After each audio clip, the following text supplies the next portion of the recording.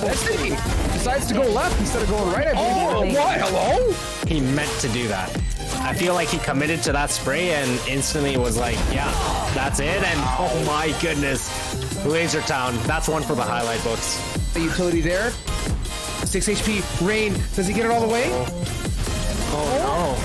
Oh no. No. I think their goal right now is maybe just try to hold them down. And oh no, he's going in for the knife. And he chickens out. He couldn't connect that first one. All the shots coming through. Destiny find the first one of this round. There's got to be a little bit more from these guys. As one actually does come through from Jenny. The trade, the second, the third.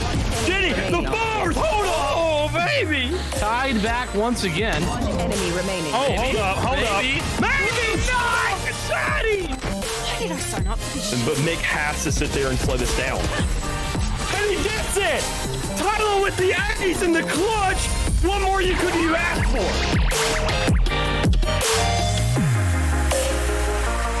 I survived obliteration.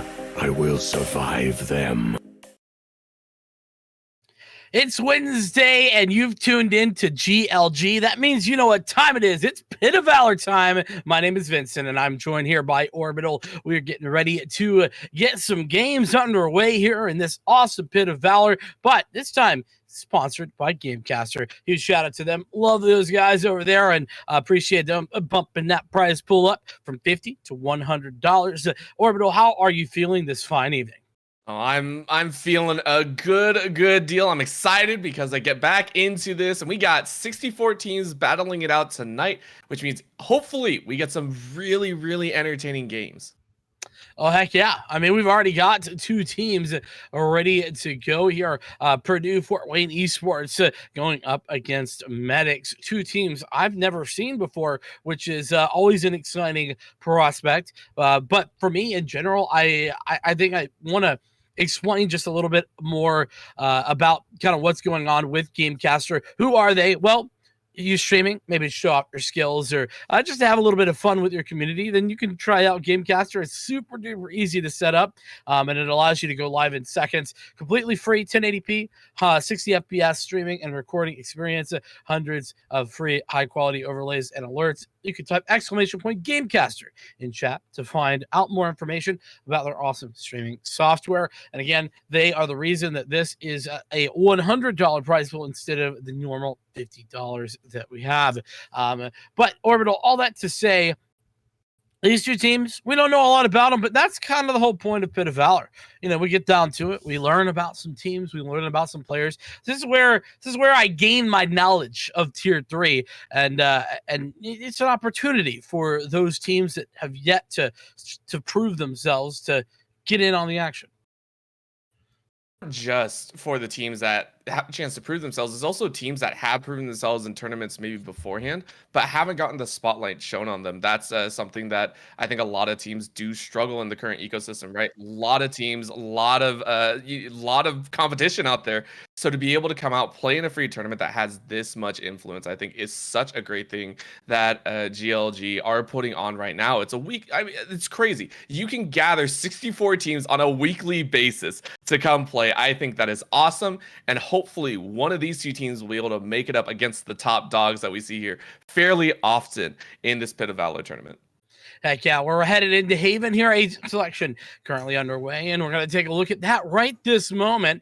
Already see some differences here as 2 Astras are pulled out along with 2 Sovas. But KJ versus that Cypher. Orbital, tell me what you think. Is that going to be a big difference maker here on Haven? I'm not feeling it too much. There's going to be a lot of changes. Now, recently, remember, there was a patch, literally, I think just dropped a couple hours ago, or maybe just yesterday, whatever you want to say. But there's some big changes, I personally think, going over to the likes of a Sova and Sova mains, right? Being able to influence a lot more of the target attacks. So that's actually where my eyes are going to be. The Sova's coming out, as well as I think Breach and Brimstone both got changes as well, making them a little bit more versatile in a competition where there are so many utility pieces being dropped everywhere. But these are actually still fairly standard. We still see the Skies being run. We still see the Astras as well. The Duelists pretty much, and some of the info agents are currently being sought up, like you were talking about. I think that is the Killjoy and the Reyna versus the Jet and Cypher are the only 2 changes for both these teams. Yeah, interesting not to see a Jet for both sides, I think. Just because the Jet op is really powerful here. Not that Reyna can't be, but just traditionally not going to be the most often picked. Same thing with the KJ. I think that the Cypher more often picked here just because of the ability to utilize the camera and those tripwires to hold off an entire site on your own, essentially. So we'll see. Like Jack, I know is fond of saying, that KJ can be very versatile on the attacker side, whereas more that Cypher really shines defensively. Yeah, I'm always a big fan of KJ's. I love the fact that the lockdowns can be used fairly often. It depends on how you use it, though, right? I'm a personal fan of always using it on retakes or whenever you get the plant, if you're on the attacker side, if you are on the defensive side, using it on that retake attempt, right? Using that in a later stage. But already we got a firefight breaking out in the mid 2B site, which I am personally loving because it shows action. It shows gumption. Yeah, this is sort of something that we've seen often, coming through on Haven, that B attempt to execute, but more and more teams having to kind of put players towards B because of the quick B push that Medics was attempting to put down. They've been shut down, shut out, and in fact, some shots from Pulsar. They're trying to continue to find success onto this aesthetic, but nothing really going to go their way. It's a little bit of damage, but elsewhere, not any frags as Medics fall back. Look towards A. Funny that no one actually went down there, and you can see full health on Medics right now, living up to their name, right? Keeping themselves healthy, and the only one that came out worse for wear was the Sova over on Purdue Fort Wayne's side. But now it is going to be an A-side plant, so I like this. Purdue Fort Wayne do have a chance to kind of take a clean retake, right? How are they going to enter in? How are they going to make this work? And it looks like they're just going straight through that side door. They go, and well, the retake coming through as well. Pulsar, Psykit, both with frags as they push forward. Big here for Purdue, and they continue to find success. Chaotic with the final kill, as it's a quick cleanup indeed. Purdue Fort Wayne with the frags necessary to pick up their first round. It was a clean retake. That's about all you can really say, right? They executed cleanly. They ran it as a team, and that's what you like to see in pistol rounds, especially. You got to leave with 3 members alive, meaning that the other side, Medics, sometimes you do see a cheat buy, trying to pick up maybe that Marshall, maybe that kind of, shorty or something like that. Nah, it's not going to happen here. Most you have is that Sheriff on Mean. That's the only one that you're going to attempt to use. So Purdue Fort Wayne should move in to this second round in a clean shape. Clean indeed, as Medics, like you said, they with the weaponry they have on hand, it's really just mostly classics. They're gonna push forward. Blinded by that, but those blind shots work wonders. So Sedek with that frag. One enemy So remaining. up and running there with Pulsar and Psychic coming in for help. Everyone dispatched with clean and quick frags.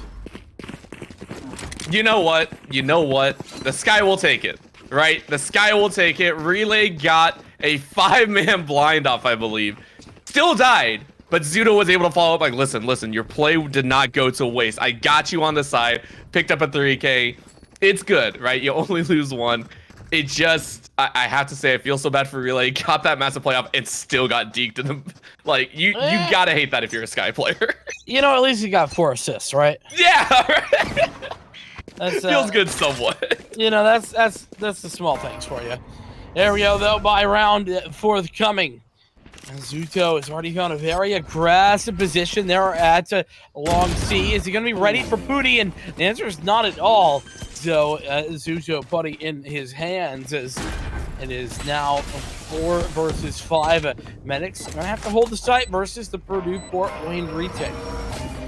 Couple stars going up into heaven, of course, to lock off that line of sight, give them a little bit of time. But the entry, once again, from Tons, I'm not sure if this is where they actually want to go. That's going to be the Owl kicking out first. And again, just that hideaway spot. Chaotic, though, on the far side is going to take out 2. Before falling, Sidecape is going to take out 1, and that puts Fort Wayne into a decent position. 2v2. Can they get it sprayed on? No, Tetris Maker is making quick work of these members. Now down to the Skies. The Sky's the limit. Sky's almost down. Takes out the decoy. Going to take a couple more shots. Has to swap to the pistol, and Pooty is going to take it.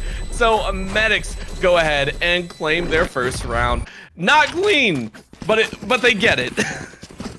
Yeah, it was a bit difficult. There was some problems, but they did win it nonetheless. And unfortunately, they also did win that with 1 player left alive, which means economically, despite losing a round, Purdue Fort Wayne have the better economy, and you can see that right now as we're being shown on screen. Full weaponry available for Fort Wayne side of things, but it's in fact a half save for Medics. This is a very bad decision. I want to throw that out there. If you win the round, you buy. I think it was Mimi who put out there, another caster, fantastic caster in the Valorant scene, put out there, if you win the round, you need to buy. And she's absolutely right. This is a big mistake for Medics. This is gonna be rough. This is gonna hurt depending on how it goes. And Relay, recipient of a flash, this double doors is always one of the funnier ones. Garage, and there is just like someone's gonna get flashed or someone's gonna get smoked out, and you just gotta kind of pick and choose. But I think Medics also know that this buy is also rough. As you can see, they're playing it really close to the vest, right? Not taking any chances or slights, right? Just waiting and hoping Purdue Fort Wayne walk into their own bullets. So, you know, maybe regretting what they were doing before, but Pooty is going to be the one to fire out some warning shots. I mean, yeah, you're right. They are playing impassively, no doubt about that. But as I see that, Pulsar with the frag. Pooty with the return fire, able to connect that shot. And the follow-up even better. Zuto, I'm not even sure how Pooty saw him, but he did indeed. The player left on the site. That guiding light going to give away the information. And now Morbid with the shorty up close and personal finally connects the shot. So B is certainly a fantastic place to be if you have these less than ideal weapons. With the flank coming in, that's like him. Tetris Maker is able to answer that call as well. He's chaotic 1 versus 3 in a bit of a desperate scenario. Wow, my eyes are down. With a good camera, you get a little bit of information. I think was able to pick out 2, hearing one, seeing the other, and so get some information. Is going to have to make a couple quick snaps if he wants to be able to pull this one off. Goes over the tripwire of their own, and Ascetic just says, no, it's really going to happen. So Medics, who are a rough buy, are able to clean it up into a 2-2. Now it's the ulti time, though, right? You have the Bladestorm, you have the Neural Theft, and the Cosmic Divide. So much available for Purdue Fort Wayne, even though they're on a save run. See, but that's the thing. I don't know if you want to use those tools on a save round. I think you more than likely want to wait those out. Now, obviously, you know, there's a lot of differing opinions on that. But the other thing is, Medics got away with one there. It was Pooty who really just pulled them over the edge. And speaking of utilizing that Blade Storm on an eco round, well, it's already been popped for Purdue. They are committed to that, and they were committed towards A, but now they rotate towards C, where Medics is slowly making their way up this long position. Mean goes ahead, takes out Psykib, and that's a nice little pickup there. So again, Medics feeling okay on the opening start of this round. All you have to do is worry about that Blade Storm. Pooty is going to go ahead, get blinded, gonna get picked off, and that's just the pistol corral in the garage, shutting down Pooty. Quick frag there, Mean as well involved, and still pretty even 3-on-3, and now the Seeker's being committed. The Tetris Maker does sort of equalize things and in fact make them a bit better in the favor of Medics, who also have some ults, but again, I don't think you're going to want to use those here, especially since Purdue Fort Wayne has already invested quite heavily in this. Sonar Dart goes out, Relay on the side, and Pulsar through the box. This is turned on its head as Relay with the quad frag. Gonna get the defuse, and it all works out in their favor in the end. Purdue Fort Wayne pick up a round they had no business being in.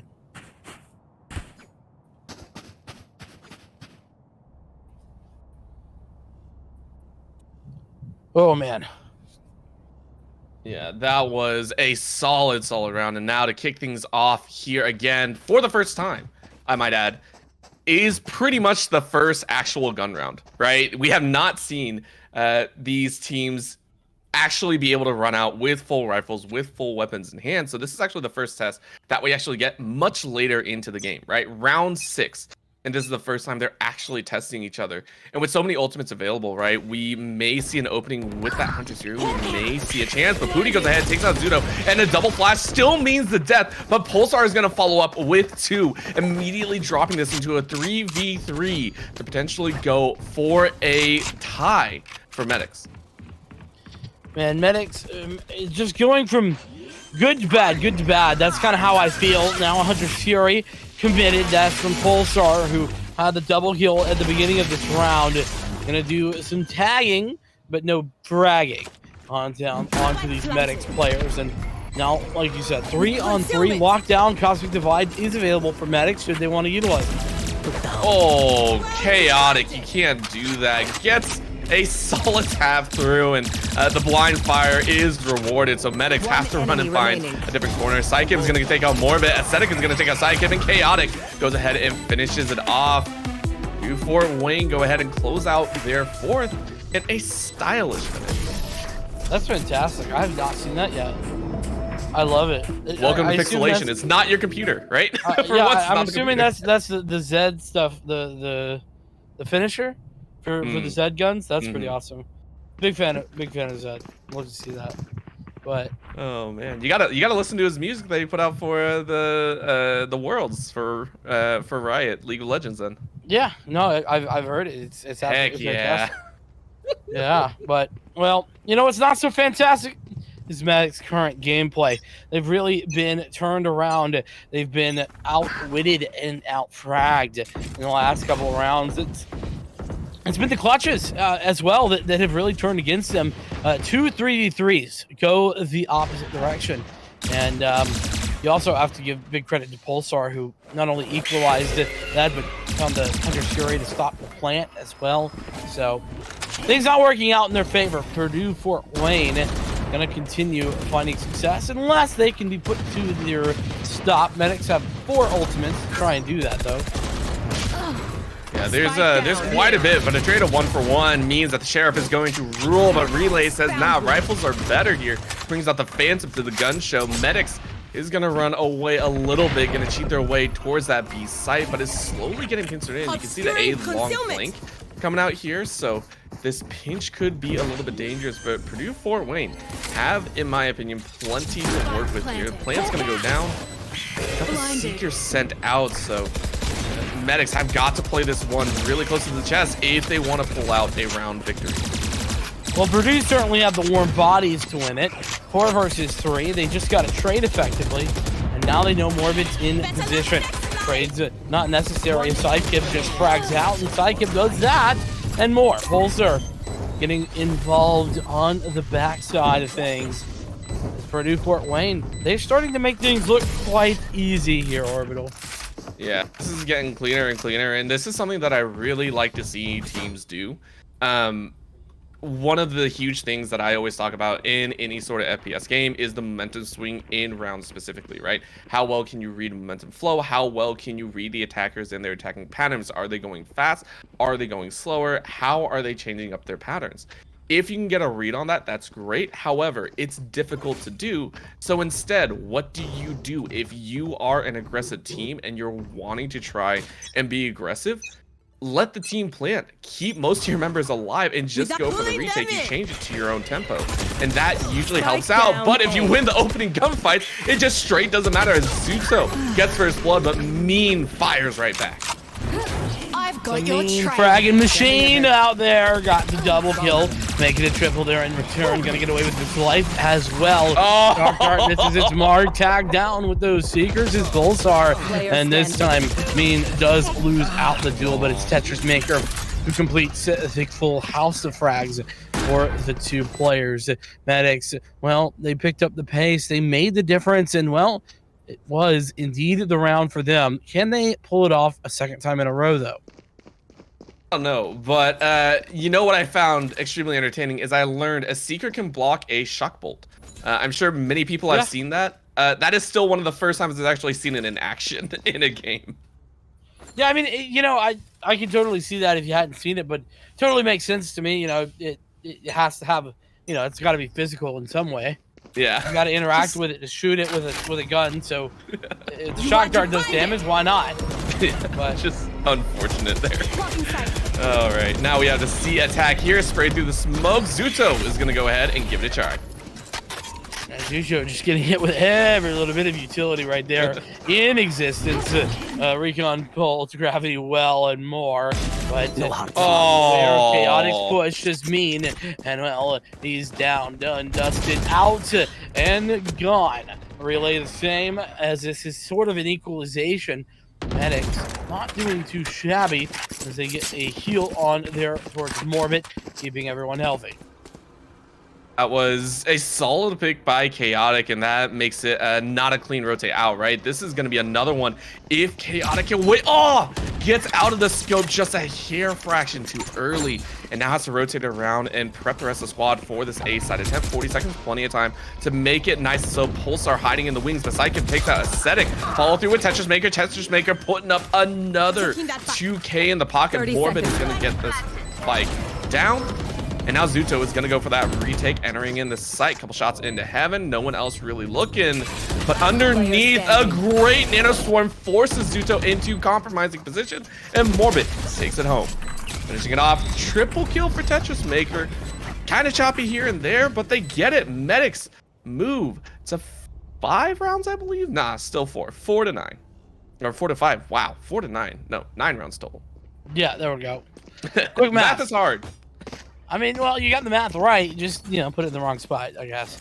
But either way, Medics, it's been a pretty decent turnaround for them. A couple rounds on a row now, and you can see what it's done to the economy of Purdue Fort Wayne. You know, they didn't have any ultimates, did Purdue Fort Wayne, for that first gun round that Medics won out. And with 2 rounds lost now, they also don't have the economy to utilize. They are on a bit of a half by here, and with that victory, it's certainly a nice find, but Booty shooting through doors, finds frags, and he's got that equalized as well. Morbid going down there, or rather Morbid finding Zuto on the push, and Tetris Maker watches Psychic looking the wrong direction. So a fantastic timing on the C and garage push, one after the other. Purdue Fort Wayne in a bit of a rough position to retake now 2 on 4. They'll make it 4 on 1. It's all down to the Cypher. And I mean, we know Cyphers, they don't really have a lot of offensive tools. And so Booty is able to put up 3K, and that ties it up. Medics, you know, Purdue Fort Wayne looked like they were going to run away with it. It's an answer back, mirrored sides of the rounds, 2-2, and then a 3-3. 2 last rounds to put it away. And I mean, it's kind of feeling like it can even out to a tied 6-6 half.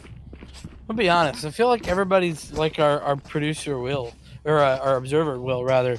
they just all purchased all the new guns. Like everybody's going pew pew pew pew pew. It's kind of nice, but also, how y'all have so much money? Can I get some of that? They win a lot of tournaments or something like that, right? Apparently. I mean, it's this whole prize pool in order to get those things. Isn't that cheap? Listen, it's called treat yourself. Just as we hear fire away down the long hallway, C is going to be the flanking attack with me not going to be taking advantage of Chaotic this time around, keeping one eye out on the flank. And that's what a flank will make you do, right? It makes you question who is going to come around that hallway, who is going to be lurking on the side, and I love it. Medics are going to go ahead, abandon the C push, now going to swap over to A. You give it the best chance because Purdue Fort Wayne only have one currently sitting, make it 2-1 on the rotate, and Relay was ready. Takes one out. That's gonna be its hacker lockdown being put into effect. Nice little find, and yeah, the lockdown going through. Neural Theft went out, but it doesn't matter if you know where they're going. If you are not able to push forward, one player getting detained. I assume that's up in heaven, but ultimately nobody going to be able to follow up on that. So detained or not, less than effective. As the Cosmic Divide now coming through, that's going to be defensively in first spot. Ascetic, Mean, both getting frags, and well, those Psychic and Pulsar do trade. It's still 2-on-2, and Tetris Maker and Mean are the dynamic duo left alive on the site. It's all on the Chaotic, who has to find both players, and it's all about timing, all about these moments. Thinks about pulling out the cam, but ultimately decides against it and waits on the wall to fall, and he falls shortly thereafter. Last round. It's a big victory there for Medics because it puts them ahead once again, and it puts them ahead right before halftime. Yeah, and this is one of the more painful buys that you can have. Yes, you know, the SMGs are still okay to have. Still hurts to see 3 Spectres and a Bulldog and then a Classic out of Zuto, who of course does have the Blade Storm, but you know, this does feel like Medics are in a much better spot to go 7-5. And if they can, I mean, we're seeing them more and more. The defensive stature on a lot of these sites feels so good. So I'm very, very excited to see what they can do on the defensive side. And Mean just goes ahead and puts a barrel down Zuto's throat. It's the old barrel stuff strategy. Guiding Light coming through, Seekers to follow, and Mean is a Mean fragging machine. Into spawn is successful for Psychic. That's an interesting position to be in. Now Andres Fury, as we flip the script, the defenders become the offense, and well, the offense is offensive. Pulsar, nicely done, finding the pulses with that Andres Fury to dislodge the planter and get the frag. In addition to that, Tetris Maker just answered back, so it's 2-on-2 Orbital. Tetris Maker so far has played a phenomenal game, but Psykib is ready to put it to the test. 1v2, can the Killjoy kill a little bit of joy for a potential? No, they cannot. Psykib puts the 3K up to tie it out. And, you know, we're talking about these teams, you know, are they going to be the next kind of big star at one of these Pit of Valor tournaments? So far, we got some players that are standing out, right? Tetris Maker, even though they lost that last round, 13-7, Mean quickly behind at 12-11. These two players are absolutely showing up here, and hopefully it only gets better. Yeah, and yet you can't talk about individual standouts without mentioning Psykib on the other side for Purdue Fort Wayne. You know, they make the moves that really make adjustments and step up as well. It was them who won out against Tetris Maker in that 2v2. So, regardless, Medics go on towards the defense, and it's Purdue Fort Wayne to attack. It's 6-6. Everything tied up evenly.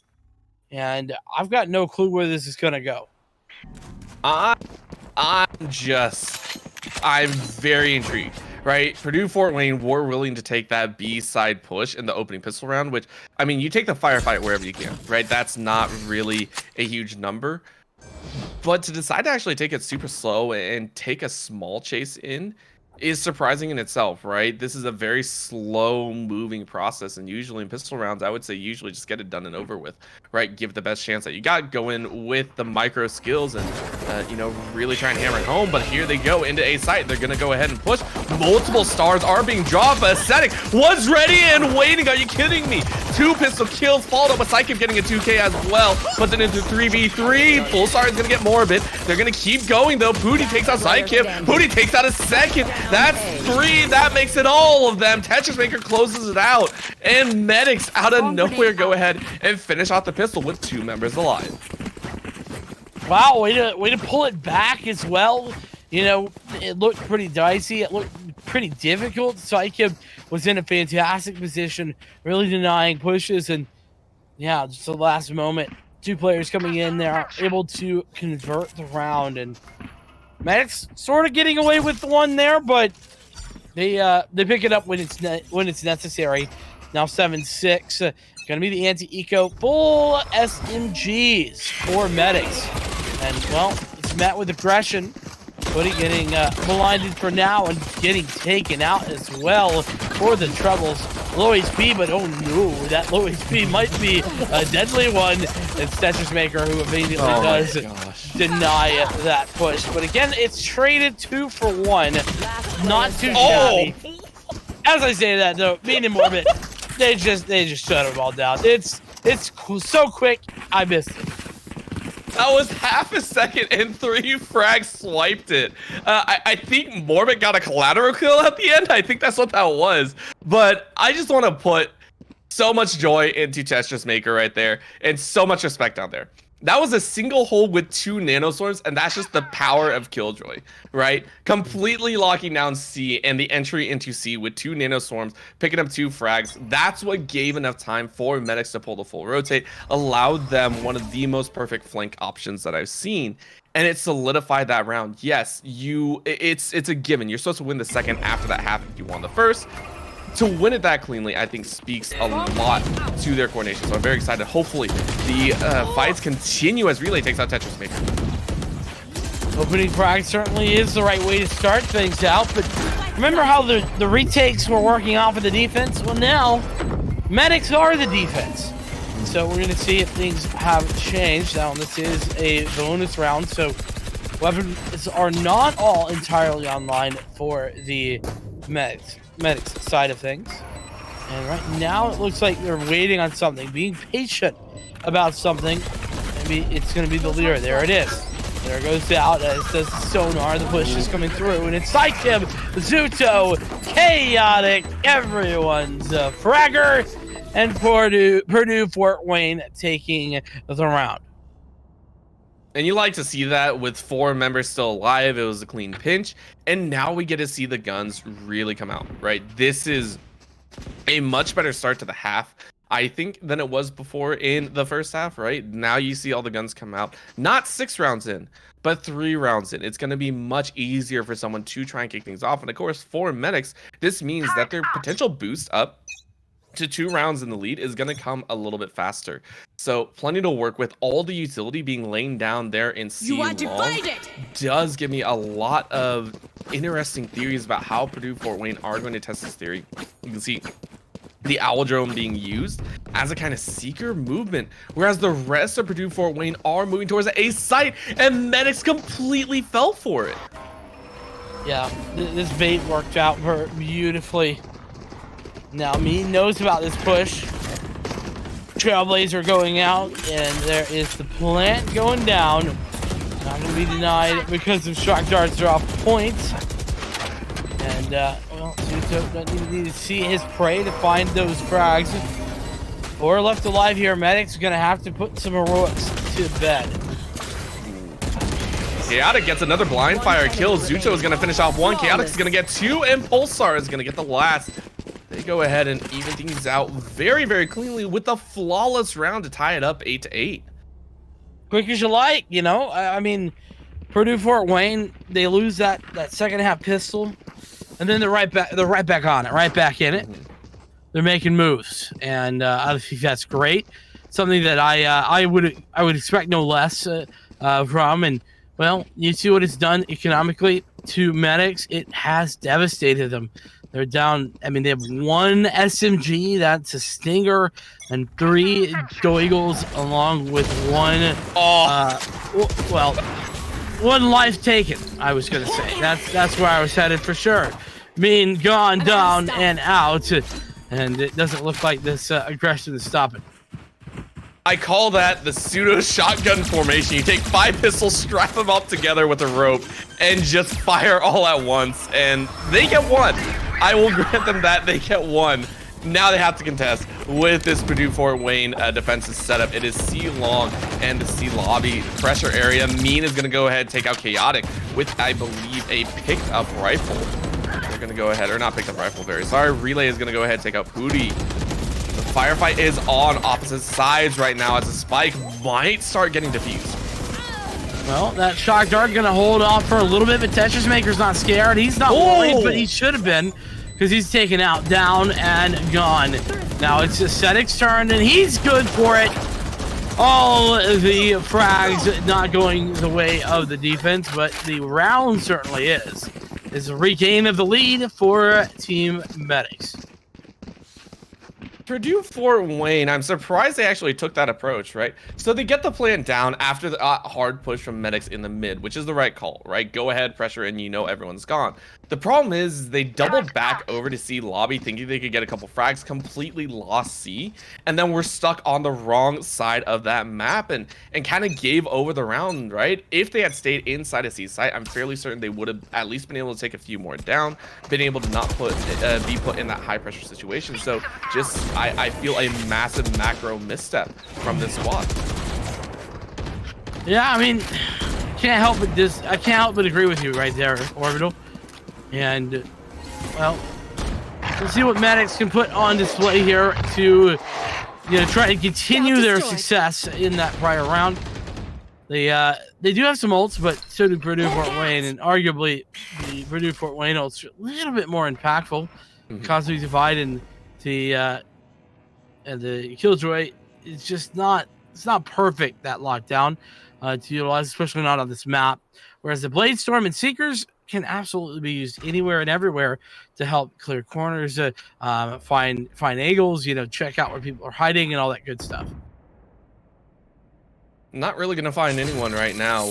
No one has popped them out, but now the Seekers finally get called out. Purdue Fort Wayne moving into this A site in a very quick margin. The Cypher stuck all the way back on the side of mid window, waiting for a little bit of a trip, but with the entirety of Medics hiding around the corner, they're going to be set for that A Tons in Heaven attack flank. That's going to be the opening frags. Pooty and Aesthetic go ahead, take out 1 each. Zudo was able to take 1 before they fell.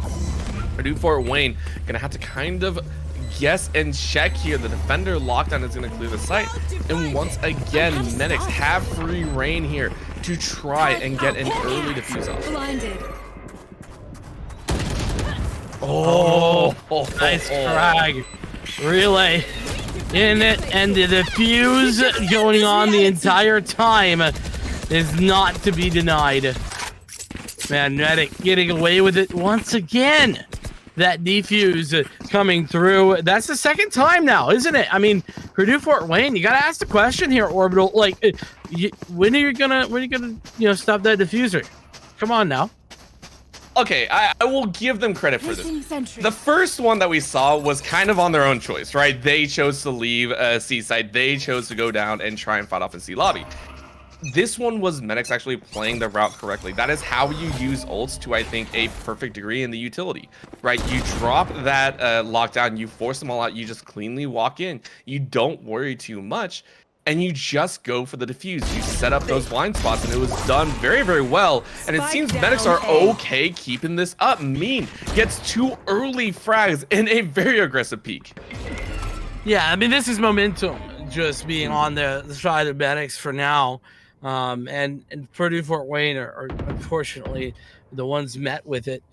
Nicely done from Mean and from the entirety of the team as they look to push forward somewhere. They have 3 ultimates, but they gotta get to a place where they're useful first. And Chaotic's not looking in the right direction. It's not even going to be in the right zip code as Zuto on the site with a nice entry. Polestar with the trade.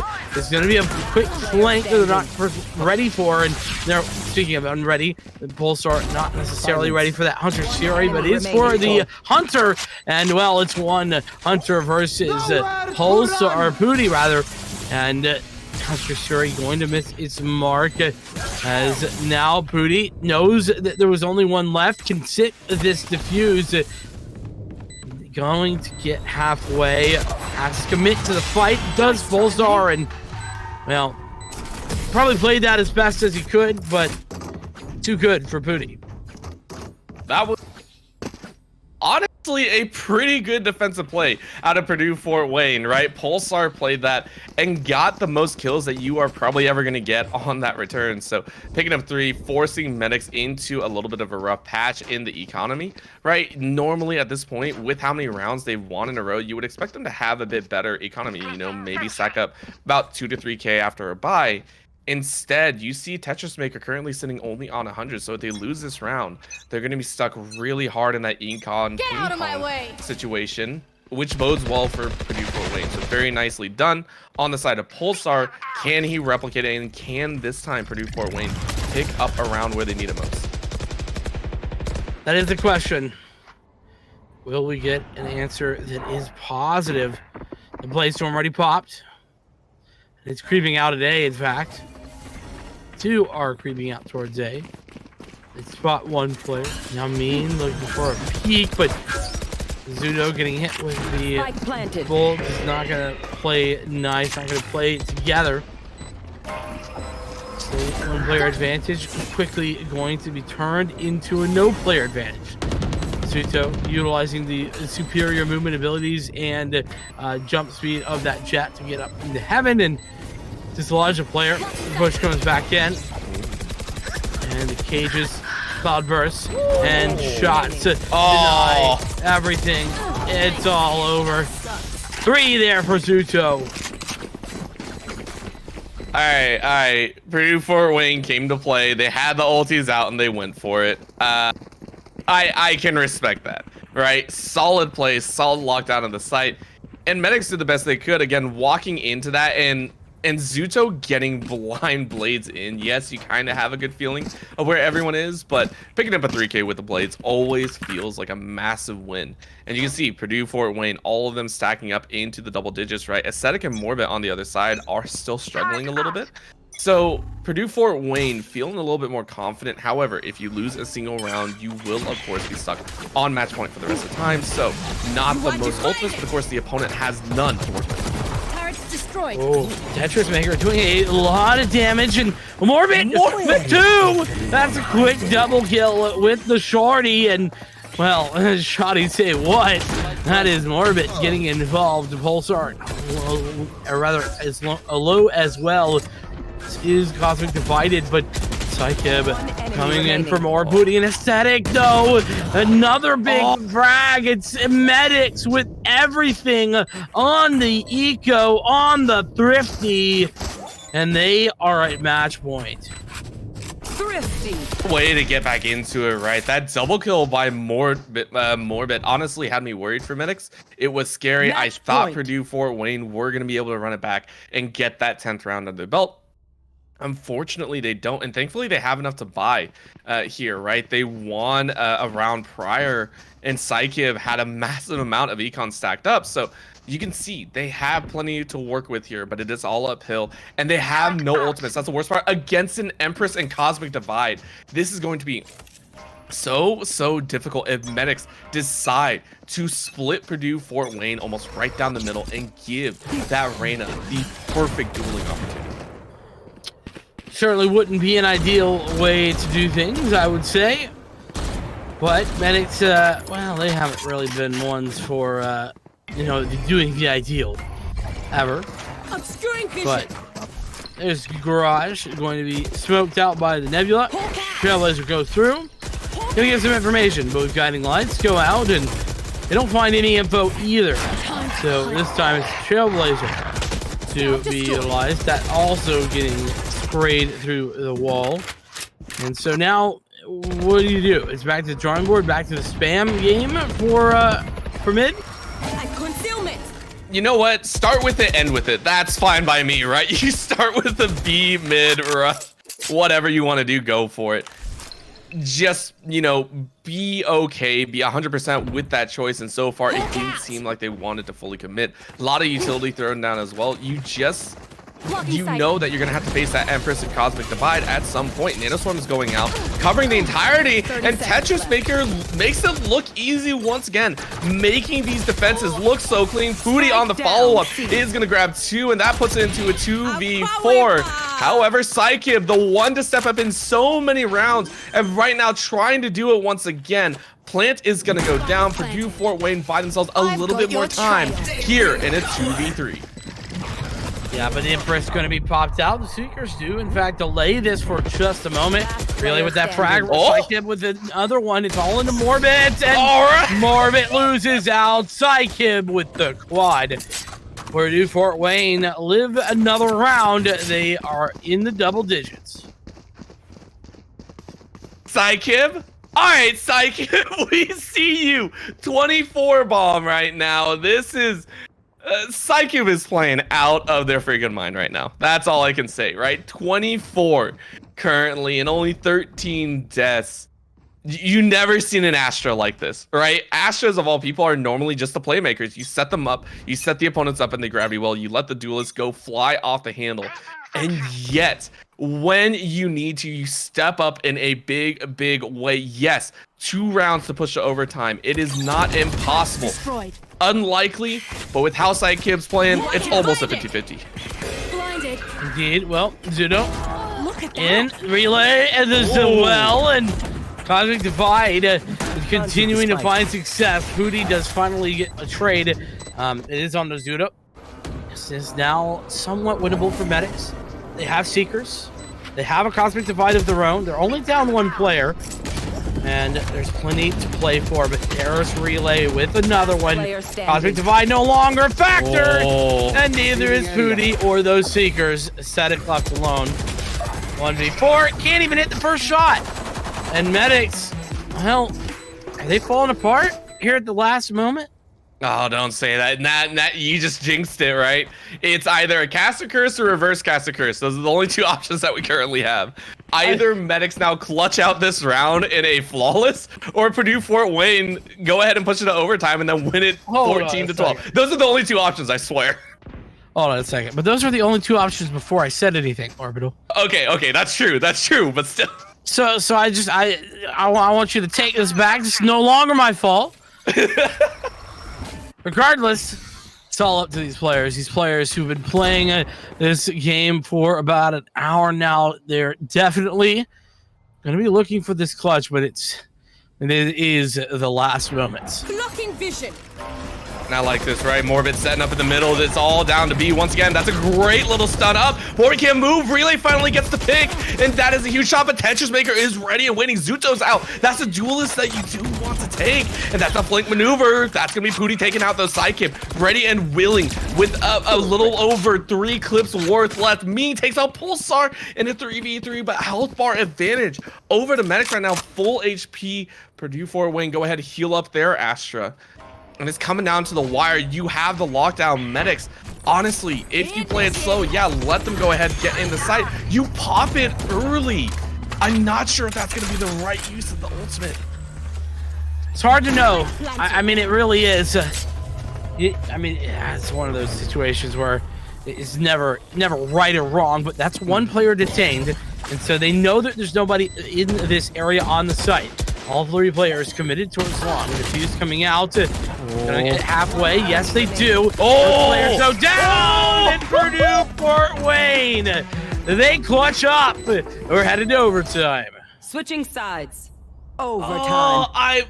You know what? The lockdown wasn't going to make a difference, I think. They played it so well. This is the one time that, you know, the drawback all the way back to C lobby is the right call, right? When you know they don't have that utility to really blind you. They played it so well. They forced an overtime, and now we get Medics on that attacking side first. They are going to try and put up that massive aggressive stance, and so far, you can't even say that it's attacker favored or anything like that right now. Both teams have shown exceptional skill on both sides. Exceptional skill shown indeed. who will be the one to show their skill and, well, go move on to the next game. A tough task, a tough ask. Here we are, we're underway. Overtime number 1. And as we pass that 1 minute 30 mark, or being grabbed, might come into fruition a little bit later. They're gonna try once again, and this is one that I think medics have done before. No, it's Purdue 4 Wayne that did the whole 4C and then rotate over to A long. So maybe not taking that chance. Medics have honestly been the more aggressive side. Once they set their minds to a site, they go for it. So this time deciding against it, saying this is not the chance that they want, but Mean knows that someone's around the corner, gets one, can't get the other, gets a great dismiss. He's gonna walk out with all the HP in the world. Getting away with one there. And there goes that rotation. I don't think it was the plan from the start, but, well, it ultimately was the plan at the end. And you can see that the Cypher was here, was at A, and currently rotated out in order to allow entry.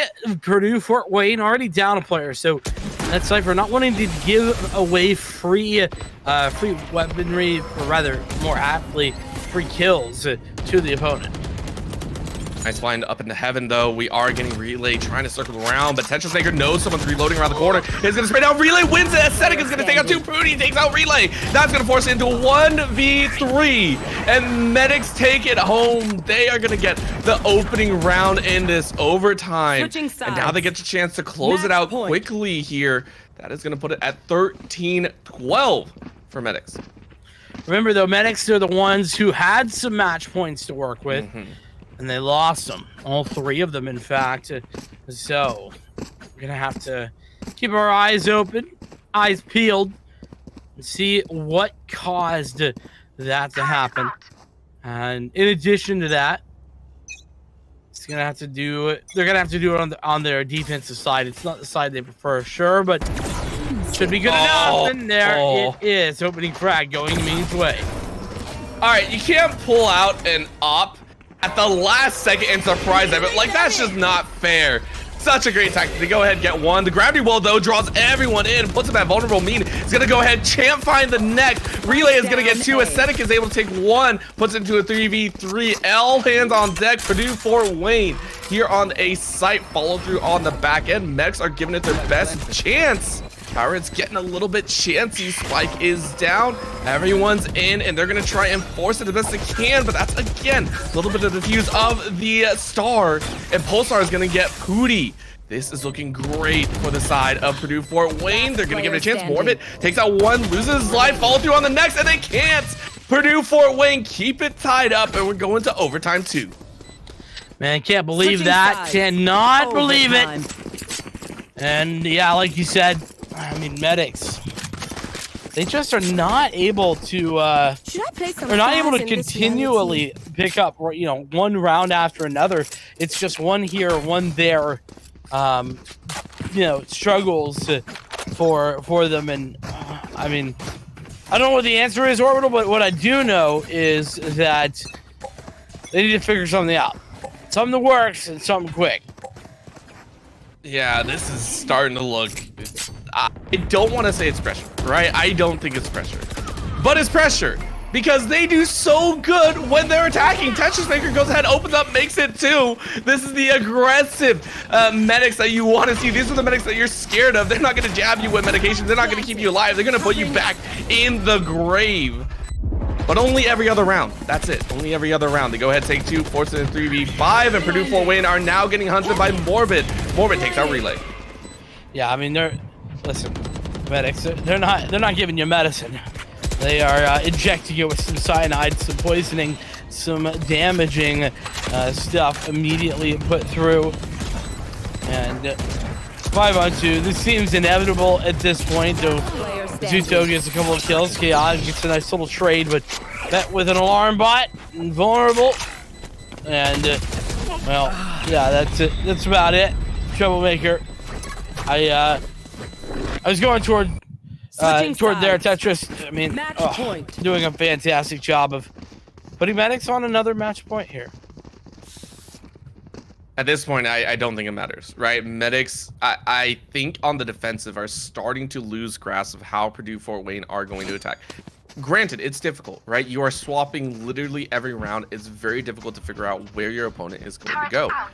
So instead of trying to take these early firefights, go back to what worked at the beginning. Allow the plant to go down, allow that to work for itself, and try the retake right now. I think that's something that they haven't gone back to for a while. They're taking very rough early fights, and they don't give themselves enough time to regroup. This time, Seaside completely overwhelming with the utility garage, going to be attacked by 2. So far, 2 blinds, and they're going to go ahead and enter. Purdue Fort Wayne wanting a chance. Remember what happened last time?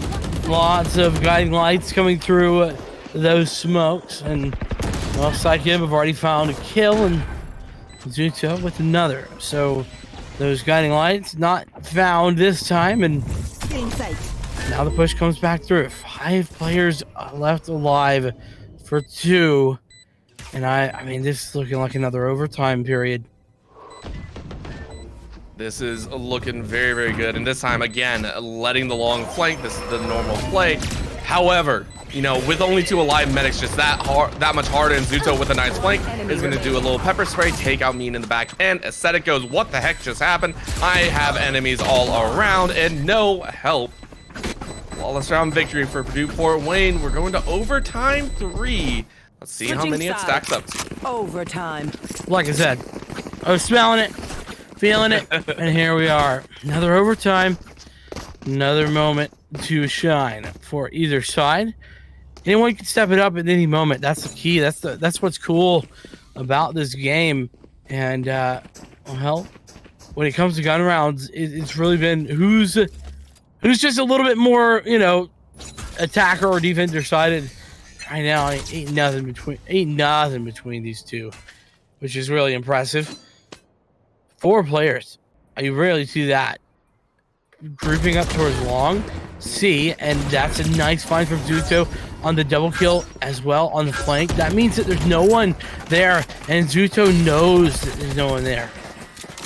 That was a great pick off, and Medics this time on the back foot, having to decide how they want to play. Potential Maker gets the plant.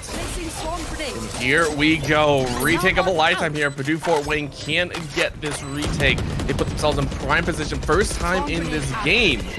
Be able to sit on a match point for themselves. That's going to be a great known presence. They go ahead and get all the valuable information. They know exactly where the opponents are. Relay side can pick up on it. 1 more left, and they get the defuse after the white Medics lost in the field without their medic bag.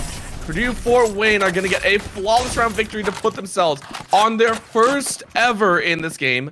Match point. Match point. Well, there you go. That's what Purdue Fort Wayne needed, and you know, listen, they've been winning these attacker rounds. Have Fort Wayne. It's been them all the time.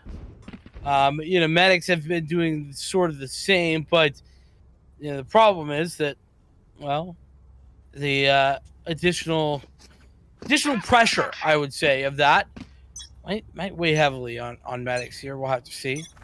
Everyone buying back in because it's overtime, and that's how it works. But it looks like a very common push here towards A. And that opening duel goes the way of Purdue Fort Wayne.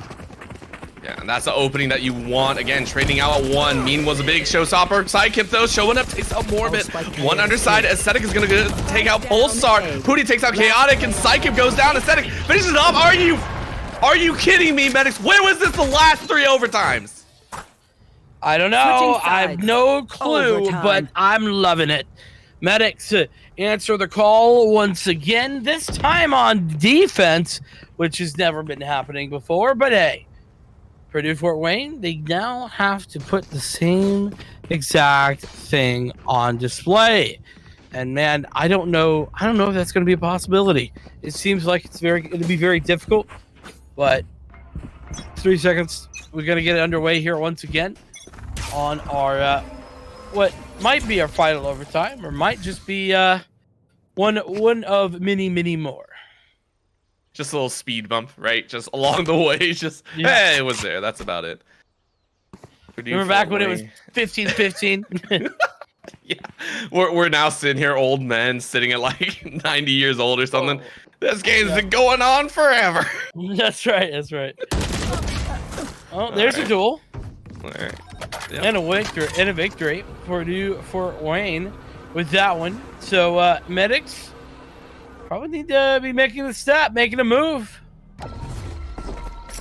They're gonna give it. Oh, Morbid goes. Come on. I'm so done with this. That's gonna be a great gravity well though, to kind of slow their advances here. So Purdue, Fort Wayne have plenty of room to kind of body out here. I would say kind of spread out if they so wish, because medics are giving them the time, right? With that gravity well being used, you know that there should be more on site. And with all the stars planted, most likely medics are going to have to readjust if they want to attack either B or A. The problem is you only have 30 seconds. 30 you don't have seconds too left. much time to be able to do that. Looks like they are going to commit over to the A side. Nope. Are they going to give it a chance? All right, Pooty, put it forward, goes ahead and takes out one. Looking for another. Not quite able to connect. Going to be vulnerable off the back of that gravity well. So throws in the Trailblazer. Not going to be good enough to find anybody. And there is the rest of the cavalry. And medics are good. All the frags going their direction. No spike planted this time. Switching sides. As well, Match point. here we go again. Purdue Fort Wayne. They got another match point to play with at the very least. And medics, they just they've been struggling a little bit these last couple, haven't they? Yeah, it's been flip-floppy, but for good reason, I think, right? You can take a look over on Purdue Fort Wayne side. Remember, Psycheb at one point was 13 up, and the rest of the team was straggling along at like 7 and 8 each. Everyone's now well moving into the 20K mark, right? The rest of the team has finally caught up, I think, to Psycheb. It takes them a little bit longer. So they're going to push a little bit quicker, and you can feel it, right? Medics faltering in a lot of these high-pressure scenarios. So Purdue Fort Wayne on the attack, sending Relay in to give it a quick chance. Recovering it. And I kind of like this. If Relay is able to get some valuable information, maybe get 1 or 2 frags, this could be the chance Purdue wants to close out this game. Maybe, just maybe. Man, Relay's being so patient, not giving anything at all away. Push. Never going to come towards B, but it looks like it should be A whenever they decide to actually push in, rather. Scout destroyed. Trailblazer not finding much of anything. Guiding Light, arguably a little bit better, but not by much. Only getting a tiny sliver of information, and yeah, it's going to be this A push. Well, good news is they have gone away and tried to walk away from a lot of that utility, but they go ahead and enter A with a flurry of bullets. Psychic goes ahead, takes out Mean, and Mean was able to find one before Heaven. Is going to be the mark of medics. They're going to go ahead and take a chance here. Morbid going to go ahead and set up properly. Great start to follow through. Morbid takes out one. That's going to be great. 3v3 here as Zuto finishes off another. Zuto playing the mean game, gets 2, gets 3, 1 left alive, and Ascetic all down to the Sova. Once again, it can't make it happen. Zuto finishes it off overtime 4, I believe, with a 4K.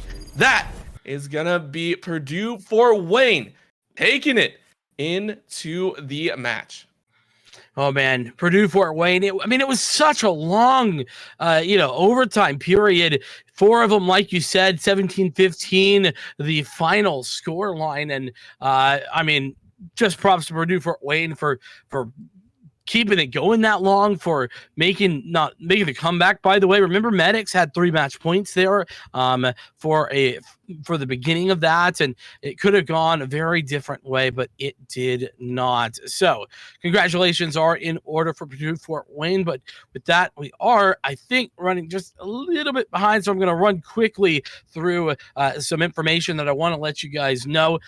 Number one is that not only is this bit of Valor sponsored here by Gamecaster, the next bit of Valor is also sponsored, or the next 2 bit of Valor, are also sponsored by Gamecaster. We love that they could get involved. We love that they bumped that prize pool up to $100. We talked about them prior to the game, but if you want to find out some more about Gamecaster, you can type !Gamecaster in the chat, as well as sign up for any of those two tournaments. It's open for early access members right now. Regular registration will start tomorrow at 11:59 p.m.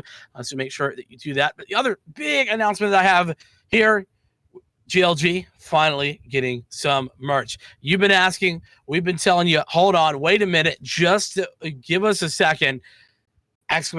Socks in the chat. You have the emote. Now you can be wearing them on your feet. Listen, your feet sweating a little bit. You're playing Valorant. You're getting serious. I understand. It's a very serious video game. Well, put on some GLG socks. You know what? Let's just say you're a super fan. You love GLG. Well, 1 million channel points. You can get yourself a free pair of GLG socks as well. Terms and conditions may apply, but hey, definitely check that out. So with that, Orbital, we are going to be going to a short little break. We do want to get our next matchup ready to go, and we'll be back in just a few moments.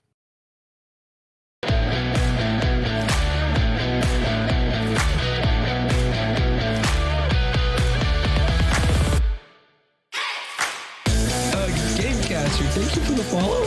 Wait, so it's like, Gamecaster. No way, is that like Gamecaster? Wait, that's what I used to stream on. I'm confused. Hold on. Wait, what? Let's go. 100. Yo! Appreciate it, brother! Hey, thank you for the bits. I will hang in there. I'll do my best. It's part of my plan. I stayed quiet. Thank you so much, Gamecaster. Part of the plan. That was a shadow? I can hit a shadow? No, you hit the plant. Oh. No one saw that. I saw it. How do I time out? Y'all guys didn't see that at all. Gamecaster has been nothing but so nice to the channel. Oh my god, I think you're cool, Gamecaster. I appreciate it.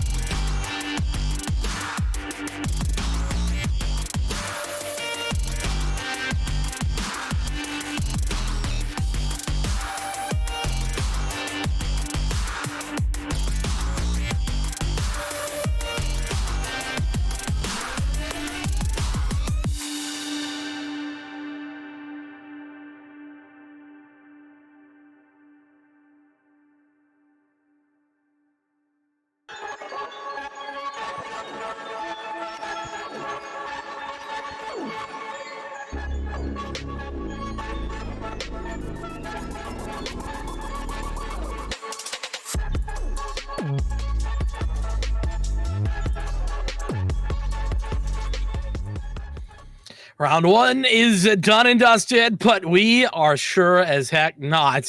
We're getting into round number 2 here of the Pit of Valor.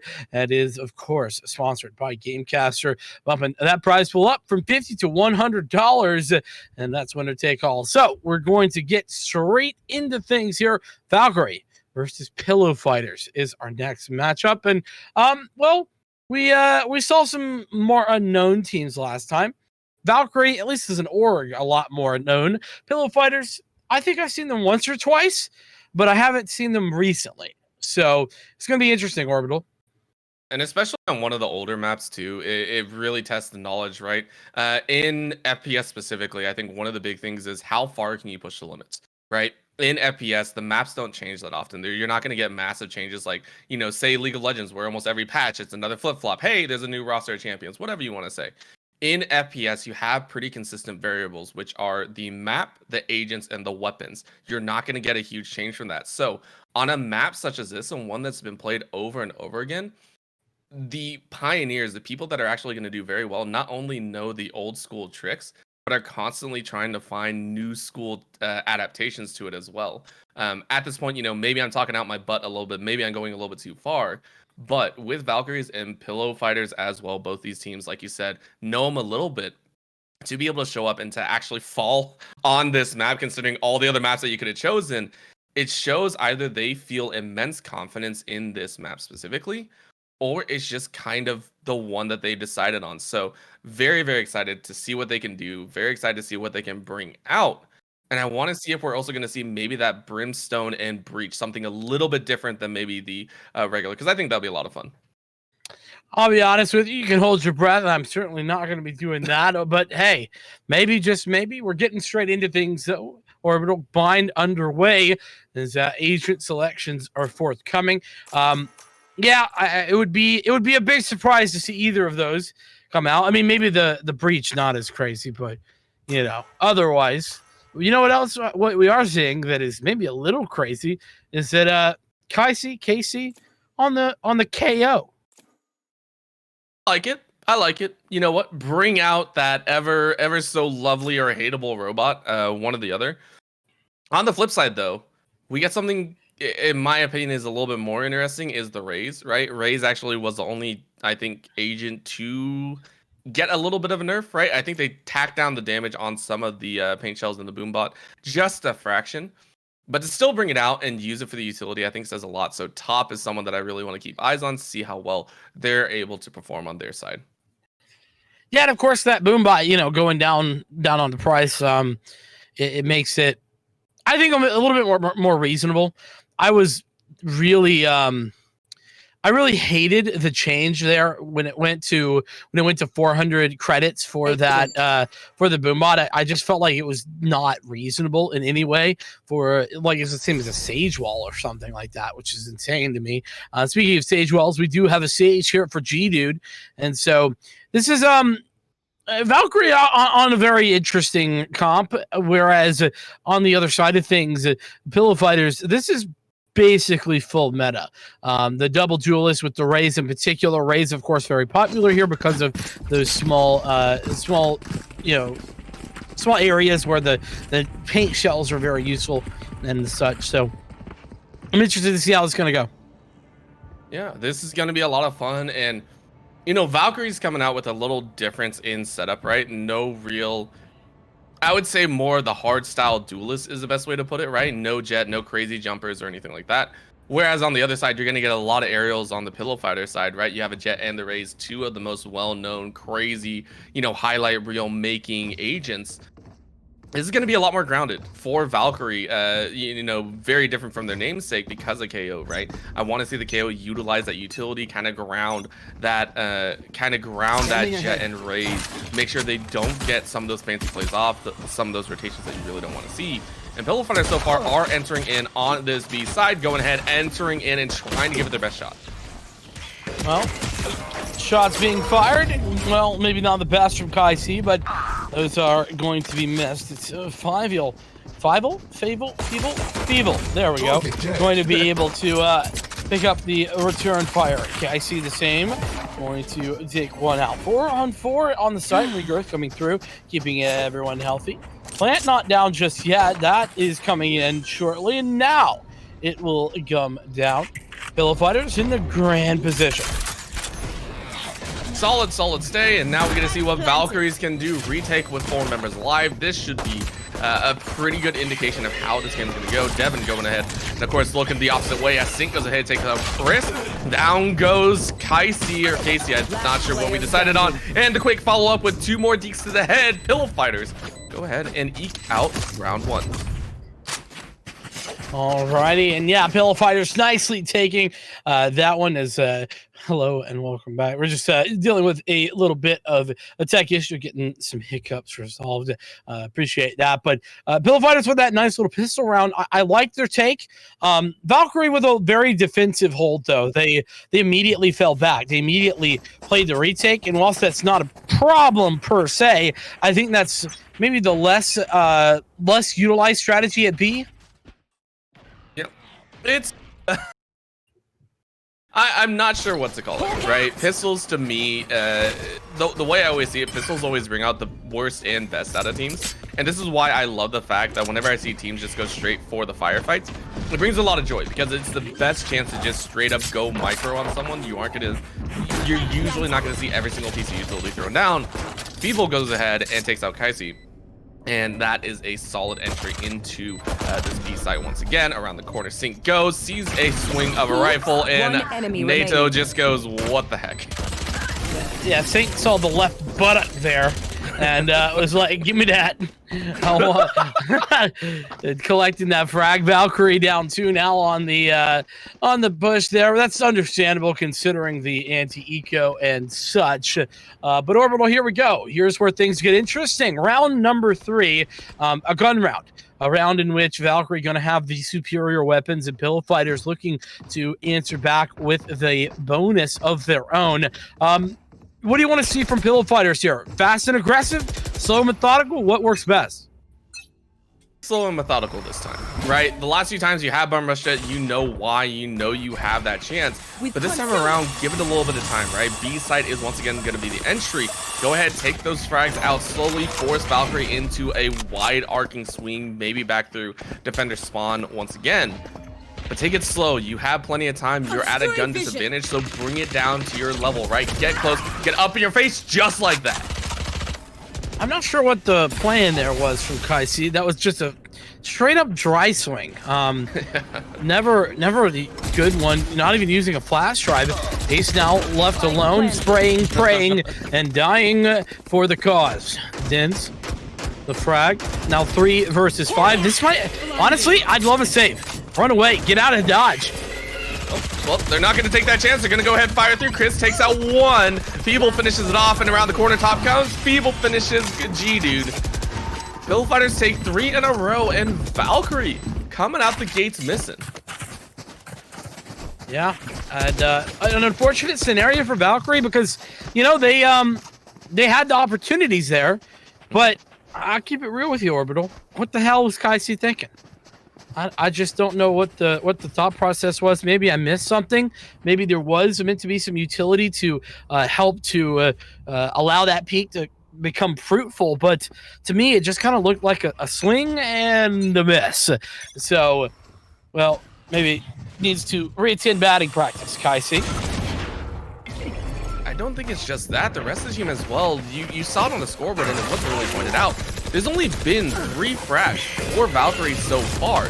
That's all they've had, right? That's all they've had in 3 rounds. Finally, seeing maybe some life. They're taking a couple tools a little bit more, but Feeble goes ahead and takes out Chris, and this is starting to slowly look like Pillow Fighters may have stuffed some illegal bricks into their pillow. Oh boy, some allegations being put forth, but hey, you never know what's going down. Valkyrie they're going to need an angel to come help them at this point. And it's Feeble with the ace. Nasty stuff coming through. He's certainly juiced and feeling good. 4-0 for the Pillow Fighters. As by the way, 10-0 that Sky in Feeble. That's a fantastic start. Glorious, right? If you're anyone on the Pillow Fighters side, if you are a Pillow Fighters fan, you're loving the fact that not only is it 4 rounds to 0, it is 20 kills to 3.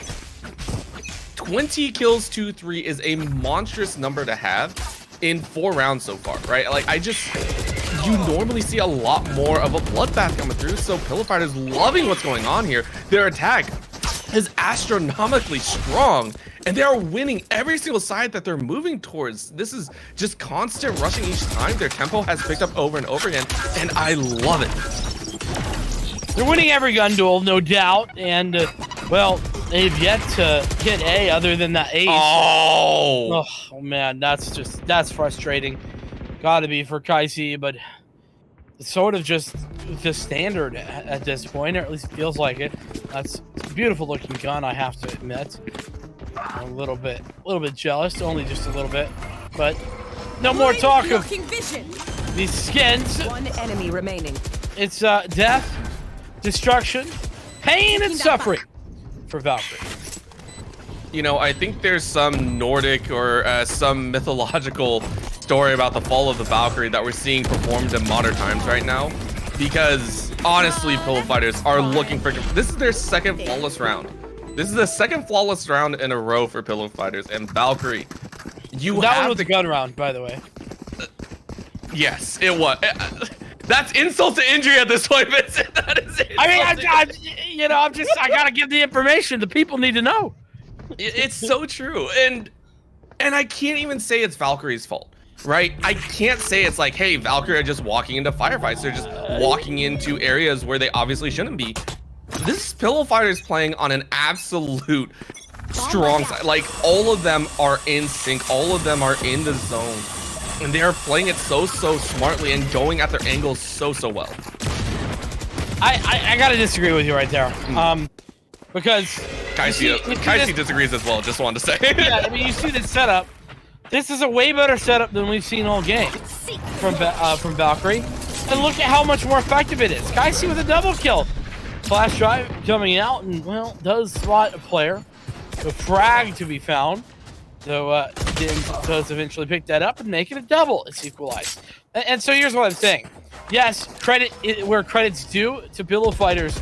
But Valkyrie are making not very intelligent decisions either. And that's not helping. Yeah.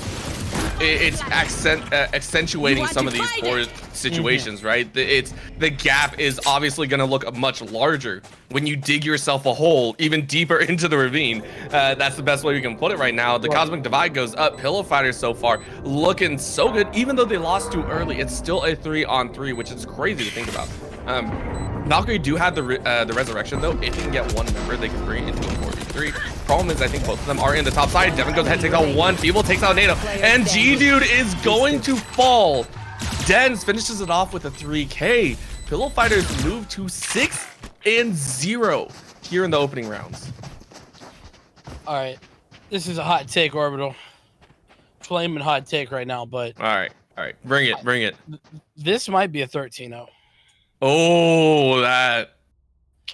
Like I'm not trying to put Valkyrie down. I think they could pick up a round too, or a couple for that matter. If they turn it around, we saw that their aim isn't really. I mean, their aim isn't helping, but it's also not the problem. It's not like they're missing every shot. Whenever their setups are better, Valkyrie can hit these frags, but right now, if they don't swap something up, it's just not going to happen. So that's a good start. No command is online, and there's another frag for Nato. So this is where they can get on the board. This is where they can get started. Hunter's Fury being committed, though. Gonna maybe take out that no command, and indeed it does. But the good news is Kaisi in a very resurrectable position can be brought back by his teammates as the spike is coming in and going down. They're going to go ahead and just give it a little bit of time. Easy pick up there. Ace is going to go ahead and take out top.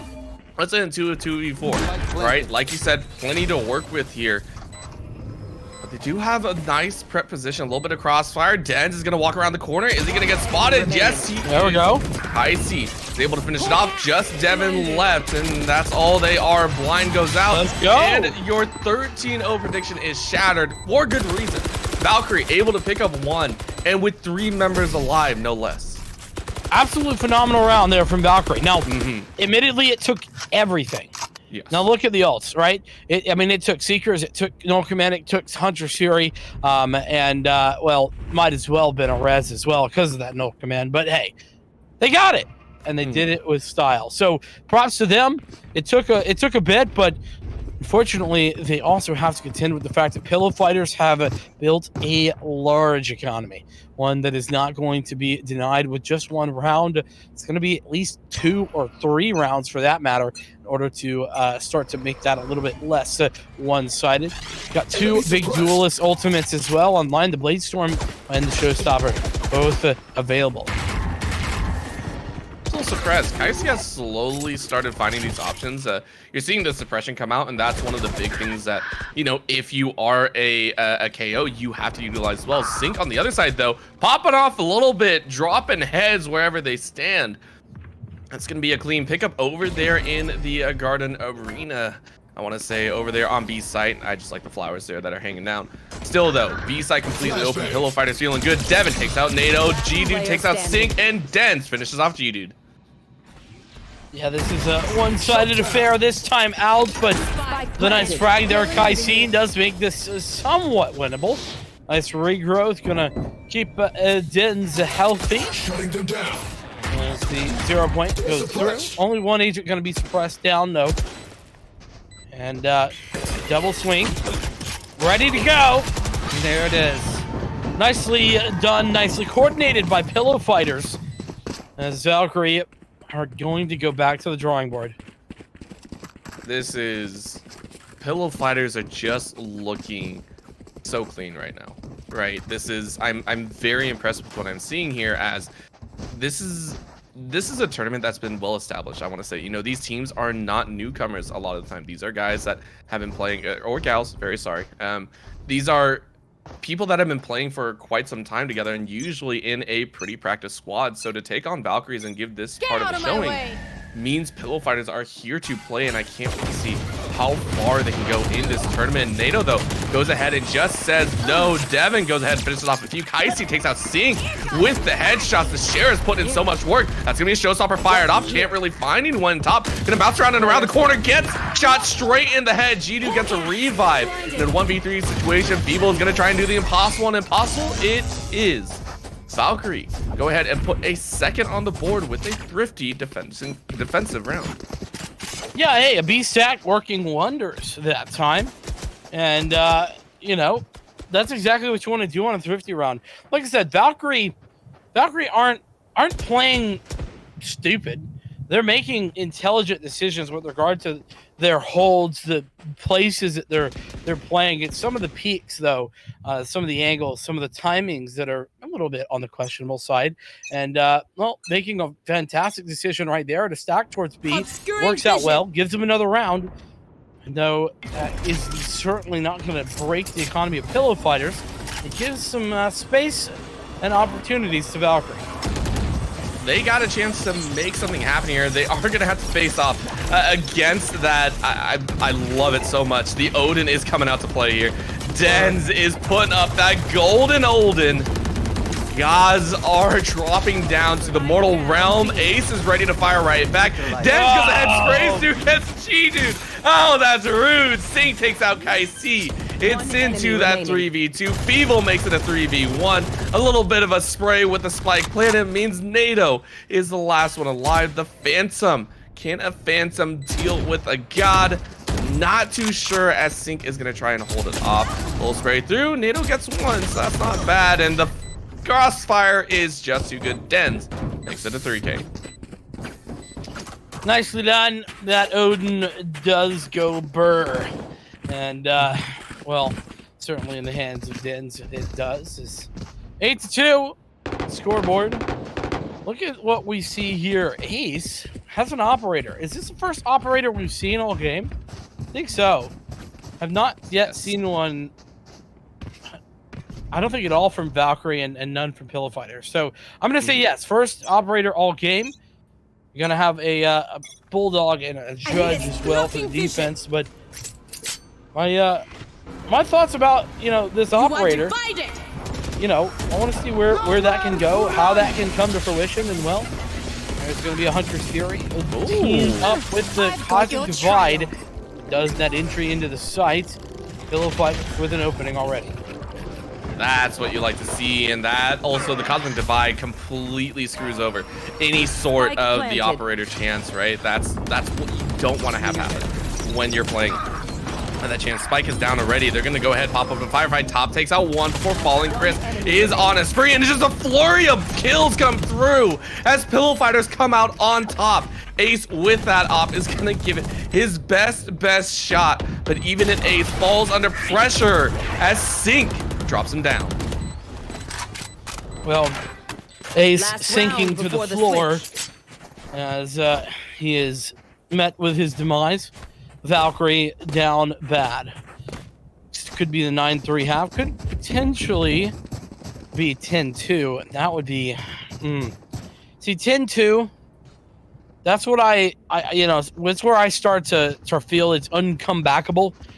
Technically, I've seen the 10-2 comeback happen, but that's where like the chances become so slim. They're really hard to make work ever.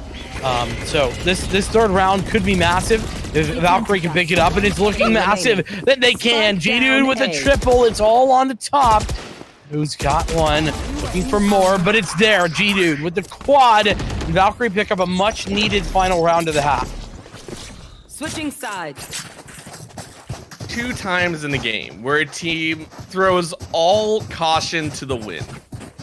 One is when they are drastically ahead. It is when they are so far ahead that they feel they cannot lose anything, even if they drop an entire round. And we get to see some of the most aggressive play in that game specifically. The other is when you feel you have nothing to lose. And that's what we just saw Valkyrie sprint down mid, pick up 3 straight in the chest, and go ahead and claim a 3-9. So, the thought of the 10-2, I definitely agree with that. And they stave it off by the smallest of margins, right? 3-9 is really not that much better. And if you lose this upcoming round, you are going to be in the pits. Most likely you're going to be facing that 11-4 to really kick things off. So here's to praying Valkyrie, their attack is much stronger than the defense. Yeah, but we've seen that a lot. We've seen the, one team playing, very well on their defense, / very well on their offense. It happens all the time, so no reason it can't happen here for Valkyrie. But that's a nice opening. Ace does the deed. Dens goes down, but it's about timing, and Devin's timing's perfect. Now the push comes in, Sync on in the open, but nice heads up play to put down the glove. Good. And followed up by even better. Good right clicking and fragging. Sync with 3. Having so much help. He's slippery as can be, and double digits for the Pillow Fighters. Sync just went absolutely off the wall. If you are a Jet player, you love it. 2 right clicks to the head, take out G-Dude. That puts him in great position, right? Pillow Fighters looking like they're closing in on that 12-3 positioning. They did it last time, I believe, right? They won, I think it was 6 in a row before Valkyrie were able to pick up 1. So by all means, they can easily do it here again. If they pick up 3 rounds in a row, they are feeling great, and they will put themselves in prime position to move on to the round of 16. Indeed, they could, but this is just the anti-eco round. Valkyrie gonna have one big opportunity, one big chance to stamp their ticket here. And well, actually, I say that, wasn't paying attention. They might have 4th spot. They did have weapons in Sync, finding success, but G-Dude lining them up, double kill there, recovering a weapon of his own and making a triple. Now the man advantage for Valkyrie. They could do this, but Dens has equalized things once again. G-Dude falling. 2v2 is in. Pillow Fighters, wrong site. for now, as Valkyrie put the spike down over here at A. Spike planted. It's gonna be a little bit tricky. Spray comes through. Dens is able to finish it off. Chris was so ready for that, and that I was really worried about how split they were, right? The split entry can lead to disaster sometimes, but they make it work, and now in a 2v1, Ace has got to find the perfect shot, gets one headshot. Are they gonna find another around the corner? They go, and Ace gets it! Ace clutches it up and gets a 2K. Valkyrie move and take a surprising second round in this half. That they do, and it's off the back of the force buy. They did what they had to do, and they made it work, Orbital. We are down to the very last moments of a game, and, well, when your back's against the wall and you have to make the moves, you do what you gotta do. Valkyrie doing just that. As we are coming through, the comeback is on their way. At least that's what Valkyrie are hoping to say. Pillow Fighters buy back in. They aren't looking to give this up for free. Guiding Light doing well to blind up G-Dude, but Pricey has that frag to say the least. Nato the same, and Chris is better for it as well. All right. Valkyrie just turned it on and said, all right, screw everything we've seen in the first half. This is their time to fight. And we're seeing how it's two aggressive teams versus aggressive team versus aggressive team. Right? Yes, that one felt pretty easy because it should have been easy. Pillow Fighters, I don't think really wanted to buy into that round. And now we get the first chance, right? Weapons should be hot. Sync has plenty in the tank. 3.05 is enough to pick up a good set of a weapon. So first chance, right? But Valkyrie looking clean in those last few attacks. Now let's see what they can do against the full weapon onslaught. Yeah, so I was mistaken. I thought Valkyrie, or rather, I thought Pillow Fighters had elected to force buy there.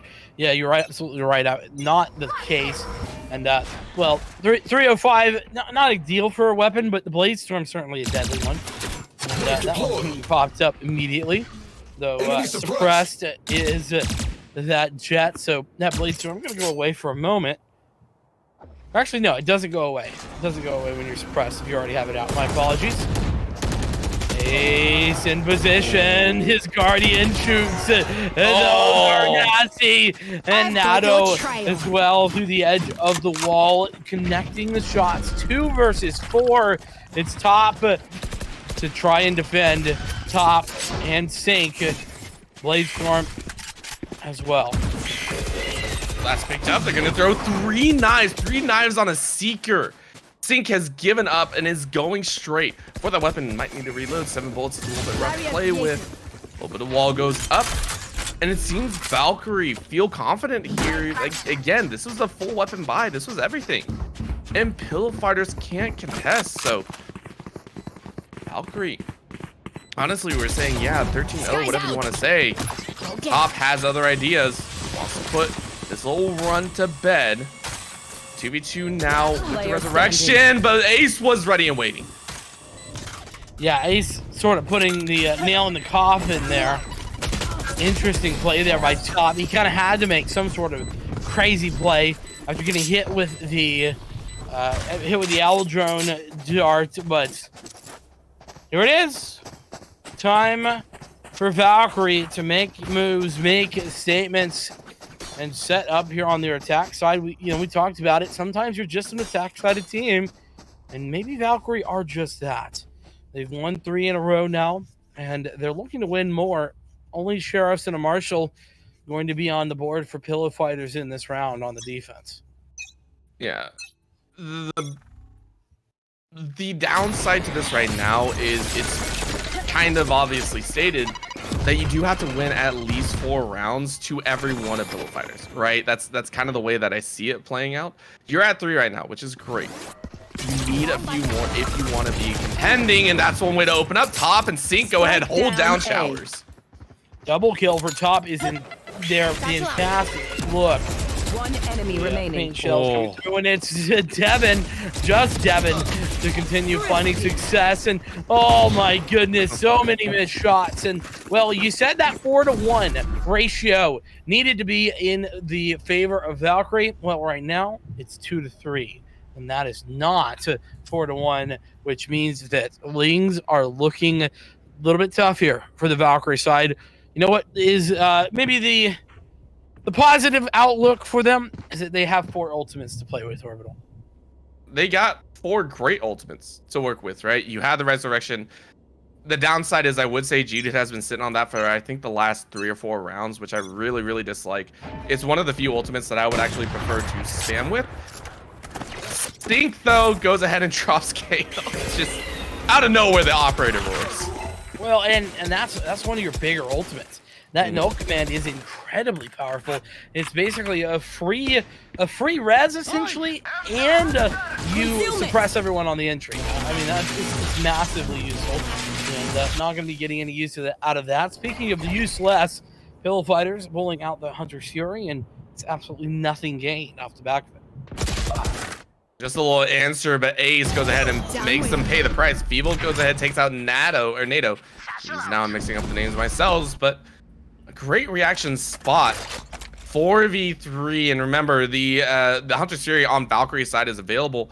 Resurrection is there too, so if they do choose to sprint, they have 2 choices, I think, here in mid to play with if they do want to pull the Resurrection, but around the corner they go. They do get the revive, and that's going to put Top in a really bad situation. Feeble, though, are you kidding me?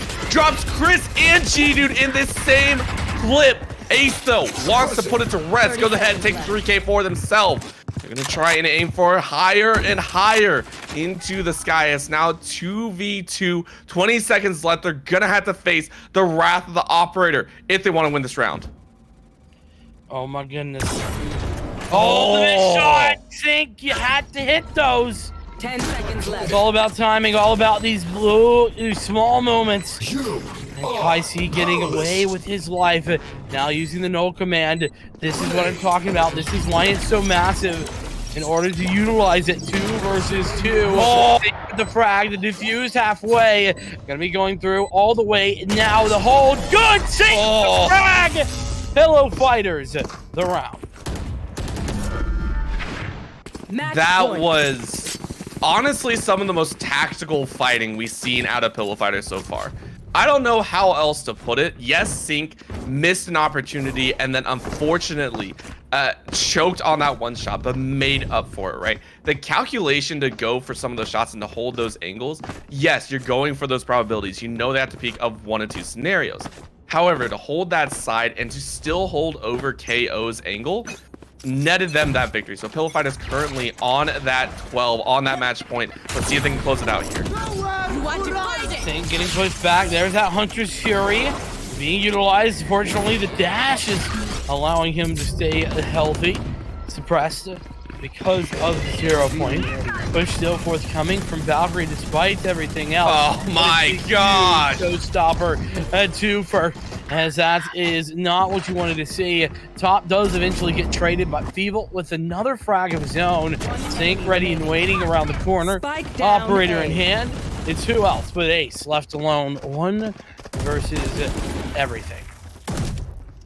This is very, very unfortunate here, and yeah, Dens follows up, so Pillow Fighters go ahead and take the game 13-6.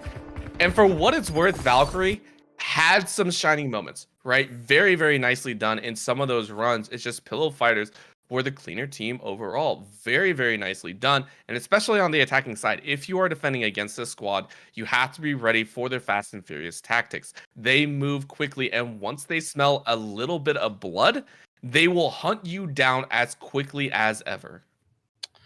Well, hunt they did, and well, hunted were Valkyrie as they go down with a fight.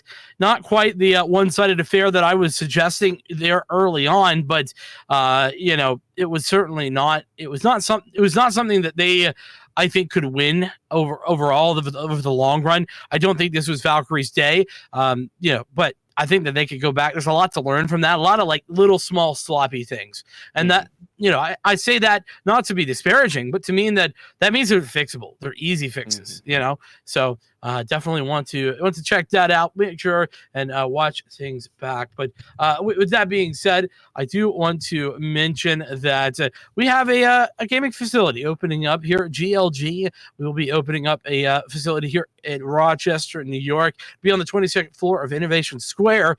And, well, you won't be gaming in your mom's basement for long, taking cloud gaming to the next level. You'll love to see that. Make sure you check it out. We're hoping to open up later this year, early next year. We, of course, will be giving you all the information whenever that happens. Don't you worry. Make sure just to tune in to all your favorite GLG streams to find more about that. The other thing that I want to mention is the GLG membership, GLG Country Club. Love to say this. We do have a membership right now. It's $10 a month, and you get priority entrance into select events and all of our free entry tournaments.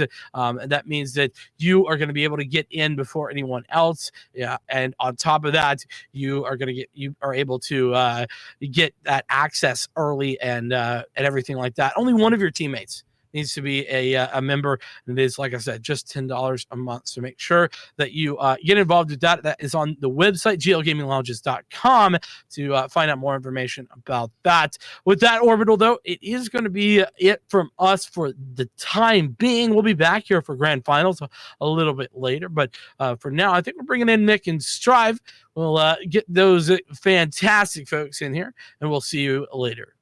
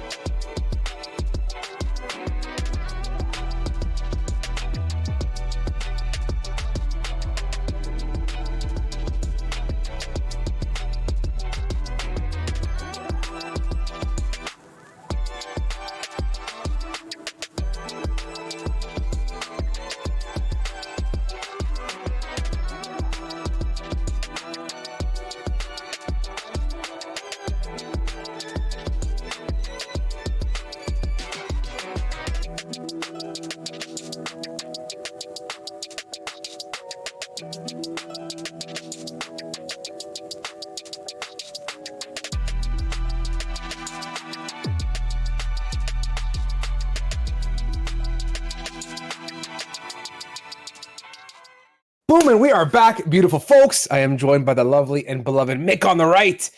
Sporting that new goatee for those that are devout GLG followers. I hope you appreciate the trim here. I think I look mighty good. Low key, if I shave my head, I would look like the guy from Breaking Bad. So I thought about that. I ain't gonna shave my head though, and neither is Mick because that hair is stunning. Mick, how you doing, my guy?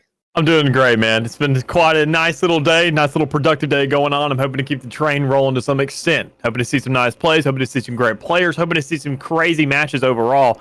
I mean, because we kind of missed that out on that last map, but the one before that, hopefully we can kind of keep that momentum going.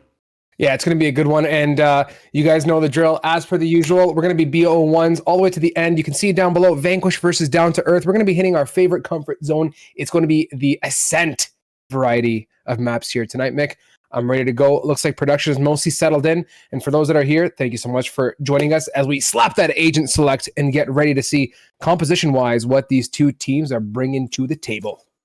Yeah, and what we see is with the agent select, Jet and Killjoy are going to be the two stings. Whether or not they're hovered or whether or not they're picked, it doesn't really matter. It's going to be in the minds of both of these teams right off the rip. So, I mean, honestly, everything's looking pretty predictable so far when it comes to that. But Reyna is going to be that one factor that I'm excited to see so far. She's such a strong pick. She's just a great duelist. Everything across the board, she just brings so much to the table. So to see her really picked out, to see her, hopefully FYG kind of playing around here. Honestly, that Phoenix pick, that would have been fun in itself. But looks like we're just going to kind of get our regular run-of-the-mill picks here on the Ola Sante.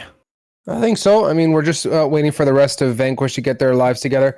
Part of me sees a little bit of, I think, if I'm not mistaken, some Able Esports on the side. I think Polcan used to be Able. Familiar faces from the side of Mazza, Sixpack, and Bats here. So in terms of the GLG norms and the standard players here week in, week out, a lot of familiar faces. So I'm looking forward to it. As we got about 5 seconds left on that ticker.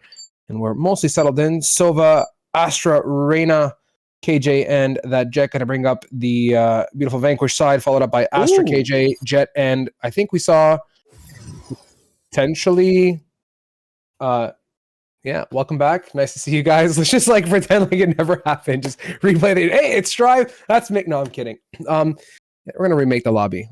Someone's either eating pizza, using the bathroom, or a combination of both, albeit don't do both because that's a horrible idea. Nick, but as we saw, I think most of the picks are pretty settled in, nothing out of the ordinary. I'm a huge fan of the KJ pick. I was low-key wishing there was going to be a Cypher, so I'm going to reserve my sadness for another day at the very minimum. Yeah, and I'm completely with you. I mean, really looking at both those picks, the Reyna Phoenix battle is what I was excited to see. We kind of got a sneak peek of that. That's what was really being hovered. That was what was being picked essentially from both sides, and I was looking forward to that because I mean we don't really see too much Phoenix. See him being brought into the meta a little bit more, especially here on Ascent. He seems somewhat viable so long as you can go ahead and spend the time and invest it into him because he's just kind of been slacking here recently. I mean, even then the other day I was watching a YouTube video of like why nobody chooses Phoenix anymore because he just kind of he's been flushed out recently, and honest to God, I think he should receive more love for what he brings to the table. Man, I get it, and I kind of want to watch that video after, so please do send that to me. But like honestly speaking, like Phoenix to me is like a lull spot, right? Let's have a conversation. We got the time, we can have a beeline here. It's one of those agents for me where I don't necessarily know how I feel about the utility and the usage of it. The burn, you run through it, it goes away. So Viper does that better because there's a decay and a stick value to it. You have a Molly which goes up and doesn't have any kind of travel range. So why would I pick that? I have Brimstone and Viper to do that for me. So like it's just I can see why. Like for example, a flash. You want to run a flash? Okay. Why run Phoenix?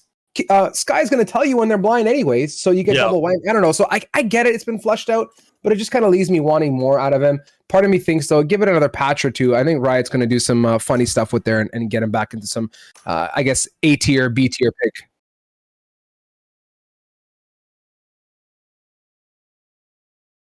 Yeah, so I mean, I'm kind of with you on that, and I feel like over here, I mean, Dots, he seems to be comfortable at least enough with him to say, all right, well, I'm going to run him today, at least on this map, and that's something we need to see. I'm kind of with you on that. The damage ratio just isn't really there. There's not enough just across the board stickiness that goes to it, because even then, I feel like his damage ratio with the Molly isn't as much as Brimstone's is, and something like that is really confusing. But honestly, we're going to see him regardless here on the side of Vanquish, here with Dots.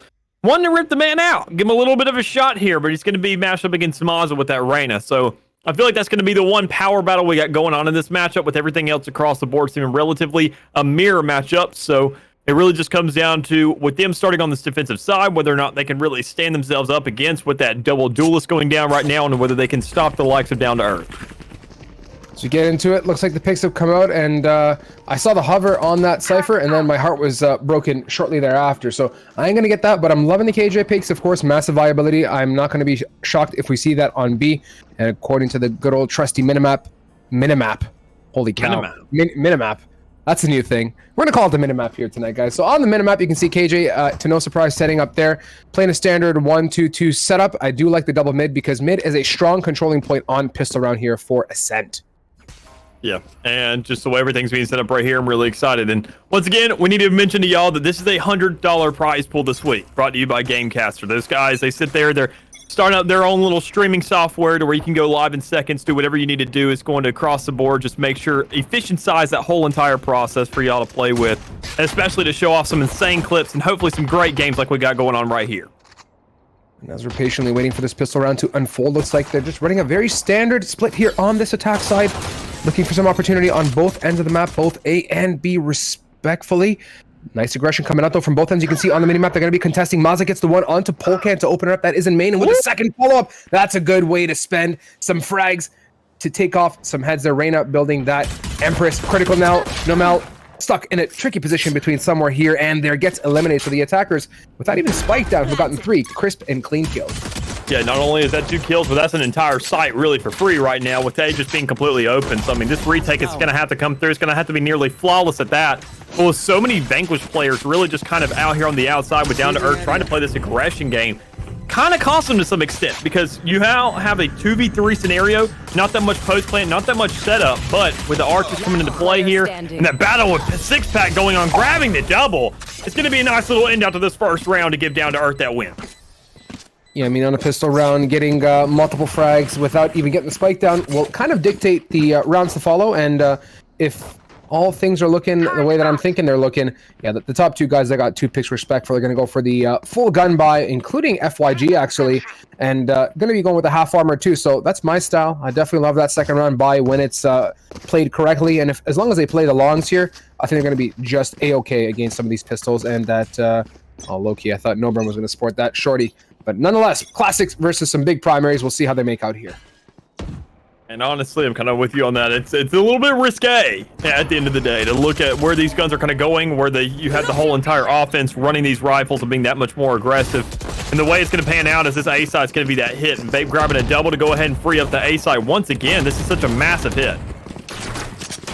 Aggression though looking good. What? So they actually are able to shank a gun, and that's a good move on its own, but in a different area code are the attackers planting that spike and getting full control of CT, of Heaven, and leaving just one to kind of lurk around towards top mid here. So Bat's going to be in the driving seat in a moment for multiple frags if he chooses to pick. That's one connection onto No Brim, and now the hold with Six-Pack and Mata onto short.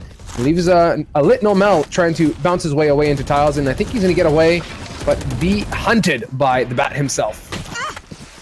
Hunted indeed. The little bounty hunter coming out, but it's going to be quick little chase there, quick little closure for the guys to go ahead and grab themselves a second round. Down to earth. I mean, these guys, it's 2 rounds, so we're not going to make too much of an assumption. We're not going to have any predictions going through just yet, unless all of you in the audience have sat there and predicted with your points. But in the meantime, we're going to be a little bit more neutral, figure out and get a little bit more of a feel that's going down here on the field, because right now, Vanquish is now ripping out the full artillery. We got Nobrium over there, obviously, towards this B site with that Odin, because it's sometimes you can give yourself a free kill, give yourself that early little lead going down, but the rest of the team is going to be running those static rifles, but some of them with half pods. So I like to see what kind of survivability can come out, what kind of survivor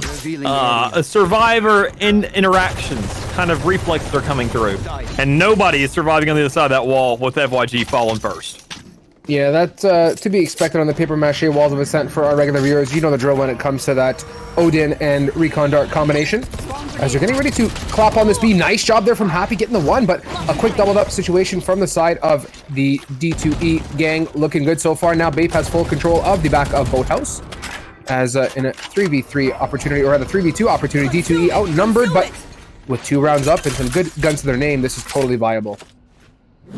Definitely viable. Definitely a good play from them. Definitely a good hold to have that 3v2 scenario. And these 2 duelists, that's the exact scenario you want for them. This is where they finally get to play offense, even though they're on defense for these free takes. And I think with the aggression of Jet and Phoenix, full util still in their pockets to really get back on, being they haven't ran into anybody or towards the A side, this is definitely likely for them.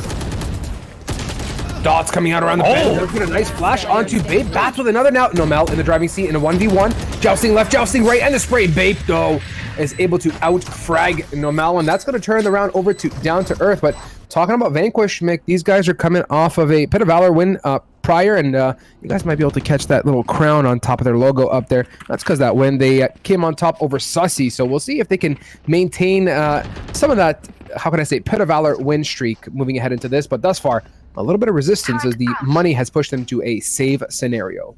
Yeah, kind of a detrimental round for them. The way they're set up on this economy now, they're going with the sheriffs, and it's great for them. But, I mean, with the rest of the down-to-earth squad running these rifles with full armor, just absolutely stacked, that's a concern in itself, because you have to find these shots. And with that recon dart coming through, Mobs is already going to find one right off the rip. But that aggression, and maybe that alone could sit there and turn the tides in their favor even more so.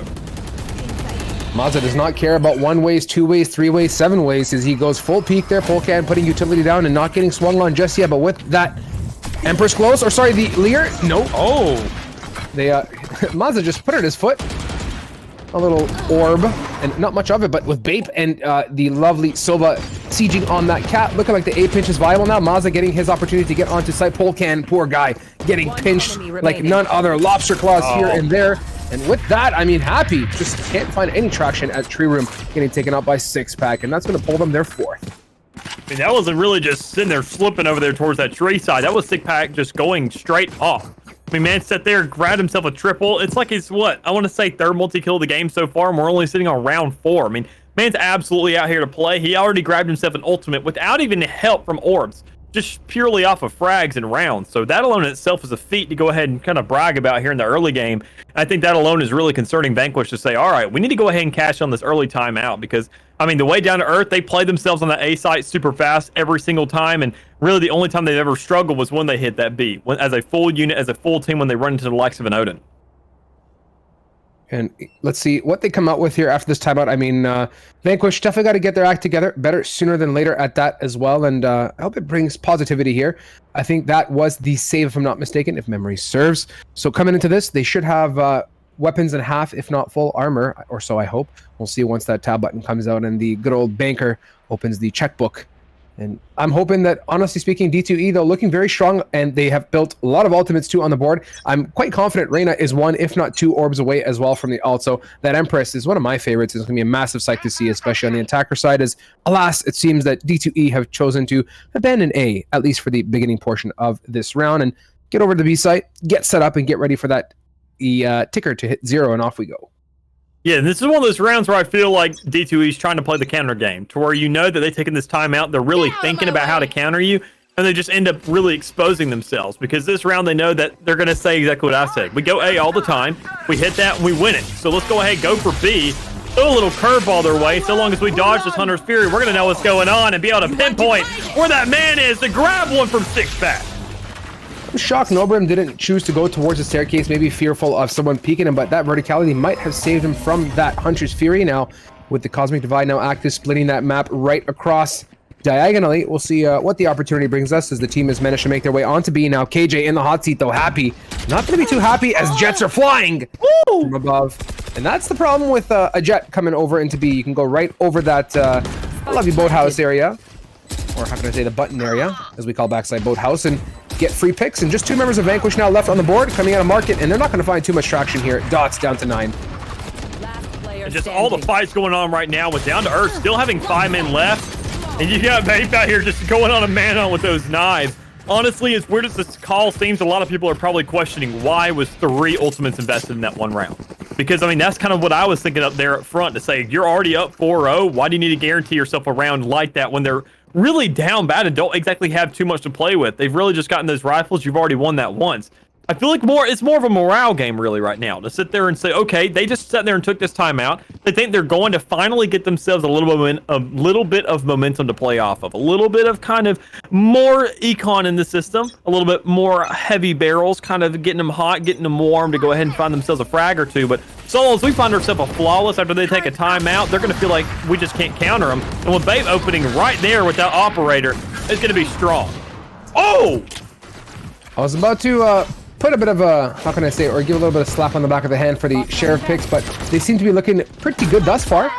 2 opening picks, but FYG still lurking towards mid. Yeah, 1 and 2 combination there. Alas, Polkan, who picked up that gun off the pick, gets a 1 and a 2, so this is a viable round. Just 1 more member of Down to Earth here to capitalize. We'll see the gun pick up, and a 45 HP Astra can counteract bats, and this is a good crosshair placement too, considering both are probably about to enter from that tree room short area. I feel like that's a little bit of a snitch on yourself to go ahead and place those smokes towards the tree to say, he's watching that. He's watching that. He wants to make sure to lock it down to some extent. I feel like that in itself as a move, not camping out that spike, allowing that full A control to come through main is a little bit kind of a slip up, but not a slip up for the likes of Vanquish, because the way they played that round, fundamental Valor, upgrading your guns, finding yourself some picks with that, and Polkan was the first man to really pull the trigger and get that initiative going. So with everybody set up now, free operator in the hands of them after that last one, and everybody really just having to buff out what they lost in the last round. I mean, Vanquish, they're kind of set up for the next few, so long as they can shut down this round again. Yeah, critical. I mean, that round in itself was massive economy-wise. You have to appreciate the fact that they're actually sporting an op and 4K, so Nomal is going to be, sitting pretty good for the next couple, if not being able to buy a primary rifle of sorts. But as we get into it, like you said, Vanquish looking pretty strong for the 1 and the 2. They just got to play it smart here and get some picks. I do like their aggression on the pistol rounds, and oh no, Nomal locks into so many on to short, and that itself, big giga problem. With the fire though, Dots has kind of kept him at bay, but there is a lockdown also compounded here. And with the run it back also in the hands right there, I mean, to go ahead, I say run it. They're going for this A site. They are finding themselves, and they want to go ahead and use that aggression. Utilize your ultimate. Utilize the fact that you don't have to sacrifice your body for that, but you do get that intel. You can figure out where these approaches are coming from. And Empress is going to be the first one to the rip there, and I feel like that alone in itself is going to be scarier. Oh boy, now that's a counter lockdown as well from the defender, so we'll see if that's enough to push the lovely Down to Earth gang off of sight as Happy gets the 1. 6-pack though, who always seems to be on the board, gets the 1-2 jab cross, and now coming out of the top, Dots just swinging nothing but a key coming out of heaven there, but with the running back now disappearing, and hits back there, 6-pack. Too short of the 6, but albeit he picks up a clean 4K, and that's just Down to Earth running away here like Banditos, my friend. Yeah, right there. I mean, another one for him to lock it in. Say, all right, I don't know what happened last round, but who cares? We're going to find ourselves to go ahead and buff out those mistakes as best we can, find ourselves another one onto the board, and at least guarantee themselves a neutral half. I mean, that's worst case scenario now for them, but I mean, with their momentum on the board, the way they're really just fragging out, the way they have more guns in their hands than they've really had, especially with the econ to back it up with 6-pack and that 7K. I mean, I feel like they're definitely set up to grab themselves another 3-4 guaranteed. So it so long just comes down to Vanquish playing the stop game, not only on defense, but in terms of these rounds as well. Oh my god, though, with the frenzy frag onto FYG, that's going to turn over a gun as well. And oh my god, Babe still going off absolute bananas on the opposing end of this map. And it seems like Down to Earth are just capitalizing left, right, and center, albeit the numbers looking pretty even in a 3v3. And I do appreciate the fact that when they want to go, man, they go. They group up and they full send it. Yeah. I mean, for this offense, that's what you want. We see a lot of kind of teams not really do too well when they're indecisive, saying, do we go for here? Do we go for there? Do we go for some kind of Trojan horse play? All that decision making just makes the timer draw out longer and allows Vanquish to go ahead and make a move somewhere. So once you finally initiate yourself on a site as a team, say, all right, let's just W key it and just trust our crosshairs like Bape does right here. It's setups like that that really just set yourself ahead. One enemy remaining. Watching closely and intently, Bape systematically clearing out everything and still sieging away. So if we take a look at the money situation here on the board right now, I don't think Vanquish is going to be too happy. A lot of disparity, albeit they're looking to take it all the way down to the bottom, scrape every penny out of their back pockets, and yeah, we'll see if it's enough, man.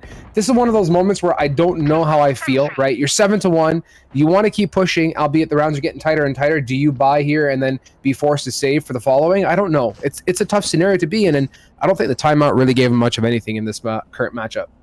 Yeah, I'm definitely with you, especially on this half that they were playing. They don't have too much to play with on the defense. They don't have too much of a sentinel that actually creates a stop. It really just allows for that counter take. And I think with this Hunter's Fury coming right here, that could be a take on itself. And so long as we can find ourselves a kill, and 6-pack not able to find one just yet, he will find a lot of damage onto Polkin, who's a huge player and will fall. A trade 1-for-1 that is double killjoys on the board. Bape gets another, and he himself continuously on the board with 6-pack day in, day out. But alas, Normal with the pick and dip onto 6-pack. That's a critical pick on its own, considering his impact in this matchup. Now, in the post, 3v3, spike planted. It's dots coming out of tree, and the rest of the team just kind of chilling at heaven here. If they do walk out, though, you can sure as heck bet that Bape is going to hit that shot. Yeah, at least that's what he's hoping for. That's a really narrow margin to run by, and yeah, it's going to have to be instantaneous. But the rest of the team is there with the follow-up. Mazza and Bots can find themselves a couple hits alone. So I don't think they're really too concerned about anything because this bomb is ticking down. They got the pressure on the site. They know Arch is going to be wide open, and Nobrum doesn't have too much to play off of. So, close out. It's really just what more could you expect from that? It's such a hard scenario to get yourself out of. It's a hard one to go ahead and win. So long, the only thing you have to bet on is say, okay, let me get this bait and let me win this. And even then, you have two players back there, and you can't kill them both off nothing. No, and this is where things start to get a bit hairy, man. You're pulling away so strong, and you have a 7-round advantage, and teetering almost on it'd be a full 10 or 11 if the half closed out with just one on the side of Vanquish. What are you going to do at this point? And I can see they're still kind of interested in buying broke, kind of buying for next, but it's a fair statement. They've had good impact with the sheriffs, and they're most likely rooting to pick up a couple of picks early on. We'll see if they can make the best of it here. But yet again, Down to Earth, back to their standard staple setup, just taking it easy. Polkan, if he swings out of this though, with his back facing, he's in big trouble. Oh my god. Oh my god. Oh. That's trouble in its own there, Mick. And Mazza played that so disciplined. That's what I'm saying. Peeking out of any kind of utility like that, not the cleanest move in the books. Yeah, it's really not. And you also got to sit there and make sure to check as many corners as possible, especially when you're on that defensive side, when you're not checking your angles, you're not really moving out, considering all kind of avenues. Down to Earth is going to definitely be one of those teams to take advantage of that. And looking at how the setup's going right now, Mazza going on a 4-piece, looking for that ace over on Nobrum towards main, but 6-pack is going to take it up. That's going to be an insane swipe there for the likes of Down to Earth to capitalize. Give themselves 3 ults now on the board to really match themselves up against Vanquish, and I feel like we're going to see a couple of them here to go ahead and lock it out, get themselves to 10. Oh man, it's not looking the greatest for Vanquish here right now. No. I'm really feeling their pain, and it's kind of tough to gain any kind of traction, albeit this is the last hoorah for them. 2 rounds to go, and they've bought it down to basically nothing. We'll hope they can at least walk away with the 3, and that's going to set them up for something in the second half. A mild cushion, albeit the cushion kind of made of cinder blocks for the most part. Yeah, and that alone, they need to win this round, as you said, not only just for that guaranteed 3, but that sets them up for another one as well. Because, I mean, if they go ahead and get the second round, they're going to have guns in their hands. They're going to have at least a little bit more econ. They're going to have a player to play off of. So long as with these 3 ultimates going down to the field, the Empress, the Blade Storm, the Shutdown, and with Bait shutting down Nomel, that's just so much across the board to really just cry about. Don't know Nomel's real intention there. I mean, going so aggressive on short, and that, you know, he went for the headshot angle down below in the cubby and mid, and yeah, in itself, he just opened himself fully to top mid, and you cannot be anything but surprised that the side of Down to Earth was ready and rooting for it as the Cosmic Divide goes down. Yet again, Maza, Empress active, is ready to go, and his defender locked down here too, so that's going to push them off site, albeit Wine is going to be the hiding place, it seems, as it is not within vicinity of the lockdown itself.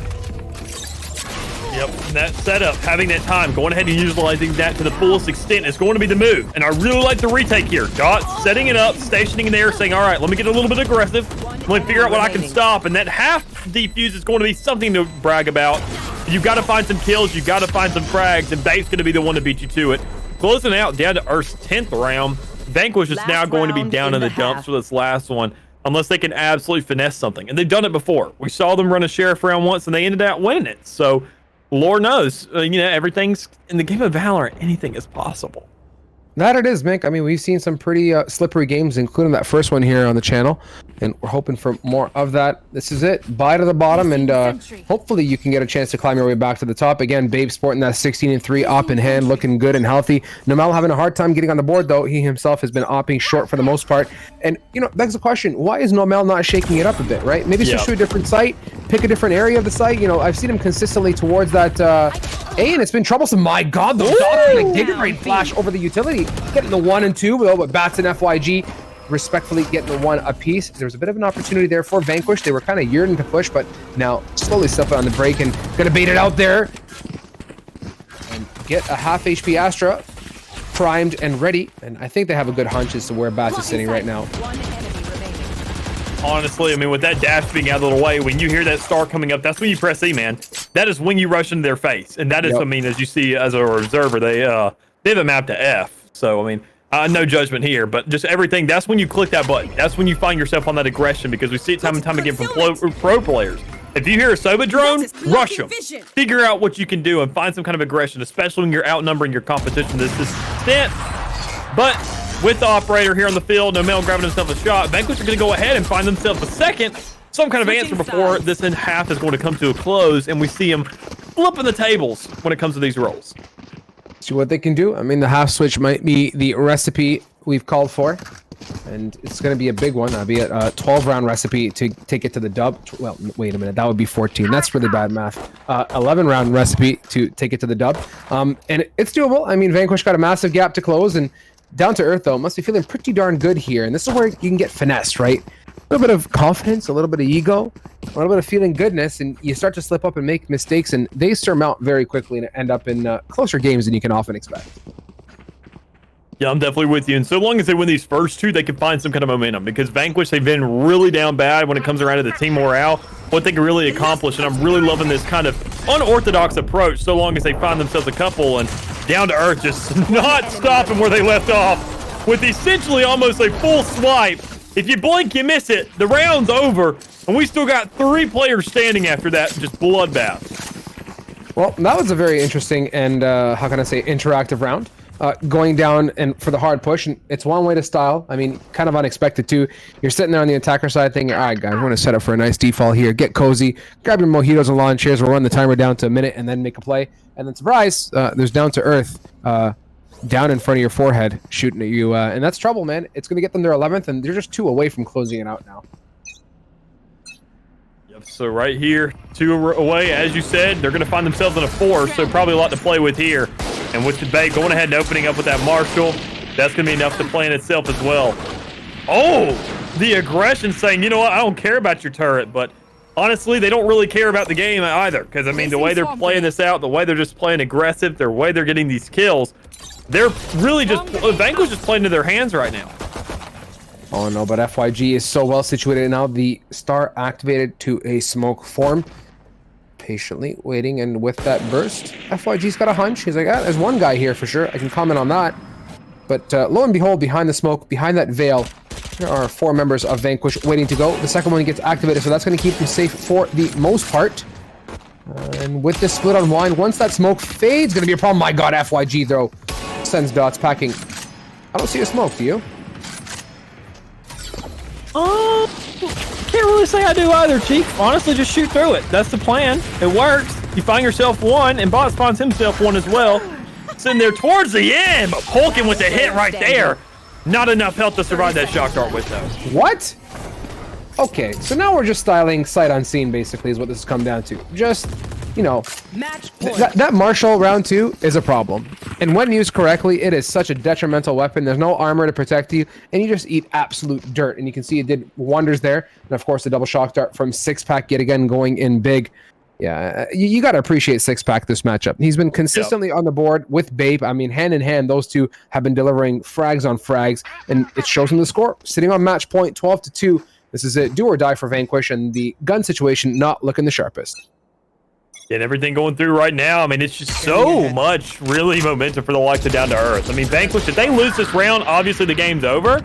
But regardless, it's just going to be salt in the wound to know that you have these rifles in hand, you're facing these smaller weaponry, these small little bullets across the map, and you still can't find a way to dish it out. But Sixpack finding one, they can go ahead and grab that rifle in their hands. I'm sure they can find themselves more. I would think so as well. They're jousting for it. Bats gets the one, spraying for more. Can't connect as Polkan is able to pick that one up here. One enemy remaining. And we're getting settled. No Malvo onto Matza, and this is now leaving it to just one member of Down to Earth. A nice change of pace is the clutch here for FYG, though. The man is hella clutch, dare I say, and he's got a gun to back it. Oh, but not looking the right way as Nomal picks him up with the Sheriff. They're staying alive, man. I mean, that's all it really comes down to. I've seen some insane runs, and that alone, it just starts with one round. Just winning one, keeping the game alive. Because I say it time and time and time again, you never win that 12th round, like right off the rip. I never really see it. I don't think I've ever casted a game where I have seen it. Because for some reason, the 12th round always sits there. You find yourself at least one or two the other side does. So right now, Down to Earth, playing with a little bit right now, but not enough entirely when you have Vanquish dealing with these full rifles. The curse of the 12, and yet again, we're going to be testing our luck at that win, the 13. FYG, had his crosshair been a smidgen more higher. He's looking for more, so aggressive unnecessarily at that as he gets sieged by Nomal now. They're unable to come out of heaven with the star down there, and the site's going to be occupied, but what is Nomal doing getting so aggressive? Bape gets him with that Marshall yet again. 4v4, a lit Reyna, viable round for Vanquish here. And right now, I just want to go ahead and close it out, find themselves something. Down to Earth now having an even game, but what? Polkin's going to put a stop to that, feeling just right at home within his own smoke, saying I can just spam and I can find myself a 3-piece. Polkan put it on his GLG socks. Oh my God. Big, and with the 4K, looking good and healthy. So with style, nothing but mouse 1 and W key for him on that round, and he comes out on top. They pick up their 4th. Still, Down to Earth, just one away, but they're doing a darn good job at keeping him at bay. That alone is all you can ask for. I mean, sitting to a 1 out of 6 ratio to a 1 out of 3 ratio is a lot better, but you got to find 8 more unanswered rounds so long as you find yourself into an overtime scenario. And we've seen, or at least I casted the other day, we saw in that Playzone tournament for the 3rd round that there was a 10-round run all in a row. And it all started with being on this half. So, I mean, I'm not going to say it's impossible. It's going to be pretty freaking crazy to see, and I would love to witness it once again, but it's very, very unlikely. But I think Vanquish with this Blade Storm, it's a strong start. Again, getting set up for this aim. Mick, is it available for them? FYG, fire at his feet. He's going to get burned down to 60. Just want to warm his toesies up. And with that, yet again, Vanquish on the board. No Brim with the 1 on the flank. Does he expect more? Sixpack lit. Yes, sir. It seems like the strafe and sprays hack is kind of working out pretty darn well. And with Nomal on the knives, the Blade Storm, FYG eliminated. And this is Vanquish picking up 2 sequential now. Yeah, I mean, finding momentum, finding themselves ults to play with as well, because I feel like another one could be guaranteed here, or at least 2. When you have the Hunter's Fury for a post plant, you have that run it back to go ahead and get on a site, you have the Cosmic Divide and the lockdown. There's just so much utility to really run off of, and a lot of big one at that. And with these rifles in hands, not too many players dying it within the last couple rounds. It's a lot to play with, and I think Vanquish can have themselves at least a little bit of fun before they go out. I'd say so, and I'm hoping that there's more to come. as we get settled in for one more round, at least one. Yeah, you said these ultimates too. Keep our eyes peeled on it, how these attackers use it. I mean, this is pretty much the last chance if you think about it. Be foolish to hold on to those. The flash is used. No one's really there to regress, and that's a good choice, but here's a run it back now, going big for it. Dashing right in, Dots looking for opportunity, and with the Astra utility going to deny him any kind of site entry opportunity, he's right back to his body for another chance at winning this round. Right here, just the aggression coming through, the entire push, the initiative, and Polkin with a little bit of damage. B side is for the taking. It is theirs. This is their domain. They found themselves onto it. They're going to run with it. I think there's not enough retaliation right now. There's not enough ultimates. There's not enough real utility across the board to really run off of for Down to Earth to get something. They have to look for these kills. I'm hoping they can pick something up here. Going to be critical for them. As Babe, though, just sitting on his nest, patiently waiting, gets tickled slightly. And with that Cosmic Divide active, they're going to go right on through, try and get onto site. A flurry of frags back and forth, every which way now. They're playing the post, being patient and diligent, coming out of main. Can they get Dots? No! They can't, and he holds on for another round. That setup, man. I mean, you got two players towards back there on B main. And I mean, I know the timer looks a little bit close, but honestly, it was good enough. You could have found that time. You could have found those players onto that site. You could have found a way to set up for it. I think it really just came down to those nano swarms. That was kind of really the only concern. But with everything being so close, so relatively doable, I think the bomb should have been the play there. But Down to Earth, their win is looking a lot more doable because we're now seeing a complete tip in the scales. They had themselves 4 ultimates to play with. Not a run it back by any means, but having the Empress is almost a little bit scarier. So everything going down right now, as it seems like we are coming back to desk here, possibly a disconnect or something along the lines of it, even though that scoreboard isn't really telling us that. Lots to play with. My guy, opportunity, 12-6, teetering on the brink of, I don't know. Is it victory, or are we going to see one of those like round one type of games? I'm just sitting here thinking, all right, so round one, I think, was a 17-15. So if anything tells us history-wise on Pit of Valor, we're in for a journey, and you can sure as heck bet. I mentioned it briefly during the matchup. Vanquish is a team that actually won against Sussy in one of our Pit of Valor. So that's no joke of a feat. Okay, let's just take a moment and think about that. So these guys are going to have to be pushing, and I think maybe it took some time for the timeout to get into effect. They had it early on in half one, and yeah, it took about 8-9 rounds, but it seems like they're unified and they're making the best of the current situation. And albeit some pushes and plays and picks are kind of like W key and mouse one, but it's kind of working. Like it's not as clean as D2E, but it's there, and they're looking pretty strong. Yeah, even then, I mean, you could really just ask for anything. When you're desperate enough to go ahead, that other team is on the match point, it doesn't matter how you get yourself another round on the board because it still looks nearly impossible. It's definitely doable, but you just want to find something. You want to have some substance to play with to kind of move forward and get even closer to that goal, as hard as it may be able to reach. But regardless, wherever you find that match, that little hope of light, no matter what it takes, getting there to it is going to be enough to really give yourself enough to rally around and continue this game out as we get ourselves right back into it. Timer goes tick, off we go. And with the current tech pause that Vanquish took, they're ready for more. Looking for opportunity. Let's see how warm Nomel's op is here. Looking towards pizza, looking towards CT now, looking for opportunity. Market spots the arm of FYG in that yellow jacket. The drone goes out as well. Maza, though, was contesting short, interested in a pick, but now falling away in this doubled up situation towards long. Going to do a good job at denying any kind of push from there. It looks like they're just yearning for mid control at this point, which in itself is a very good choice. Yeah, I'm definitely with you. Just holding these shorter angles, finding a way to really hold things out, and the utility coming out, just stopping this is enough in a snitch of itself to say, all right, here's where the move's going down. Over here. Let's go ahead and lock this out, find a way to stop things. And with Bots finding one, actually, this is looking somewhat relatively easy. Hunter Siri out and about there from 6-pack, and doesn't get much of anything at all. And yet again, Vanquish up in numbers. On the prowl, FYG, my goodness, galactical one Sheriff. Oh, hello, Babe? On the board, but a response from No Brim. So the Sheriff looking good, 1-1, 2v2 opportunity now.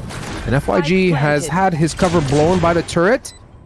Does he clear the hard left? Does he clear it? No, he doesn't. Happy plays it so patiently, coming out on top, swinging 6-pack, but with the good old triple burst activity. Happy comes out on top, and that's the 7th man. Vanquish slowly but surely crawling back. And you talk on ratios, and I think we've surpassed that 2-to-1 now. Yeah, we most definitely have. We've gotten around to a what is it? 1 to 6. So I mean, or 1 to 5, excuse me. So I mean, regardless, it's pretty darn good. And they just really got to keep it going. 5 more. I mean, it's not that hard to really accomplish. We've seen it time and time again. They already had 5. They just got to double down at the end of the day, and that's most definitely doable. But down to earth, only really pitching out that Hunter's Fury is the one thing that's got me. You want to wait, obviously, for the Empress to go ahead and come out when you have a better rifle in hands, a Vandal to capitalize on that fire rate, a Phantom to really just turn it into an SMG so long, no matter what happens. Get something on the board. And down to earth, just really playing the game slower than what we've typically seen, when I feel like they'd be in better shoes being that aggressor. As the drone is just doing his thing, having a dandy old time clearing out Y. Nomela's back in the middle, hunting. Recon gets him though, and he's probably going to jump away and get to safety as best as he can, and he does uncontested. And I like it. Not need to be too aggressive. A little too overconfident. They're up a pick, which in itself is marvelous, and they do have ultimates from that Hunter's Fury and Lockdown. We'll see how they decide to capitalize on that, if anything, this round. But we're approaching that lovely 40-second teetering point where you got to start making a play, because the rotates are going to get the better of you. I'm definitely with you there. I mean, these rotates could definitely be critical. Already finding a pick and just from going across the map, it's really just picking your battles, finding one here and there and the other, and maybe right here, Nomel. Oh, bro, in the side, man. There's nothing you can really react to when it comes around to that, but FYG is not going to have reaction either, and there's going to have to be some kind to really get back onto this B site if down to earth don't want to give up another round for him. No, and it's looking pretty darn flawless so far, man. Be careful. Keep your eyes peeled, because if this continues the way that it has been, we are in for a treat, though. Bats doing his best to hold on by a thin strand. And with 4 members, we're not going to get the flawless, but it's looking like Vanquish are going to pick up another one on the board. Hunting, crosshair placement on fleek. So Polkan thinking he's going for a run, a jog, but gets denied. Bats is going to try his best to save his gun for the next. Yeah, honestly, I'm not exactly sure why with that 2-man they didn't go ahead and just save with that. If you're looking for yourself for a last round, you want to go ahead and not do it when you're broke. You want to make sure you have enough on the field to really kind of have an answer, enough to go ahead and cash in going forwards, because Vanquish has been absolutely just shutting these guys down right now. So you have to go ahead and question, how can we set up ourselves, regardless of whether we win or lose this round, how can we make sure we have a chance in the next? And when you have that Empress in hand, you want to make sure to run off of that. You want that to be your engage, you want it to be your answer, you want it to be everywhere on the field. You want to literally ride that to victory, because that is a huge trump card for the likes of Down to Earth to really ride off of, and we just don't see them really pulling the trigger on it. With that Cosmic Divide, that could be enough to really isolate a site and a post plant. With the Killjoy shutdown, that's going to be able to flush out a lot out of that site, especially on the B with it being so compressed. So I think Down to Earth just really kind of second guessing themselves, and then third guessing, then fourth guessing, rather than just saying, all right, we've been winning, let's just do this. I really hope that they cut that out, because this is getting a little bit too close for comfort on the side of D2E. And oh no, not like this. Babe and Matza getting aggressive. They had a clear shot, and they allowed the Odin side to come out and also pick up the pick. So it's yet again Vanquish in the driving seat, gonna heavily aggress onto site here. They got a nice B pinch going out of market, out of main, and off they go. CT smoke, stairs area smoked. It's down to the Lonesome, and I take it back to existence Silva, who got absolutely disintegrated. Now yet again on track for a potential flawless spike, kind of being put down, albeit they're okay. Just a friendly pass, man. A little bit of a gentle huck of the rugby ball. I mean, honestly, right here, something like this. Go ahead and let them take that B side. Instead of that Killjoy shutdown there towards CT, Cosmic Divide, they're over towards Boathouse, to where they are completely locked out of information, locked out of their own spike, and then just completely locked out of the game in its entirety. I mean, they can't really react to something like that. We just don't see Down to Earth using their heads at the right time. Instead, they're just second guessing themselves and playing it so slow there up front, to where they never actually allow themselves to really pull the trigger before getting shut down. Oh! What? FYG almost with a second, and it's yet again Bats on the big save. Why? I mean, I don't know how I feel about that B push. Honestly. I don't either. But you know what? They've done it before. I can see the viability, but things are getting tight. I would have much rather than play angles. Like you said, use some more of that utility. Albeit another round, another chance it is. 3 ults available and a whole whopping, as you'd say, Mick, Christmas tree available on the side of Vanquish. 5 ultimates on the board there. Oh my God, Babe, 22 and 11, but slowly and surely, Nomel, who was on the bottom of the previous, is now getting some steam. 17 and 15, topping for his team. Yeah, that alone, finding and letting those duelists really get themselves into those comfortable shoes. And it all comes down to which side you're on. We saw Nomel, as you said, literally just a second ago, he's climbed this leaderboard. He was really slacking on that defensive end. Even when he got the operator in hand, he didn't hold the right angles. He sat there and got shut down fairly quickly.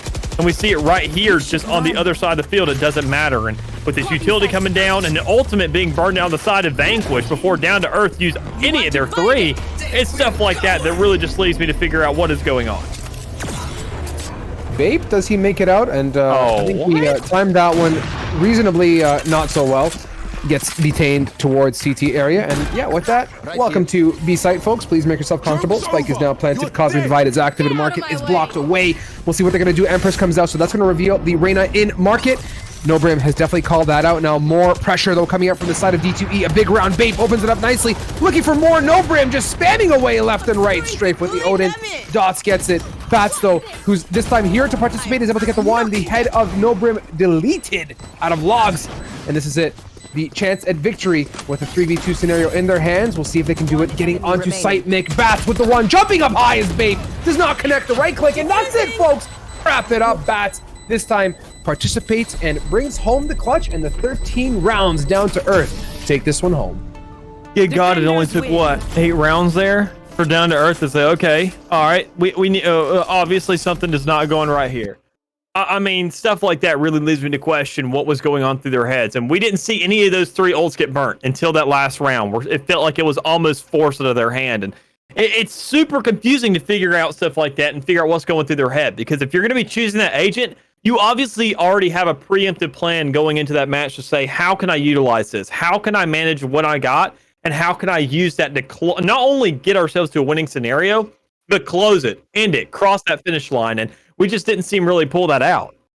No, and it's tough. I mean, like you said, it took a heck of a long time for that momentum to come together. And it seemed like, honestly, once Bats got into the picture, everything changed. Like, it all went the right way. And, maybe it was part of the play. Maybe that little bit of financial save was all that he was interested in, or just a chance for them to regroup or talk. And who knows the motive and the driver. But nonetheless, it's a tough one because, yeah, I was thoroughly expecting this to go the opposite way, given how aggressive the climb back was. But nonetheless, it's going to, call it a GG for this one here, Mick. But it is a marvelous time and opportunity before we send our viewers off to break to remind everyone, this is Pit of Valor 56, and it's going to be brought to you by Gamecaster. So it's a $100 prize pool this week. 57 and 58 is going to be the same sauce, so another $100 each on the line for those events. The early access members, those that hold that $10 GLG Country Club membership, you're available and ready to sign up for that to secure your spot. Ain't nobody complaining about it. And regular registration starts tomorrow at 11:59 p.m. sharp. We are on the dot and hot on it. Mick, you touched on Gamecaster, but a refresher for everyone is much appreciated because I'm going to be checking that out after as well. Yeah, I'm definitely with you. I've been looking at streaming a little bit more on my personal channel, so I'm not going to plug that, but I will plug the guys who are possibly going to be behind it on that software end. So, everything thanks to them this week, everything they brought to the table and what they can really bring. And I mean, really just their software, it might just knock your socks off. And if that does come around, get yourself a new pair, because we got socks here at GLG now. We got ourselves a merch store set up. You can grab yourself a couple pairs of socks. It's getting those colder months, so keep your toes warm, keep your feet warm right under them shoes, regardless of how much they may cost. But I mean, that alone in itself, if you save up 1 million channel points, you can get yourself a pair for free. So make sure to stick right here at GLG for not only just the game that happened, but the one after that, and everything going forward, so you can get yourself a free pair of them.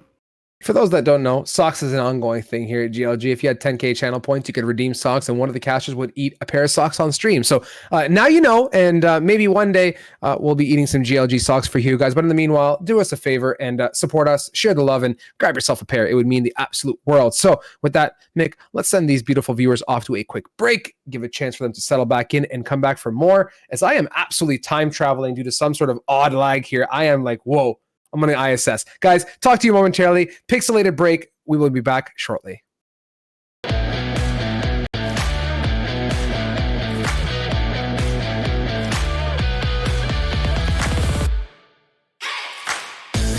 Gamecaster, thank you for the follow. Wait, so it's like, Gamecaster? No way, is that like Gamecaster? Wait, that's what I used to stream on. I'm confused. Hold on. Wait, what? Let's go. 100. Yo! Free shout out, brother! Hey, thank you for the bits. I will hang in there. I'll do my best. It's part of my plan. I stayed quiet. Thank you so much, Game Toaster. Part of the plan. That was a shadow? I can hit a shadow? No, you hit the plant. Oh. No one saw that. I saw it. Out of timeout. Yeah, y'all guys didn't see that at all. Gamecaster has been nothing but so nice in the channel. Oh my god, I think you're cool, Gamecaster. Appreciate it.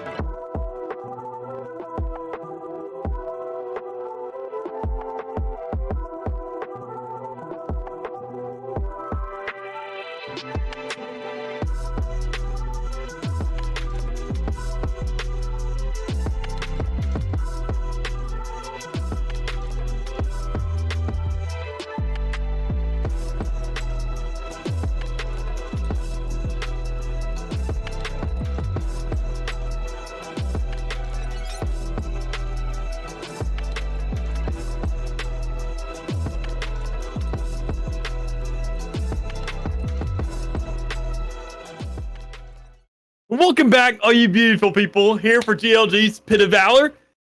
Joined by myself, Mick, obviously, and Strive once again. We're back on this desk, and we're not only gonna be here for this match, but the next one as well. So we're gonna be here for a little bit. Y'all gonna get comfy with us. But we now have a different whole kind of a deal going on. We're following the bracket here. Down to Earth is gonna be the matchup right there. Absolutely just mowing there for a good long while. Now sitting on a God set. So how you feeling about this one, Strive?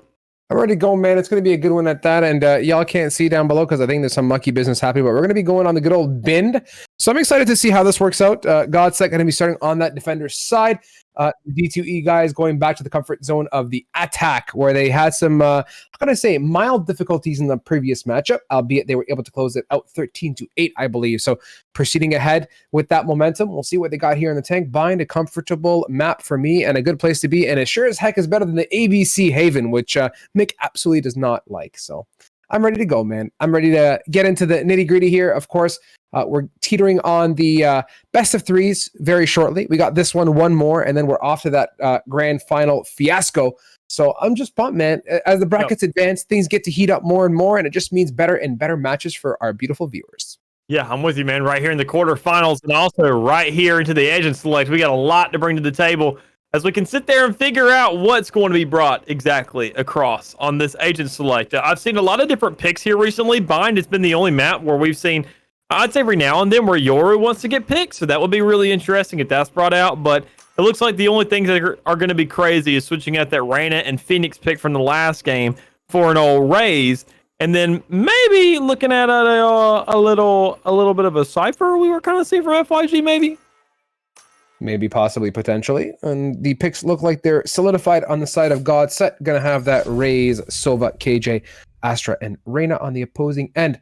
Cypher, Raze, Jet, Astra, Sky. So a bit of utility shakeup. This is Maza surrendering that Reyna for a bit more of a utility type role. Going to be sporting the Sky. We'll see what he does. Babe sticking on that Jet. Bats as well on Astra. Six-pack abandoning Sova for that Raze, and FYG abandoning the KJ for the Cypher. So sticking controller-esque, but we'll see what this change up here on Bind brings for us today. Yep, looking exactly to what could be brought to the table, looking what could, whether we're going to have some full stomachs or whether we're just kind of going to be in and out right quick, drop them to the fast food line, because, I mean, from the start, this is really where it starts, where the whole entire game, and where we see a little bit of momentum of where it gets built first. And right here, I mean, down to earth, I think when it comes to momentum, they're the ones who are eyeing it the most, with these ghost spies, with the sheriff. They are looking to have no money right now. Every single player, the only one that has anything to spare is going to be Maza with that 100. And even then, that's not the best scenario to be sitting in. Yeah, I mean, hey, it's round one. We go all the way. We play for the dubs, and I'm okay with it. Let's see what they do, though. Getting into this map, a lot of good utility opportunity. You can see that one way getting activated right away. FYG, though, the Fearless Warrior going to be peeking regardless. That is bad, and Aloha watching patiently, but a nice setup here coming towards A. These attackers are looking pretty interested in sieging out of here, out of shower. The Lonesome Cypher just watching short. This could be one of those, work a slow pick, make some noise, and fall off opportunities, but luckily for the defender side, there ain't no TP going to take you too far over out of showers to the opposing end. No, sir. With all this influence over towards this A side, we're going to have a little bit of a lockout, I would say. I mean, just not too much influence. Everybody's pushing in from this A short. And with Six-Pack grabbing that first, but bad with the collateral. That's going to be absolutely massive. Aloha, though, coming around. Here's them reloading, a little bit of a shake and a bake around the greens. Nice job from Babe, who always has his crosshair in the right neighborhood, it seems. Connecting on a crisp one sheriff now. Just two members of Godset here to joust it out here, and no, cannot connect with Babe on the 4K. I love that sheriff round one buy out of Jet. I gotta say, I picked that up myself too, and darn does it feel nice to connect on some good heads early on. Oh yeah, I mean, it's definitely a big gamble to be taking, but it could pay off fairly quickly. It all just comes down to whether or not how much you believe in yourself, and I feel like this team has a lot to ride on to go ahead and say that they can believe in themselves, because what's being brought to the table here for the first round to go ahead and be closed out fairly quickly, some really nice shots to capitalize on, and right there, I mean, going ahead and retaliating to the fullest extent, especially with a very static push they had going on. Their crosshair placement and their shots were just that much better, allowing them to go ahead and get this force going forward.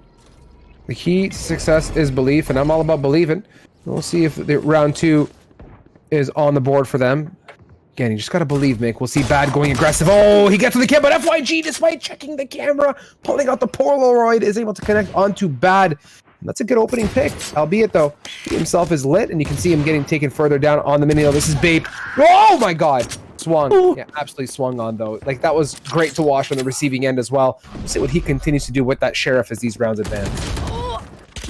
Ooh, but it's a little bit more interested to see what can be done with these rifles, to be honest. With those being forced out this round, being a very expensive buy, it comes down to whether or not Six-Pack can win this Sheriff matchup with this Spectre over there on the side, whether or not we can really get a holdout on the site with Down to Earth. Just absolutely locking it down. Oh, talk about Locke with more coming out. FYG hunting onto Delight, and that's D2E walking away with 4 members and proceeding ahead, looking quite strong indeed. Let's see what Godset, though, has got in the tank here. This should be the gun round buy for them. Most definitely should be. It just comes down to whether or not they can keep it or not, because everything going through in that last one, you got a Vandal in the hands of those down-to-earth guys. You got something to play off of, but Godset looking a lot more set up here at the end with all these rifles in hand across the board. Just not too much armor to play with every single player, but I mean, being on the defensive end, you need to be setting up for these long angles. You got to be finding some kind of advantage to run off of, some kind of edge, and I mean, range is going to be the name of the game for them. Let's see how they play that range indeed as they're getting ready to siege yet again. Well, not really, actually. Spike is kind of set pretty far outside of showers. And Euro, though, sitting on top of that paint can, gets one, but gets blown to a different dimension after. That's a 1-for-1 raise exchange. He's down quite lit as well. We'll see what they do. Delight sending out one shock dart. It doesn't get much of anything at all. And with the TP there, I would not be surprised if these attackers decide to bail ship. Yeah, I definitely wouldn't blame them either. I mean, it's something you need to be looking at. You need to go ahead and find these rotates with that TP being right there. It's mighty tempting. Might as well take it, especially when you're just really hanging out by it.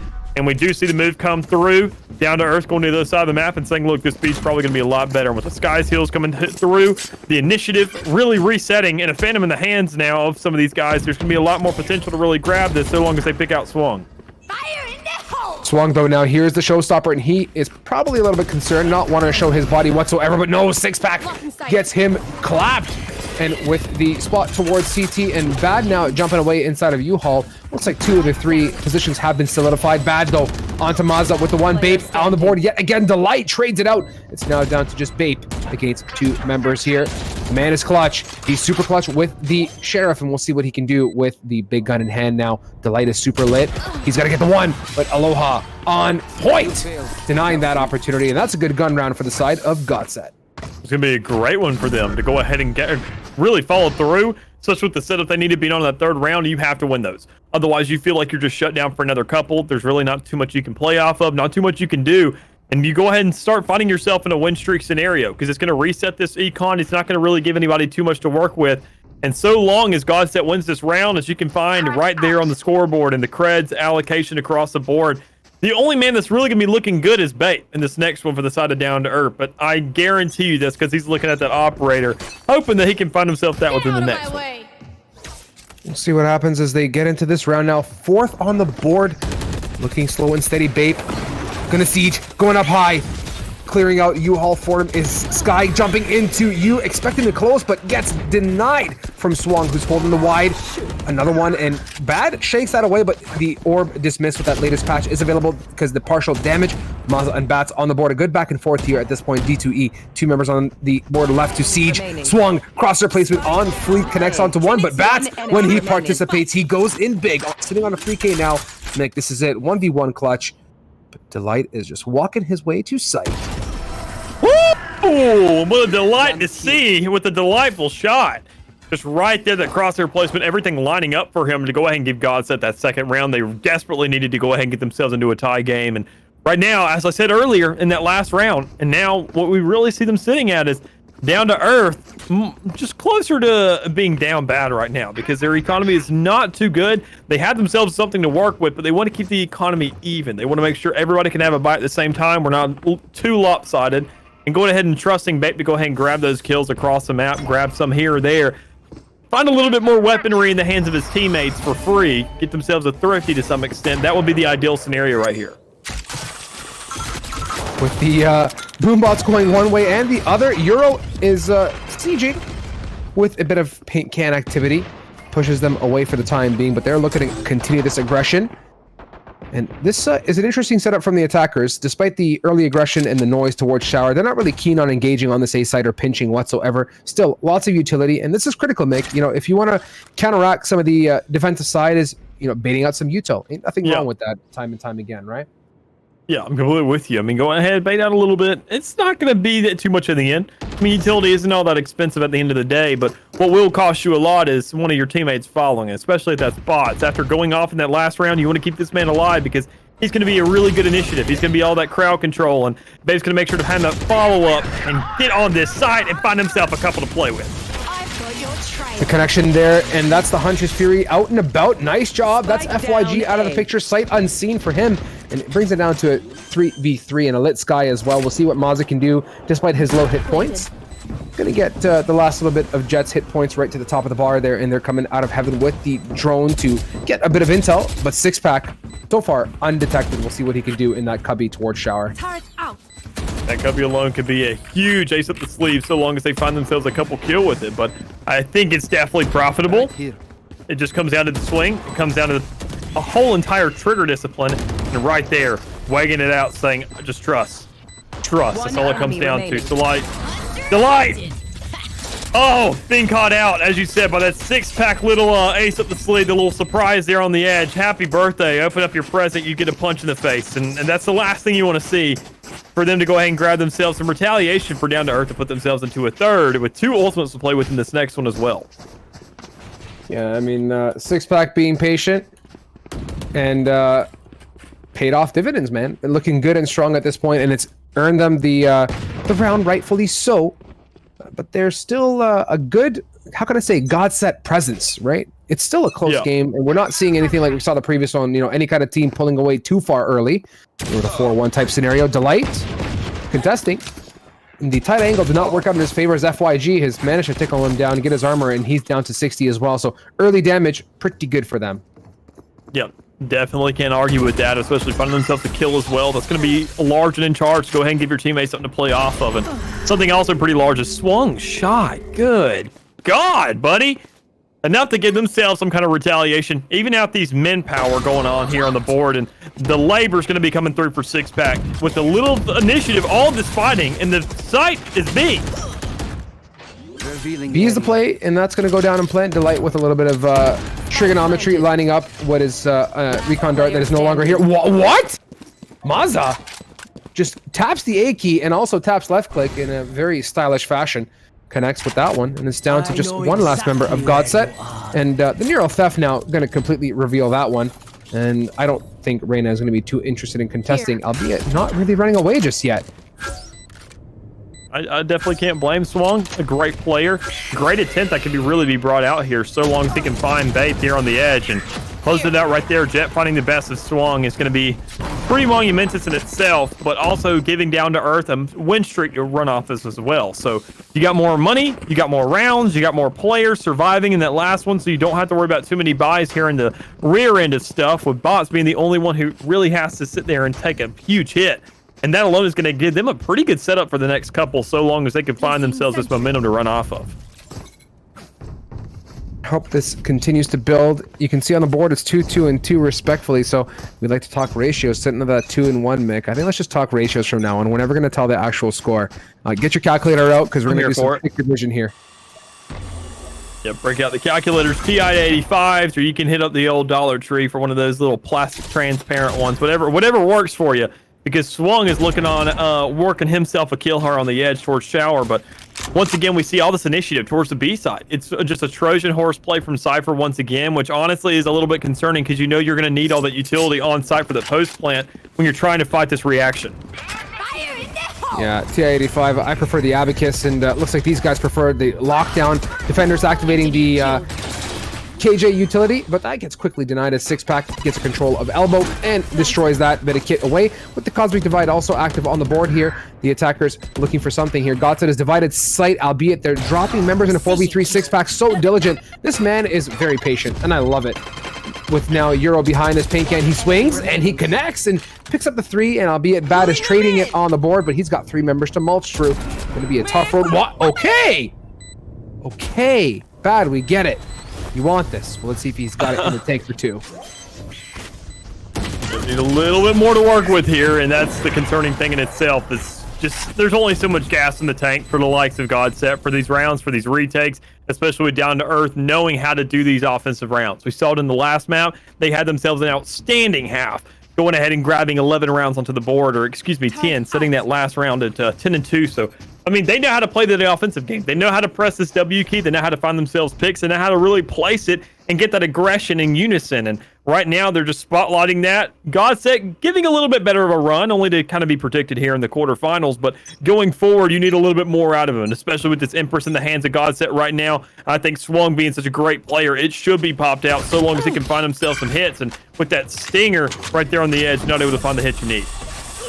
Shark Dart comes out. FYG now pushing the corner. The bot doing the best, and yeah, that double swing is troubling for him. He can't connect as Euro gets a nice opening pick, and this is good for Godset. They're pretty good at this opening pick scenario. They like to take a number off early, but they just can't connect it as the round progresses, albeit this is a pretty light buy for them. 6-pack, though. Someone do me a favor and just, let's take a look at this guy's crosshair placement. What kind of funny business is this? He is always on the ball with his crosshair, connects so quickly and cleanly, and is really doing a number here on the Godset team.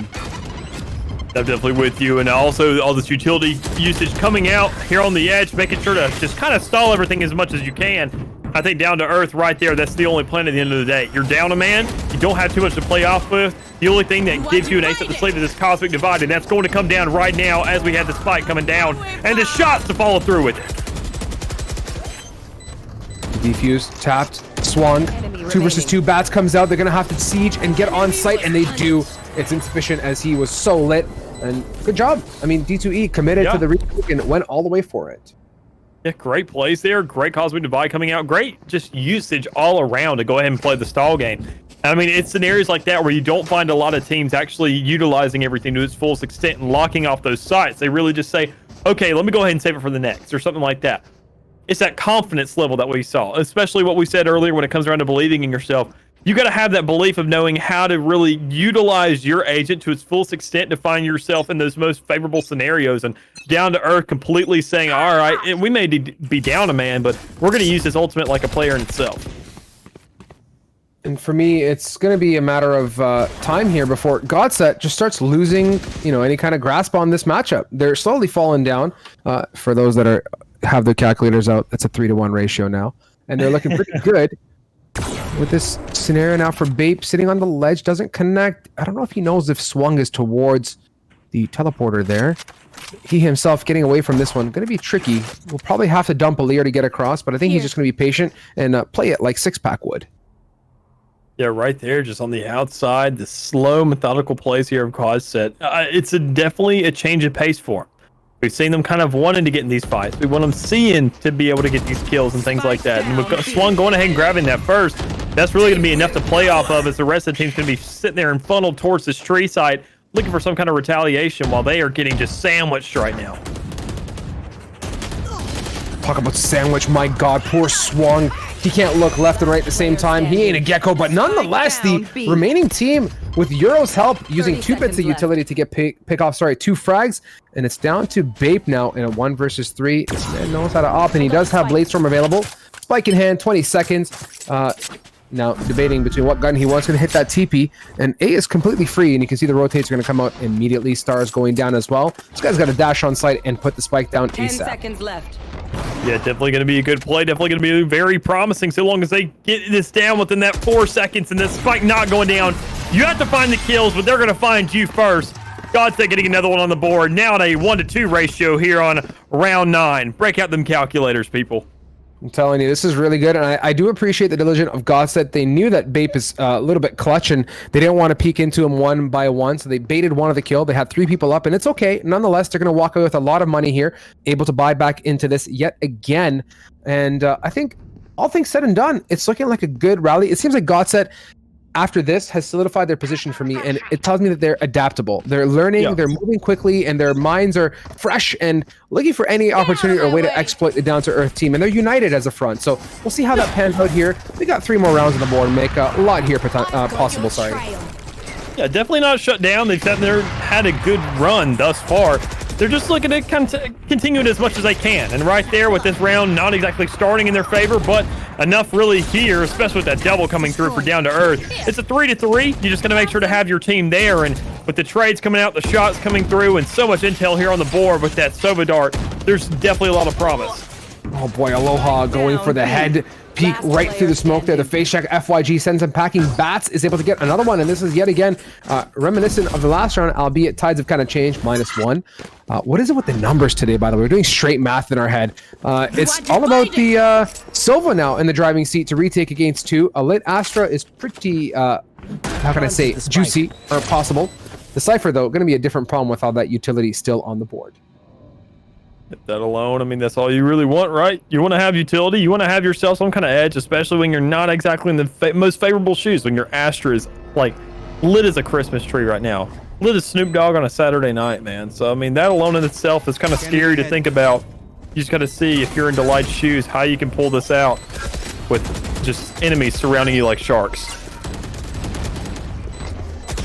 And now, unfortunately, Delight can't do much of anything as he is stuck in utility and FYG swings out. So 7-3 your score line, 2 more to pick up. And I'm, you know, let's see, the current scenario not looking the most ideal for Gotset. Money-wise, not the sharpest.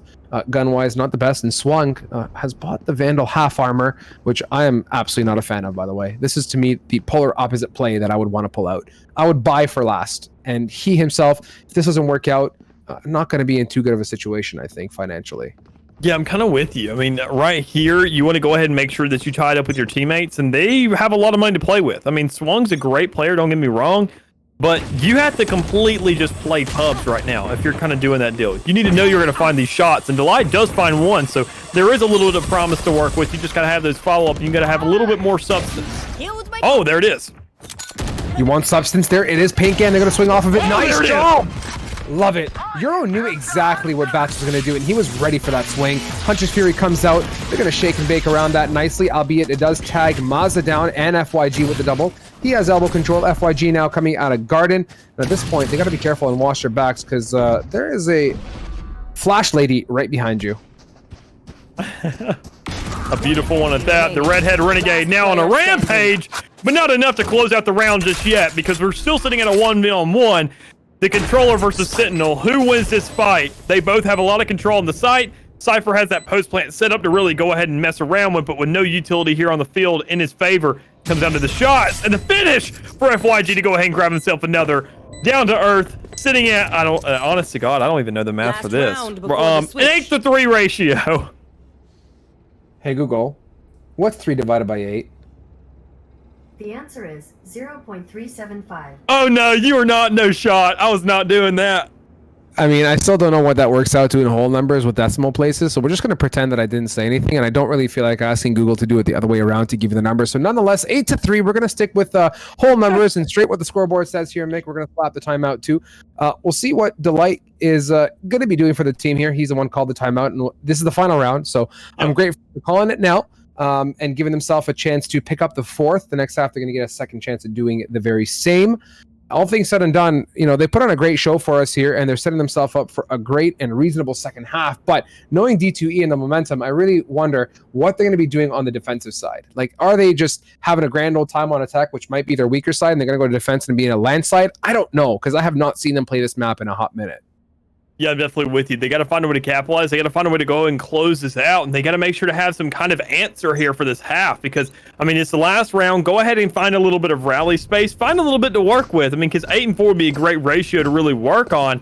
But right now, I mean, down to earth with Bait kind of sitting to where he's forced to go ahead out with this Guardian. When you have the money, okay. Honestly, go with it, Chief.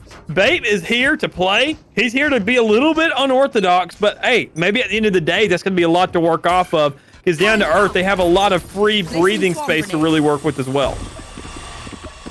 Look at this heavy A play, though. Nonetheless, 2 out of showers. That's the showstopper coming out. 6-pack taking the damage, but he is fearless. Going for more, sends it to CT. Is he gonna do it? No. Oh, alas. Okay, last second he gets it. Bats, though, my goodness. Swings out of heaven like a bat out of a cave himself. Now Euro responding. He's gonna have to get some traction here out of the Cosmic Divide. Sends it up high, and dashing away is Bape to safety. So no one really fading away in the past bit of exchanges. 3v3 now. 3v2 make that as Delight finds himself another one on the board now, giving themselves a little bit to work with. But with 2 ultimates now here on the side of Down to Earth, one of them coming out, these Seekers really snitching on everybody and saying where the opposition is going to be coming from. They know that everybody's lined up here towards spawn. Moss is going to go ahead and dip out and say, all right, let me go ahead and get the spike down. Guarantee that. It's Delight guarantees himself a lead on that manpower. Going ahead and picking off FYG on the edge. Planted. Hawk out. Oh no, Maza going dirty. Oh no, he did it. He went for the fake flash, and that's a vibe in itself. And D2E, pull out that knife. A vibe or a violation? I mean, that's how I see it. That was a violating dirty. vibe. Yeah, that was nuts. That's really good. Yeah. That's good. And it's also really good to go ahead and close out that round with that, or that half, excuse me. That's even more influential. To go ahead and find yourself in a 1-to-3 ratio. We're sitting on round 12. We can get back to those numbers that are a little bit easier to calculate. As right now, we're sitting ourselves in the second half, and down to earth, we haven't really seen them react here on this defensive end. And honestly, with the Cypher compared to the KJ, they have a lot more promise to create some kind of stop, slow the game down a little bit, because they're a lot more controlling, I feel like.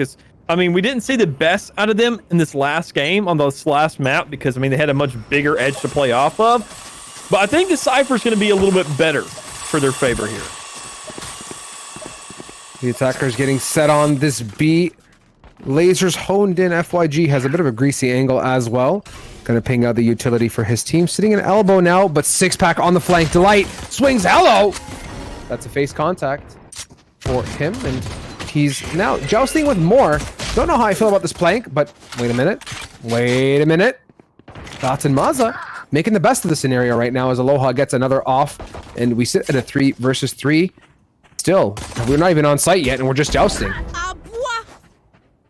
Jousting indeed, but not the kind that you expect with the swords. Instead with these bullets, and they're going to fly a lot quicker than your rapiers. So right now, it just comes down to how the reaction comes through, how the initiative moves to the other side of the map, and how well bots can react to that in itself. Being all by himself, trying to go and finesse something is, we see Down to Earth finessing again. Hold up.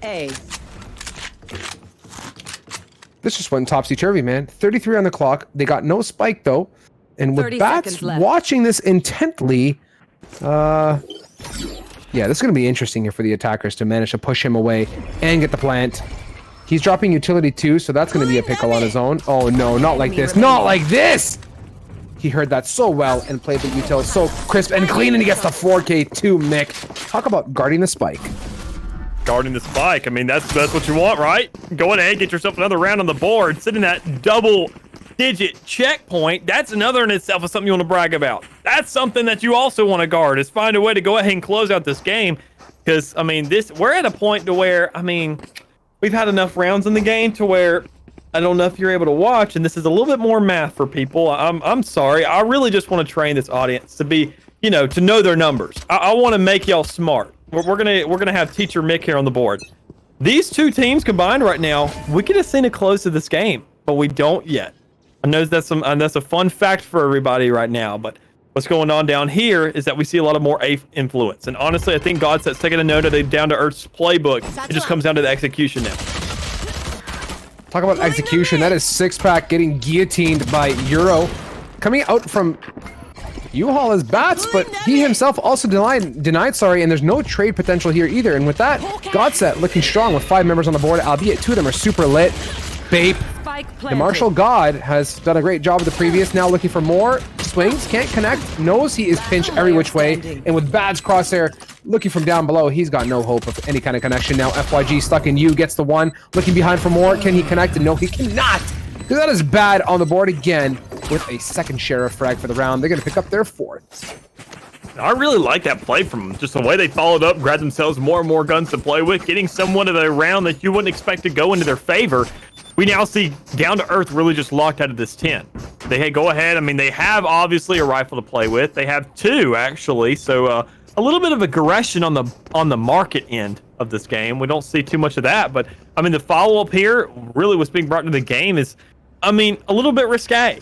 And I'm a fan of it. I'm an honest to God fan of it. Down to Earth, if anybody's going to do it, it's going to be the guys who really kind of started it today. Watch now intently, Maza, your trick KJ, or it's not KJ, sorry, Sky. This time using the flash, albeit it's just for a bit of information, though, in the opposing end of this map. That is Bats onto Shower, getting the 1, but Bat has already made himself a nice, comfy, warm hole, and home in U-Haul. And Spike getting planted here for the attackers of Godset. Bape, Shorty, planted. he's got the close lockdown. Aloha super lit. That's not going to really connect to him from that far, so he's got to be careful here on lamps. What? What? Is this happening? Single-handedly gonna get a frag, grab a gun, pick up a frag, and now he's only got 2 more members to work through. Aloha is lit as can be, and Bat is just pinned.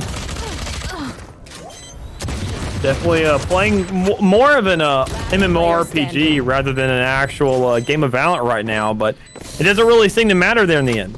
Because, I mean, a lot of shots here, down to earth, closing it out, giving themselves the 11th here on the board.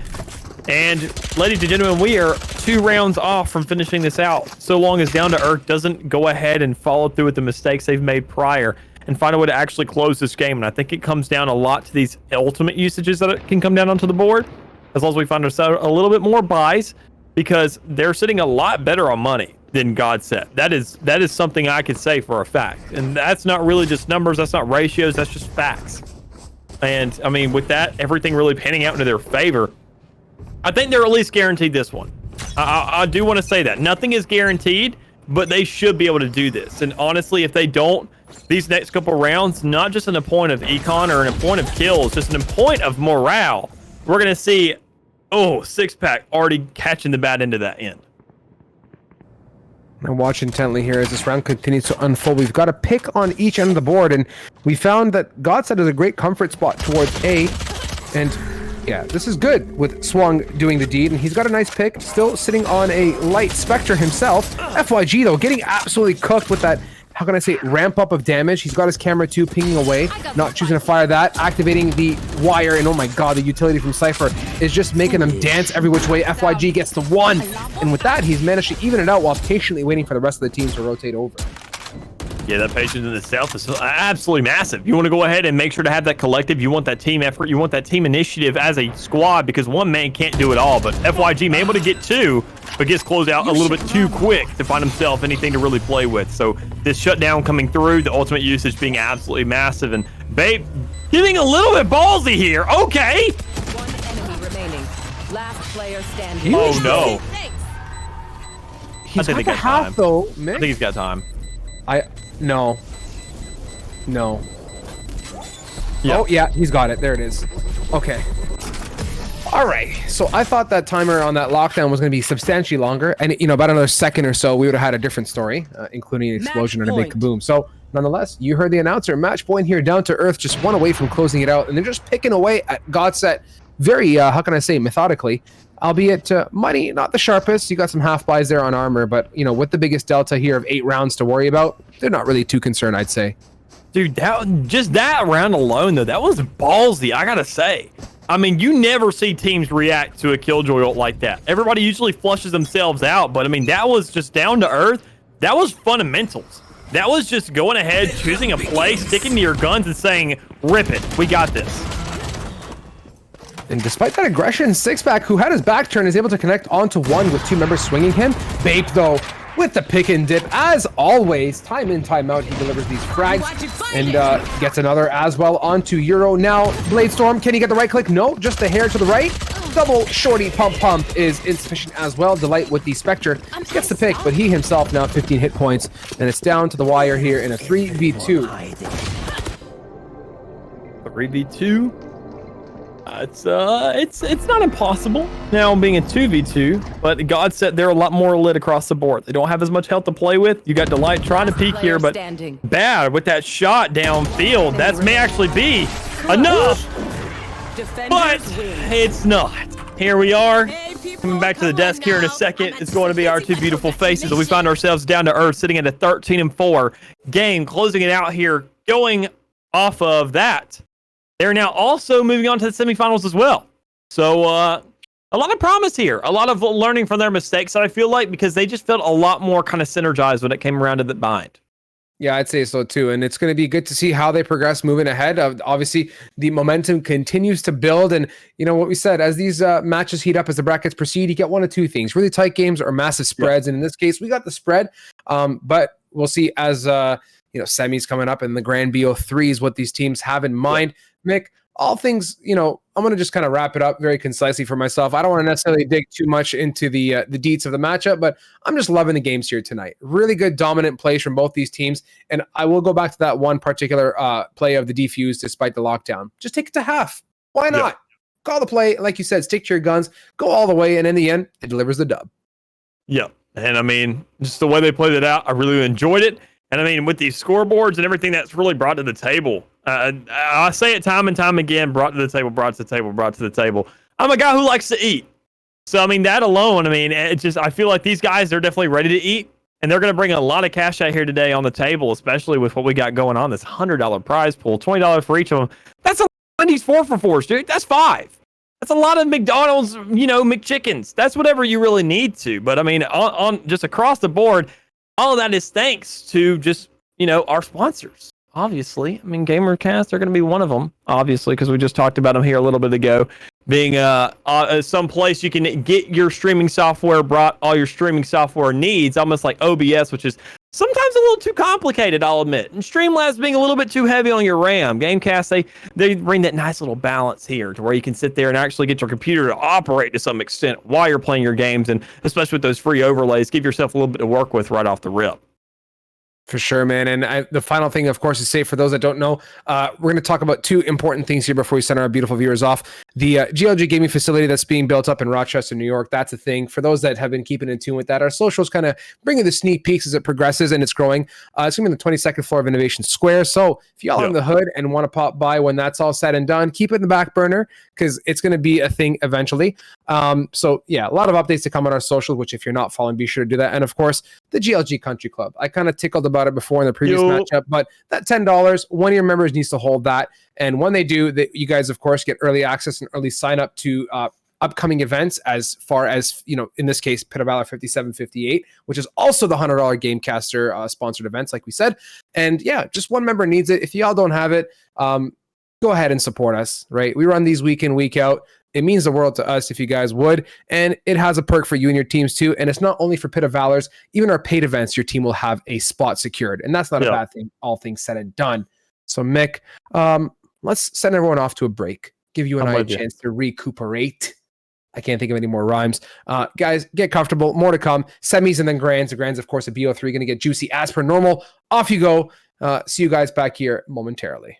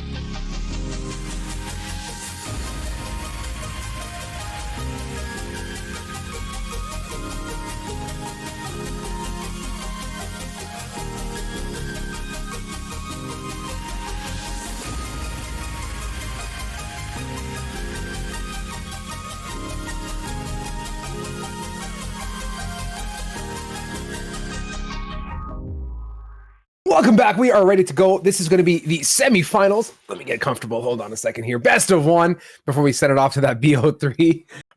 Mick, this is it, man. D2E, we're going to be following them all the way through. Yeah. And it's going to be good, man. These guys are consecutively slapping, at least the matches that you and I have casted. They've been a dominant force, but we'll see if this is the end of their tracks here for at least for this Wednesday, or if they've got all the way to go to the finals.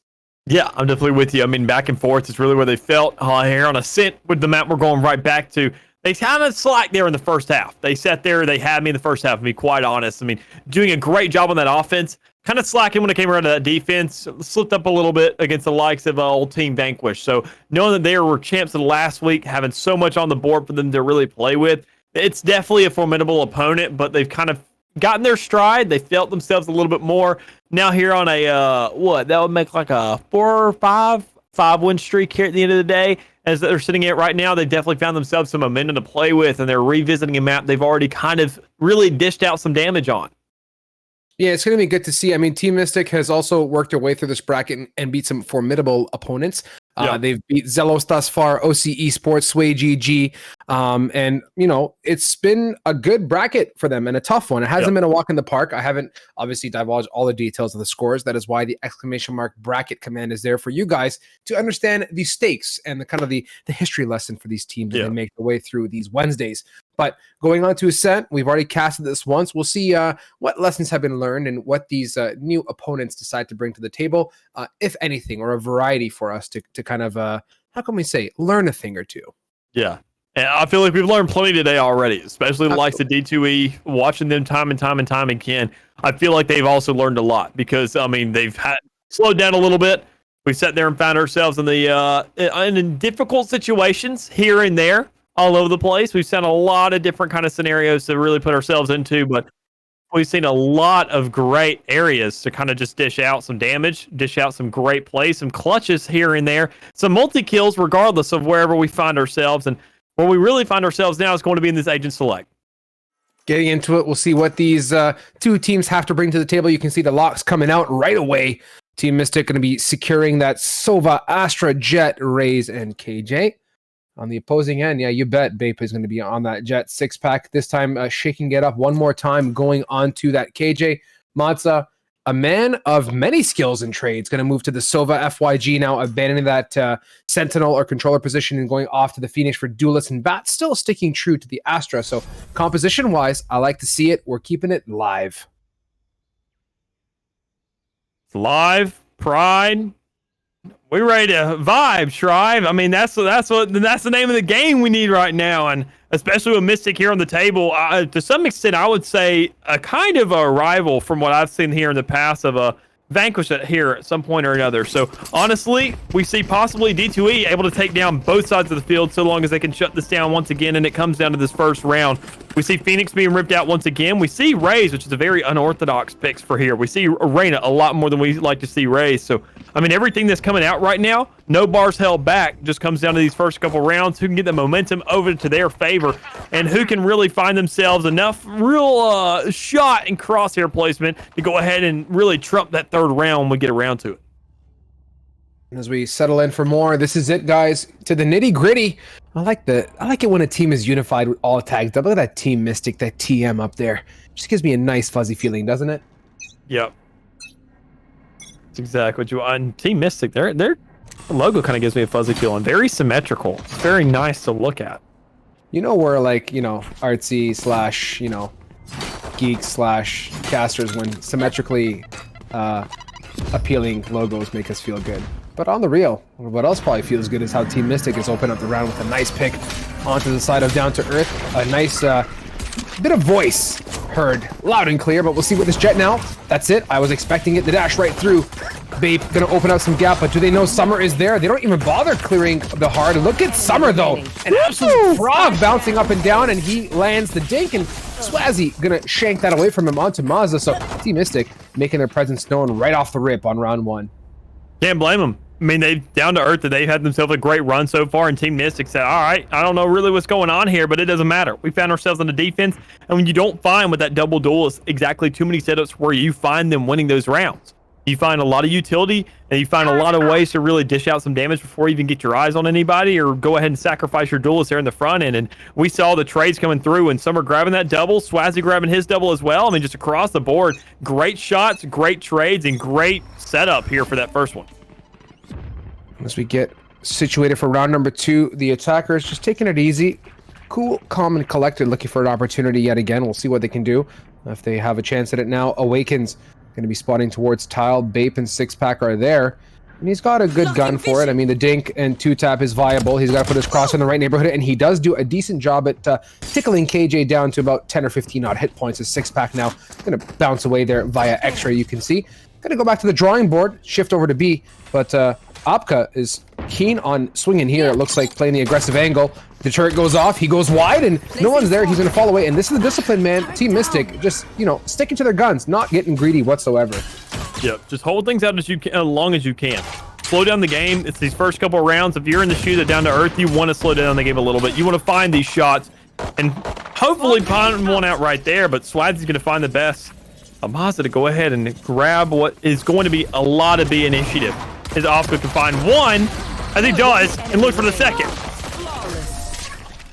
Unable to connect on that second one as he's dealing with a Phoenix on a pogo stick, but in Team Mystic fashion, they quick rotate and they support each other. And with that, they pick up round number 2. Mick looking very strong and obviously commanding the defensive side nicely, but this is going to be the rebound opportunity for Down to Earth. I believe they're looking to buy and waiting on Bats there to make up his mind as to what he wants to take home with him.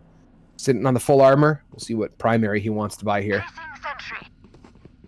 And that's a detrimental question with the Guardian being the move here. I understand you want a little bit of econ to follow up, but you also want to sit there and try and find a way to cash it on this round, because Down to Earth, they need one on the board. So I feel like no bar should be held back. Go for these primaries, go for these rifles across the rip, find yourself a pick right off the bat. But we don't exactly see too much as we find ourselves at a slow little game here. We see a lot of kind of influence towards that middle map, towards the A side, albeit. And with the Astra Stars being the only thing stopping them, I'm really liking what the promise that could come out of these plays. I'm sure there's promises across the board for Team Mystic. For this match, they wanted, my goodness, the Awakens. Right as that utility pops, he gets annihilated. FYG going to lead his way into sight. Yet again, though, the good old patient Jet sitting up top, having heard that run it back, is going to wait. Summer now. Crosshairs looking for chance and opportunity. Bats putting down Yuta Mazza in the wings, gets one onto Summer, so that post is annihilated, and his cheeky attempt is wiped off the board here in a 5v3 for Down to Earth. And really good lead for him right now, so long as they can play off of it. Babe grabbing that double is not going to help anybody's case, so long as you're trying to go ahead and buff it out, capitalize on these rounds. The 3-piece on the board, Down to Earth, going ahead and find themselves the first, and a hell of a round at that to go ahead and give them that. So, I mean, right now, the setups, the rifles are going to come in retaliation. The battalion is coming out to play, but it just comes down to how much this defense can really hold things out, because when these rifles come into the game, that's what makes defense hard. It doesn't come down to utility, it doesn't come down to players, it doesn't come down to this, that, and the other. You need to have yourself some weapons behind your back, because, I mean, you can only get so much done with the Ghost, you can only get so much done with the Spectre, and so long as you have these rifles and 2 duelists playing with them at that, Phoenix and Jet being those 2. I mean, it's scary, man. You got to find a way to really stall these things out, and I feel like with the kind of standstill we're at over on the B site, slowing things down a little bit. We got a little bit of Trojan horse going on, as we got a little bit going on towards the A with this odd 3-2 split, I must say. Opka very methodical in his play, going back to his roots again, holding the tight angle with the Astra Util now, sitting his grenades on the floor, and nothing really there. No one's really lurking inside of that, so a bit of wasted util for him as the attackers are just waiting in the wings, taking it nice and slow, feeling out the playing field before making a commitment to anything. With a decent split towards Tile and mid, a B pinch is viable, but there is utility there, so we'll see how they capitalize as they come around market side, and I think Opka is going to be in for a surprise if he starts getting pinched here in a second. And the pinch definitely couldn't be anything good for him, so long as you find yourself a couple kills. And Opka grabbing a double, regardless of whether he dies, he's made his time do worth. He is definitely buffed it out to some extent with that 31 health. Nano's form going out, stalling the plant a little bit longer. That's all you can ask for as the rest of the team with the follow-up comes in. And it's just, this game, it could be spilling a lot of distraught unless Bots has something to say about it. You're not going to have a really fun time buffing out a 2-round advantage if Team Mystic takes this one away. It's going to be a massive dent, and it's going to push them towards what I believe is a save considering the economy now. Summer holding the crosshair angle. Doesn't connect onto Bats, who's got his size 12 Jordans laced up, trying to run away, gets down to 10 HP. Might get a spike plan out of this, but there's a guy in heaven, and he's got to get the frag, and with 10 HP, that's not really on the board. So get your best polish out, your orbital polisher, whatever you want to use there to buff it. But you got 2 rounds to worry about here. And at this point, Team Mystic building some good momentum, and the money not looking the sharpest on the D2E side. But they're going to take it all the way through, buy as best as they can, and continue to retaliate. Yeah, great one at that. Great round of an answer. The operator now in the field for the likes of Swazi, holding on to it. You don't really need to worry about buffing out that money too much. I mean, you're already sitting pretty peachy. You have your kills across the board. The whole entire team is a positive to some extent. We just got to found down to earth, really getting into these shoes where they can accomplish a little bit more. Because, I mean, they felt pretty lackluster. And I feel like after these last 2 games, they're probably getting worn out because they've had some odd scenarios they've been thrown in time and time again. I think their stamina is wearing a little bit lean right now, so long as they don't put themselves into the shoes where, I mean, this offense. Swazi though on that op, holding the angle, gets flashed away from his post. The drone comes above. Awakens though, getting jumped on. Whoa! Nice shot onto Bape, and he wanted that. He was hungry and gets quickly slapped away. So it's kind of disappointing for him. He's going to reconsider his decision making if he tries to do kind of any more aggressive plays. But nonetheless, 4 versus 4. I take it back. Take it down to 3. Swazi now in the hot seat. The wall's there. He's throwing some satchels to kind of mess with him a little bit towards mid and not really peeking too much. So he knows he's got a big investment on his hands. He's got to play it smart. Yeah, and that's the biggest thing when you have that operator in your hand. When you have just that team play coming out, you got to worry about Summer coming on those flanks and finding yourself a couple shots. And I think right there, when you're really indecisive about these sites, we have a lot of splits. We have the influence finally going towards this A site. You don't know where these defenders are going to be set up. And they are both sides of these attackers. They are sitting on both ends towards Arches and Heaven. So that alone in itself is a concern because Swaz is going to find one. And possibly with the pinch, Summer's going to grab that second for a collapse. Team Mystic now pulling away slowly and looking very strong. Good patience though, and always yet again good support. It, you know, really and honestly, I said it, I think it was round 2 or 3. When the times get tough, Team Mystic backs each other up and they rotate very quickly. And you saw that round 2 in a very good, you know, effort from their side. They don't leave anyone alone at any time, especially when it's down to the 1v2s or, so how can I say, sorry, the 1 or 2 remaining on the opposing team. Yeah, and one thing I want to reinforce here going forward for the likes of Down to Earth is these guys have not had too much aggression in this game. I mean, we saw them in these past 2 maps. They have had so much influence. They've literally pressed the W key and they just found kills. And we see their decisiveness. We see their confidence level just joining down to some extent because we just don't see the same team that we've seen for these past 2 maps. And that in itself is a concerning attribute. And Babe could go ahead and be that rally point so long as he finds a couple of kills with this Blade Storm, which has to find something if they're going to have an answer. Awakens though, looking through his utility for some frag, and he's got a 6-pack up close, but he connects the headshot with a 1 and 2. Nice job. Maza and Tiles eats 20 shades of dirt there, as we're now sitting on a 4 versus 3 opportunity. Yet again, Team Mystic in the driving seat though, but Bape with knives is looking hot, and he's keen on fragging though. He's got to be careful. No dash or updraft available, and it's going to be a bit of a pickle for him to go over the top of Button House, as I like to call it. He's just going to shift key over Opcut, expecting it. Nah, he had utility in hand. No chance at all with the 1-2 dart. And with that, they've evened up the board in the 3v3, Nick. Forget symmetry, man. Finding yourself a headshot with a knife, I'm talking that is just... That is... What's the name? What's the name of that? Dopamine. That is just dopamine running through the entire system. I'm addicted to clips like that. And I want to see a little bit more out of it. I want to see Down to Earth find themselves another round. I want to see them capitalize on this and go ahead and close it out. And with the running back coming through, this is definitely a lot more doable. But the health pools are not favorable because Awaken's going to find himself one. And this may be it, so long as Babe doesn't close it. Oh. Babe was in the right neighborhood, though, for that shot. And Summer just came out swinging and connected before he could do much of anything. Nonetheless, Team Mystic, dude, just very methodical. Chill, cool, calm, collected, and they just mulched through the opposing team in what I think is a very united fashion. And I'm happy to see that they've earned themselves the 5-1 now. Looking at the board as well, money still seems like Down to Earth's piggy bank is kind of bottomless as they're buying back in yet again. And hopefully this time it's enough for a round and to get that on the board ASAP. Yeah, cool, calm, and collected is the method.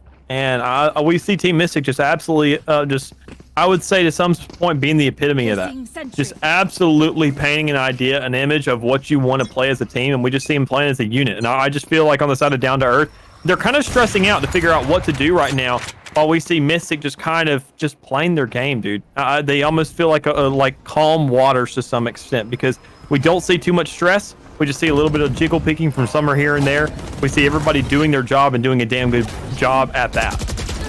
Going up high is Bape. He is not able to connect onto the counterpart. Nice job, Awakens. Always in the right neighborhood for the headshot, coming out, looking the wrong way. Maza's ear is pointing right, and his head pointing towards the left, and he gets whacked in that ear, unfortunately, as that's a beautiful four-piece combination, I believe, going to the side of Astra. Awakens on the top with 11-3 on the board. Lots of money, as does the rest of the Team Mystic squad, pulling away 6-1. After round 3, things have just been radio silent for the side of D2E. And after all that buying and all that scrounging in the piggy bank, they are, alas, on that share of half armor save. No, I'm kind of with you, man. And I don't even know how that four-piece came into fruition right there. I mean, looking at the team, they really just, what I call a funnel. You go ahead and line yourselves up. You're all in a group, and you sit there and filter 1-1-1-1, and you just get picked off so easily, as Swazzy does right there from Bape. A great opener, but you got to have these follow-ups, and you got to make sure to have this consistency. And we just see right there, Optic grabbing some shots. A lot of aggression in the middle, and Summer finally here for the backup with that Blade Storm. Yeah, but they're pinching the cubby now, and you can see they're going to swing together, and Summer, nothing but mouse one. He absolutely just collapsed bats there with that Judge, and Awakens yet again on the board with, I believe, which was a two-piece combination this time. So this guy ordering every bit of the McDonald's menu, round in and round out. No, it was a one-piece. I lied. So he gets the 12-3, looking strong and healthy, and so is the 7-1 scoreboard. And Mick, at this point, I don't know what D2E is waiting for. I'd probably pull the plug on a timeout here and just recuperate before it gets too late. Yeah, I'm with you. I mean, they really just have not allocated any time to themselves to figure out what's going on. I feel like they're a little bit too concerned about too much. They're overthinking everything, and they're just creating that kind of stutter mindset to where they're wanting to do something. They go in for it. They sit there and say, no, let me go do something else. And it's too consistent. It's too just kind of worrisome, and it creates too much to think about. And by the time you really get those thoughts created, you're already going to get your headshot off. And this is where I ask the question, right? How many times has Raze been aggressively peeking long A? Almost every round. So where's the adaptation and the change to that? And yet again, they're just falling one by one by one. And with Matza stuck in long A, that is Swazzy getting his number 3 combination. And they get away with this one flawless. So at this point, D2E, I don't really see any kind of adaptation. They're just falling to the same, methodical rinse cycle, time in, time out, heavy soil, light temperature, cold temperature, extra bleach. That's a really crappy reference. I tried to be witty with laundry. I was doing laundry earlier, so I apologize. But you guys get my point. They're just getting sent for the wash cycle, as the score is now 8-1. 3 more rounds on the board here to pick up.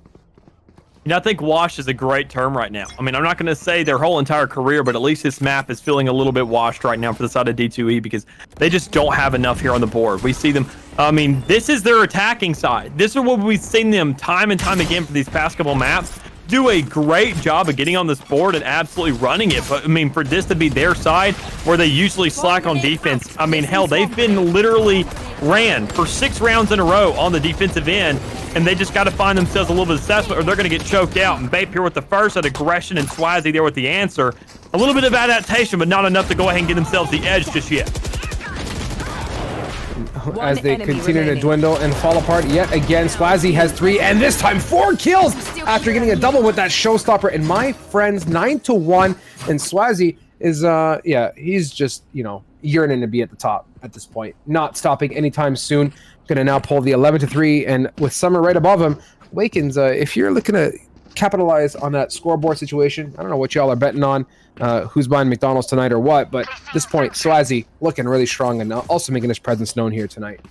Yeah, I mean, just looking at the scoreboard, I mean, the guys on Team Mystic are really just playing with each other. They're sitting there saying, all right, who exactly between us there is going to find the most kills by the end of this night? I feel like they're just playing games at this point, and it's that kind of mentality you want. You want to calm down. You want to play the game. You just want to enjoy your squad and really just enjoy the games you got coming through. And we see a little bit too much stress, but we see a little bit more of collection as we finally see ultimate usages come down for D2E, which they've really been sitting on for a while. And oh my god. Unfortunately, Swazi can't make it out of the lockdown. He gets detained as FYG opens up a nice gap here going into hell. Bape getting one as well onto Summer. So D2E now wide awake and with that lockdown, asserting that dominance you talked about earlier, Nick. It's stuff like this, man. Getting those ultimates down. D2E does not do it enough. But finally, when they get it down, they can make plays off of it. They finally feel like they have some kind of edge, whether or not how small or large it is. And right now, to run it back, to really follow through with it, it still puts them in a 3v3. And with Swazi getting 1, 2, and 3 again, Opka gets the final. So what was looking really dominant from the D2E side just completely dwindles as Team Mystic yet again retake, and they're just so good. And with that defuse as well, the Soba's going to lock down that Hunter's Fury for our final 12th round in this half. Last round in the half. Let me just go ahead and point out, that was 4 ultimates utilized in that round for the side of D2E. They went for a post-plant setup, 1 in hell, 1 over towards arches, and just got dissected. That in itself is something super concerning. When you finally have a round that can go in your way, you have full rifles, you have full utility, you have, hell, 4 ultimates on the board, and you still can't find a way to close that out. So, a timeout needed to be taken then and there. And right now, the morale, if the timeout wasn't taken for the game, needed to be taken for your boys, and they are getting no time to breathe. They are being choked right now. But as we talk about them being choked, seems like they've managed to wiggle their way out of the death grasp that Team Mystic has them on. And they're looking good with 5 members alive against the mere 3 of Team Mystic. But I take it back, it's Traumatic and Awakens doing the deed. Bats and FYG, though, a thing or two to say now in the clutch scenario. In the hot seat, this roller coaster flying at 200 miles an hour is Summer coming out of B main. Just going to be methodically clearing out the main area. Gonna wiggle his way onto sidewalk now. Got 1 on CT and 1 on sidewalk to worry about here. Or sorry, stairs. Looking left, looking right, clearing below, and that's methodical in itself. Gonna tap it for the half, I believe, but now he's gonna have to counter the likes of Bats. A second. Getting sprayed. Looks away for more. They're gonna have to siege him. Comes out with the 1, dashes backwards. What a play! He's got 89 hit points and just Bats to worry about, and he plays it. Oh, well though. My hat's off to that play. Really methodical and well done, but it wasn't enough as D2E pulls out the second. And that alone, it's going to be enough for him to keep this game alive, because I've seen 10-2 comebacks time and time again. It's definitely possible, but it's going to be a long road to get there, because when you go ahead and close out a half and you already have one team at that double-digit checkpoint, regardless of whether it's 10 or 11, it's super concerning. And knowing that you have to go a complete flawless, essentially 10 rounds in a row to get yourself to a stage where you can really play this out, because you don't have enough room to really let Mystic get another one. Because if they do, they're so much closer now that it's just that much more impactful, and you don't have that room for mistakes now. And I feel like Down to Earth, unless they sit there and hand their big brothers to controllers, we need to see something out of them. See what they can do, man. I mean, this is it. Do or die. The attackers, though, choosing to aggress heavily on this long A, minus Opka in tiles, who gets annihilated by Bape. The follow the bot right on through into long, and A is a clear shot and wide open, but the rotates are coming out now from the defenders. 6-pack and team. Nice little shot there as the door is closing onto Awakens, getting his tippy toes annihilated. Tree room, though, lots of activity, as now they have a good idea of where the rotates are coming from. And itself, just, yep, the rotates are going to be essential here, but it just comes down from the avenues taken. And I think Summer, right now with those shots, he knows where the rotations are coming at. You just got to find the shots to follow through with it. And you see so much ring around the rosy, pocket full of posies. Will this team of Mystic find a way to end this and feeling cozy? But I mean, overall, these shots are just what it comes down to. And Swazi closing it out right there, giving themselves an 11th here on this second round of this second half. Finally give themselves some chance to breathe and possibly way to end this game within the next 2. Beautiful, folks. This is it. Just a 2-round delta. I mean, Mick, you were pretty bullish on the comeback, and you had hope that D2 would be able to, at least scrounge a couple rounds together. Seems like they're falling short at this point. And with that money, too, the Team Mystic squad are looking to really solidify the win and bring it all the way with the Spectre and the Judge by, except Swazi, who's kind of interested in keeping his money in his back pocket for the follow-up round to come, as they're going to yet again take a crack at this long A. I don't blame him. And A is going to be the hit time and time again. B is a little bit too choked off, especially when you're wanting to compress yourself. We don't see the teams reacting quick enough for that. So A, already in heaven, is going to be some of these boys, but Summer is going to go ahead and find that judge, the shots, and the follow-up, and everybody on the side of D2E falling a little bit too quick to react. Swazi just tapping away so patiently with his Ghost, is able to get bats, and this is it. 2 members of D2E left now. Summer is just flying, paragliding, whatever you want to call it, as the shock dart is going to finish off Mazza there, who got tagged up earlier. And with Summer jumping up and down every which way, getting aggressive. 6 HP, he takes out Bape, and beautiful folks, you're going to hear the announcer in a second. Match point it is. Team Mystic ready to close it out. And I mean, honestly, I say it time and time again, that 12th rounds, they never go ahead and win out. They never go ahead and close out. But I feel like everything is stacked up a little bit too much for Team Mystic right now, for that momentum's playing into their favor. They don't have to worry about upgrading their rifles. You have Swazi, who's going to take that role. And honestly, with the way he's been playing this game, I feel like he could get a 4-piece in himself if he really felt like it right here to go ahead and end the match. But it just comes down to the collaboration of the rest of the squad and how they can follow through. And with D2E being on somewhat scrappy of a scenario, it comes down to shots like that, so long as they find some more to go ahead and give themselves the edge. Going for it one more time. Summer with the judge, face checking the utility. The smoke goes right on through and gets 6-pack out. Swazi, who took his money for the run, picks up a Vandal this round. Showstopper, flying high, sends it after damaging Mazza as well, and he gets a 3-piece yet again on the board, though, but bats out along. Tries to do something, but it's not enough. Team Mystic, man, 13-2. Talk about asserting dominance in the beautiful semis, and they're going to be earning a position in the grands. Yep, definitely with you. I mean, we saw D2E. They've had themselves a run today. They've done a great job just really scrapping by, getting themselves some rounds, getting themselves some kills, and getting themselves some just overall maps. But I feel like coming into this best of 3, even if they found a way to scrap through this one, I don't feel like they would have actually really held up in this next matchup, as much as I hate to say it. Because it's a match not only of finding your kills, but a match of stamina as well. Knowing that you have to go ahead and follow through and get 2 maps instead of 1, especially how they struggled here on their side, which is attack. They opened up with it. You usually find that aggression for them to go ahead and just absolutely bust into this game and close things out. But we just missed that mark this time. And I'll say, I mean, you guys watched it and witnessed it for yourself, but the one thing I really picked up on was the recipe that worked for Team Mystic and how they exploited it, right? Their A-take, methodical. Go into long, nade right behind green boxes, open that area up, a smoke high on generator, almost like a one-way. That's going to push them off to one end, the opposing end, get the peak, go in, smoke off door, get on site, easy peasy, lemon squeezy, and then just worry about the post. And it's just like those methodical type plays and well thought out executions, and the decision to go in and initiate is what really I think makes Team Mystic unique in this particular day, this Pit of Valor. They're showing up and they're working as a team, and we can see that. So the best of 3, without a doubt, is going to be really good here, Mick. Yeah, I'm definitely with you. I mean, Team Mystic definitely feel a lot more solid about themselves. Definitely just looking methodical in itself. Just a higher map, just across the board. No matter what side it's going to take place on. I'm sure it's going to be in that series somewhere, especially how they performed on this one. But they just look comfortable, man. And that's all it comes down to, especially when you're trying to go ahead and close out a night.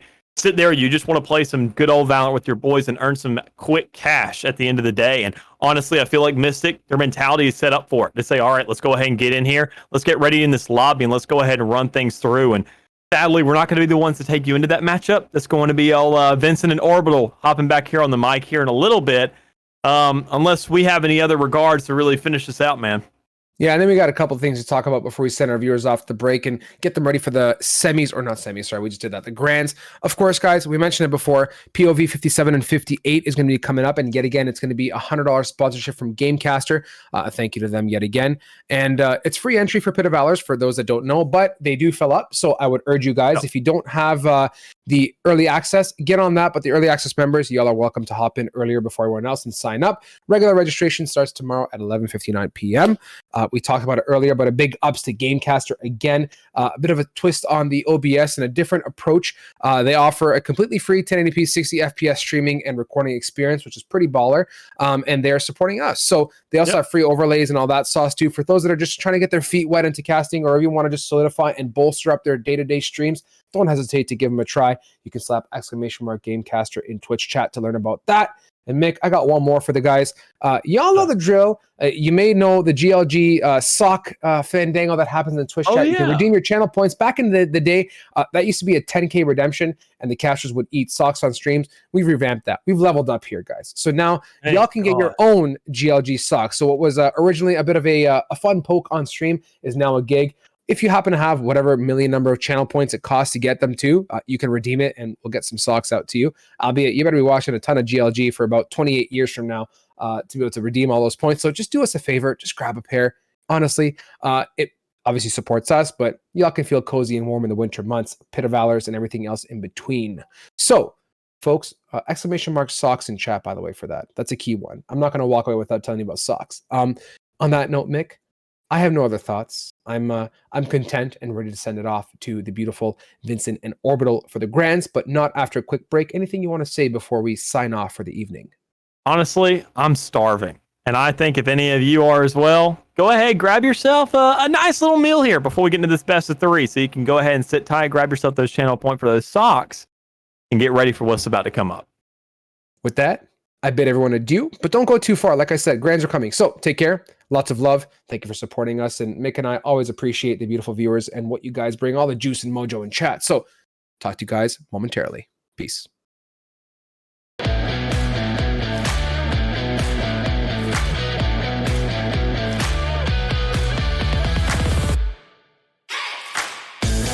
Gamecaster, thank you for the follow. Wait, so it's like, Gamecaster? No way, is that like Gamecaster? Wait, that's what I used to stream on. I'm confused. Hold on. Wait, what? Let's go. 100. Yo, appreciate it, brother. Hey, thank you for the bits. I will hang in there. I'll do my best. It's part of my plan. I stay quiet. Thank you so much, Gamecaster. Part of the plan. That was a shadow? I can hit a shadow? No, you hit the plant. Oh. Shh. No one saw that. I saw it. How do I time out? Y'all guys didn't see that at all. Gamecaster has been nothing but so nice to me, chat. Oh my god, I think you're cool, Gamecaster. Appreciate it.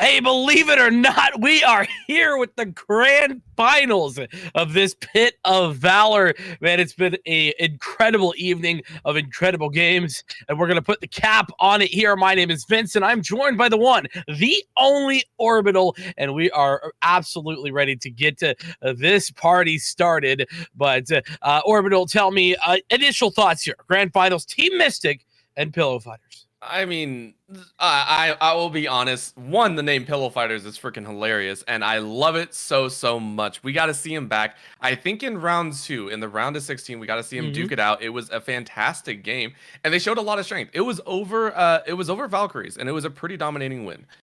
However, I know they've been making their way. Obviously, they're in the finals here. They are facing off against Team Mystic, which, for those that have been in GLG for some time, have seen any of the events that have been put on, Team Mystic have been regulars here at GLG. And not regulars for no reason. They're regulars because they win pretty consistently. They are a very well-known team, even outside of GLG, I think at least. And they bring with themselves an air of confidence and victory. So, Pillow Fighters, yes. Great team, love them to death, love the name, everything that they stand for. They got a lot of work ahead of them here if they're going to try and take down the Titans of Team Mystic. Is it impossible? No. Is it highly improbable? Yeah, well, they're going to have to start out by taking Icebox. That is the Pillow Fighters pick, and we're headed straight into that Icebox now. So get your coats on and get ready to be chilly, as Team Mystic definitely are the favorites in this matchup. There's no question about it, Orbital. Like you said, they've been showing up, showing out. They've won a pit of Valor before. Now, sure, our more premier events like the Player Zone 2K Invitational last weekend, yeah, they're not necessarily going to be favorites to get out of those types of events, and not exactly going to be winning those either, but they definitely can put on a show, and that's what they did, and now they're doing the same thing here. So Pillow Fighters on their map pick on Icebox going to really need to step up things. My eyes always going to be on a couple of different players here from Team Mystic. Appa, definitely one of them. Summer another, and Traumatic a third. So for me, it's going to be those three that really set the tone for Team Mystic, whereas Pillow Fighters, a little bit less known, but you know what I saw? A whole lot of Dens the last time out, and Sync was incredible. So we'll have to see if they can continue that sort of level as they move in here. Oh, yeah. And just to point out, not to tout the horns of Pillow Fighters or anything like that, Dens had some very, very clutch moments in terms of getting some of those opening frags and being able to punish quickly. Things showed up in some of the unexpected areas, right? This was not so much that Sync was able to outshine. It's just in those kind of coin flip scenarios, Sync, in my opinion, showed up more often than not. Dens was steady all the way around, but if there's someone that you want to hopefully have clutch a 1v3, Sync is probably your guy. Definitely would be the case. Awakens. They're on the side playing the Viper. We are seeing a very common composition here from Team Mystic. Big difference only in Pillow Fighters. They got a KJ Killjoy coming out.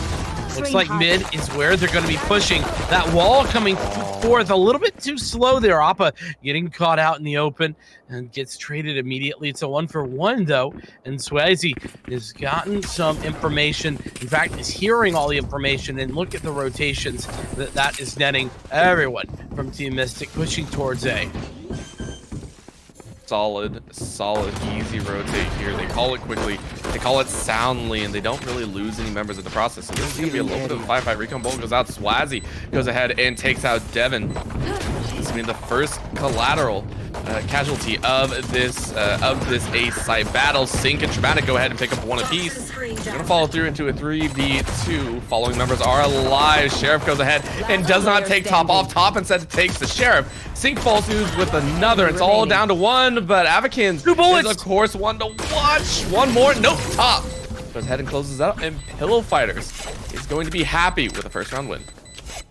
Man, that was so tough for Team Mystic to come back into. What a great post-plant scenario for Pillow Fighters. And, well, they convert off the back of it. Now it's a question of, can they continue to convert these anti-eco rounds? Well, there's a Marshall out for Summer, so already making life a little bit more difficult, and Traumatic the same. Interesting decisions. Don't know that I love the buy here.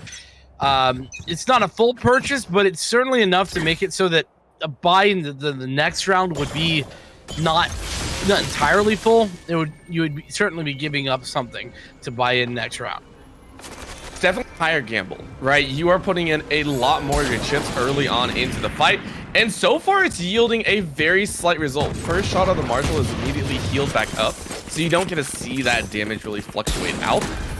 but it's a scary thought now. Now you're seeing Team Mystic really show up. Apka is going to go ahead and take out Sync.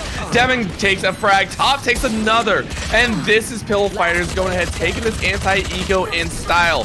One left alive. Dens finishes it off with no more in the chamber. We need 2 rounds to Pillow Fighters with 4 members alive. Quickly dispatching Team Mystic there, the anti-eco going well, and we can see the buys, right? Team Mystic, they're forced, at least Awakens forced onto an SMG because of those purchases. No armor available. Okay, Bulldog rather available. They're on Summer because of that Marshall. You know, it's maybe a little bit questionable is all I'm going to say, but we'll see if it's going to net any difference here. Team Mystic obviously still with a very winnable amount of utility and information, but dang, that's a nasty little headshot from that distance. That down very heavily. Awakens having to fall back. Yeah, Awakens didn't like that. Awakens was on 5 HP, mind you. That was definitely not the fun one. Devin goes ahead, sinks out Swayze, and Apka is going to go ahead and take out Feeble. That's a couple frags going back and forth. Sync with the share, Sync with 2 before getting sunk themselves. Traumatic ends that spree, but the damage has already been done. Dens goes ahead and takes out Traumatic. Team Mystic down to the Viper once again, and Awakens is gonna have to try and muster a little bit more energy. He is able to take out 1, but still loses to Dens. So 3 rounds in a row. Pillow Fighters feeling good here in game 1. What a fantastic read there from Awakens to know the player was coming in the flank, but unfortunately it was good timing from Pillow Fighters to double peek him and give the advantage over to themselves. So getting down to it, another eco round coming forth. This one, another, you know, half buy sort of scenario. You have a little bit of extra cash to contend with this time out, and so the pistol armor, those sheriffs, and extra marshal not going to hurt the bank like they did before.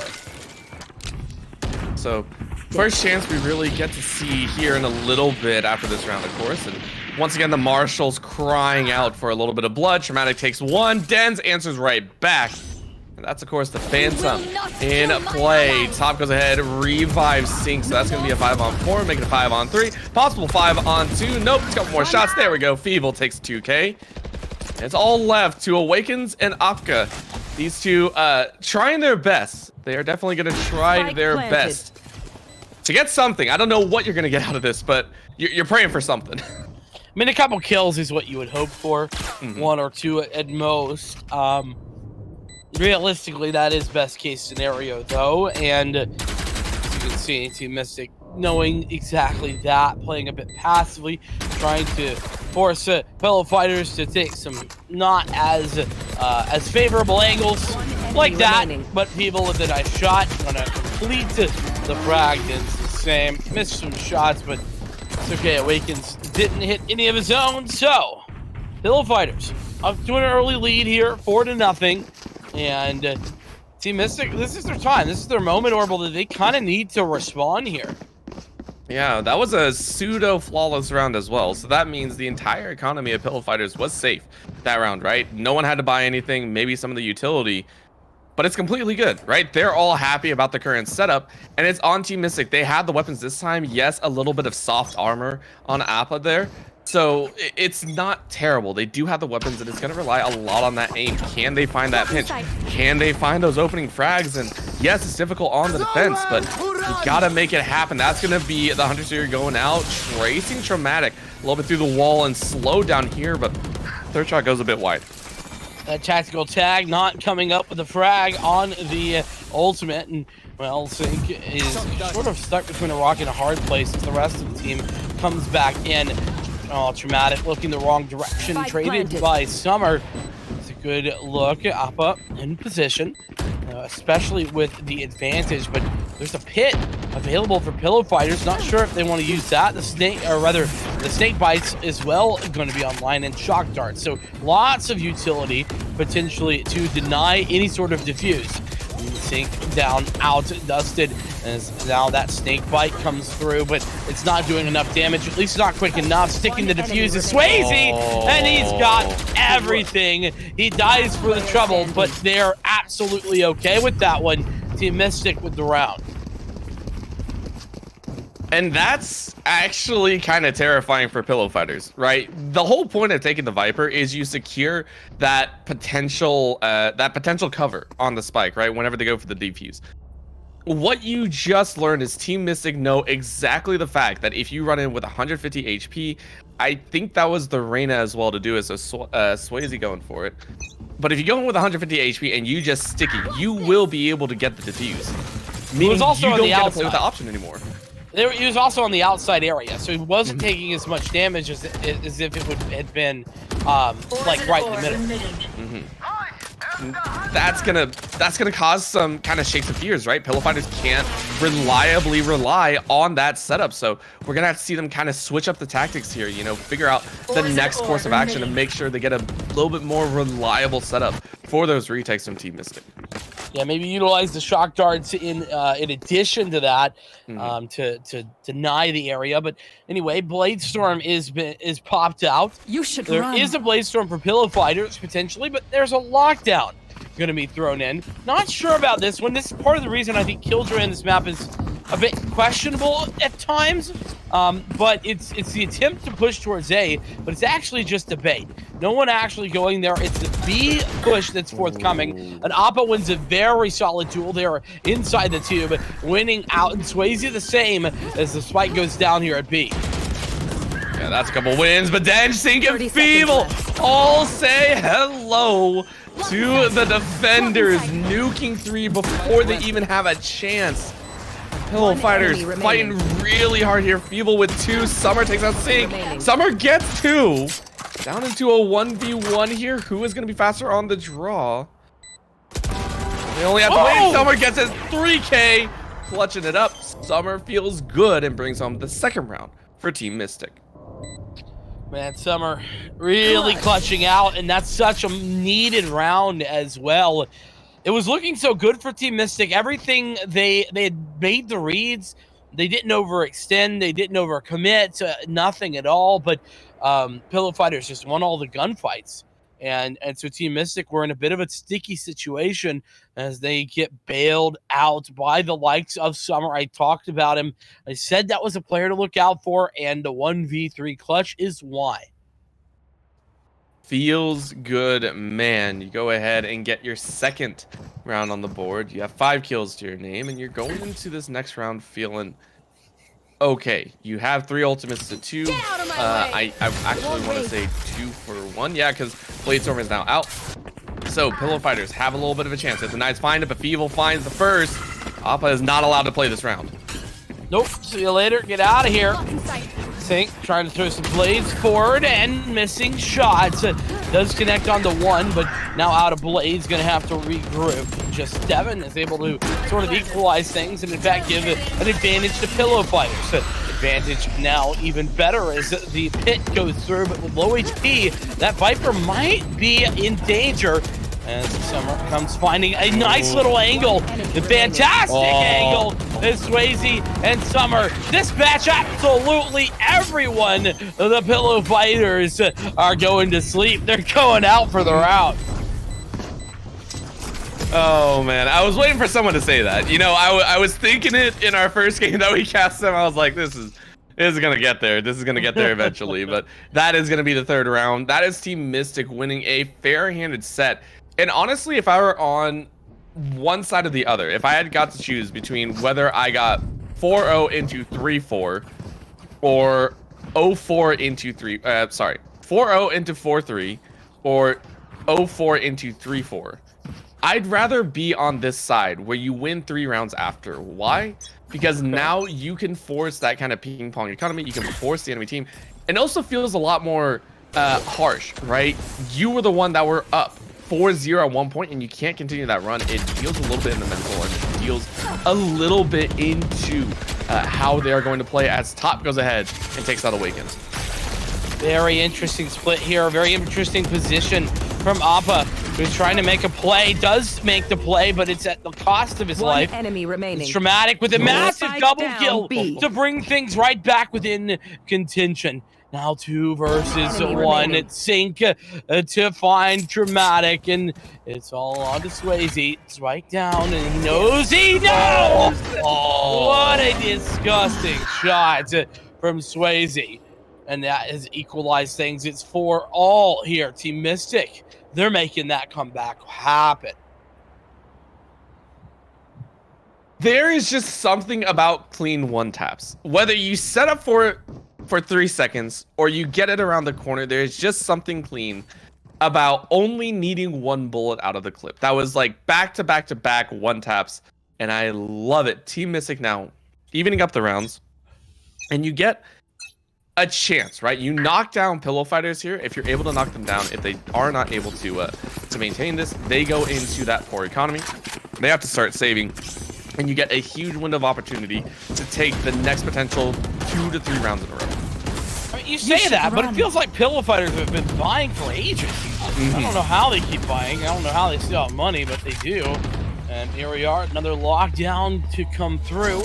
And eventually everyone's going to have to dislodge themselves from the site. Swayze, the only one to dodge that lockdown area and stick with it. Going to get smashed there by Feeble on the entry. Pillow fighters are, despite the shock darts and everything else coming in, are going to put down with that spike. But Summer, a nice find there. Able to get 1 crack and then fall back. It's just Devin who's going to find a timing on the flank. Yeah, Top says, all right, that last kill didn't count. It's a 4v5. They're going to take a chance. Devin gets a good spray. Almost gets all of them. Takes 3 heads instead. And that's what you love.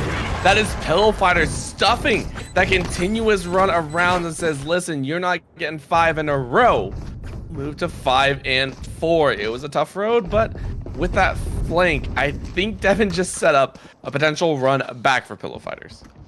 Yeah, and this is where the fact that Pillow Fighters, I don't think they ever saved. I don't know how, but I didn't think they ever had the full save around.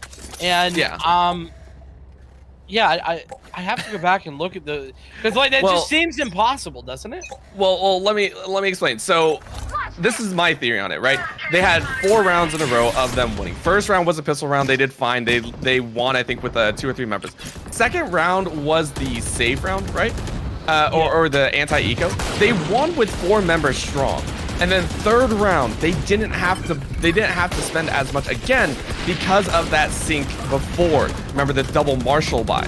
So they were saving up so much all the way through all 4 rounds that it was ridiculously well done.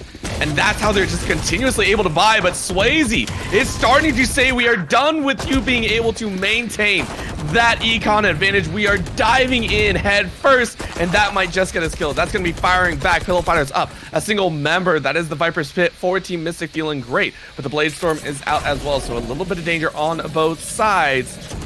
Mystic trying to quiet it out. Man, Awakens is the crucial part here. Oh, that's nasty. Summer getting found out, but the right click! Whoa, right click! Outrageous! And I don't even, what is that? How did he die? It looked like he slipped and fell. I'm not sure what that, I've never seen that before. Somebody died by slipping and falling in the Viper's Pit? I'm not, okay. So I want to say they jumped off a point and jumped like into the pit. Or maybe they were down to 1 health and then they dropped far enough to lose their 1 health. I think there's fall damage here. There's no way you can fall damage here. I mean, you know, when there's a will, there's a way. All right, either way, we got the slip and fall signs out. The caution signs are out on Icebox. That's all we need to know. Yeah, I mean, listen, there's ice everywhere, so you definitely need to be darn careful when you're in this map. And Summer needing to be a little bit more careful as he loses his life. The Traumatic going to be able to answer the call. Shock Dart going to do well, do a little bit of damage, and well, we go from one pit to another. As the spike gets planted this time, it's the Pillow Fighters who have the pit's advantage. Let me give it a chance. It's 4 on 4, still plenty to work with for both sides. And Appa is going to go ahead and revive Summer. Remember, the Summer has been so on point. Dramatic getting a little bit scared about who was coming through the doorway there. Feeble takes out Swayze. They're gonna have to run out. Great detain right there. It does slow the momentum pacing.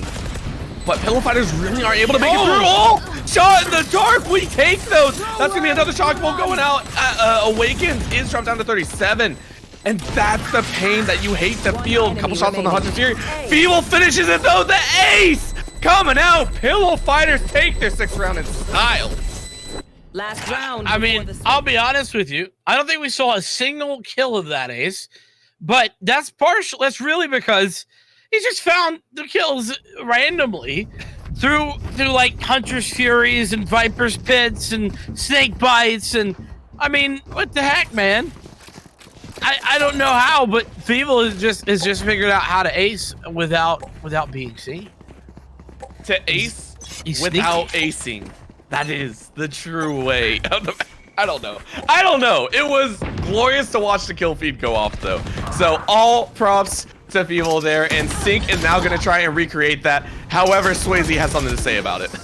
It's certainly sneaky bakey like, and with that, we got Pillow Fighters with another fantastic entry on towards A. This A site has been the site for this side, and that shot, Appa sits down Sync and says, come back later.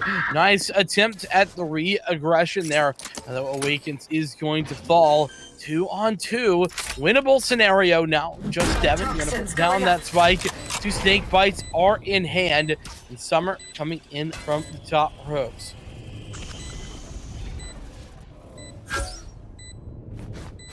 So dangerous. They're about to meet. Dens might have the perfect flank. No! Can't win to the Sheriff. Appa wins that one out. Devin takes the firing back, and up with the wall to go. Devin!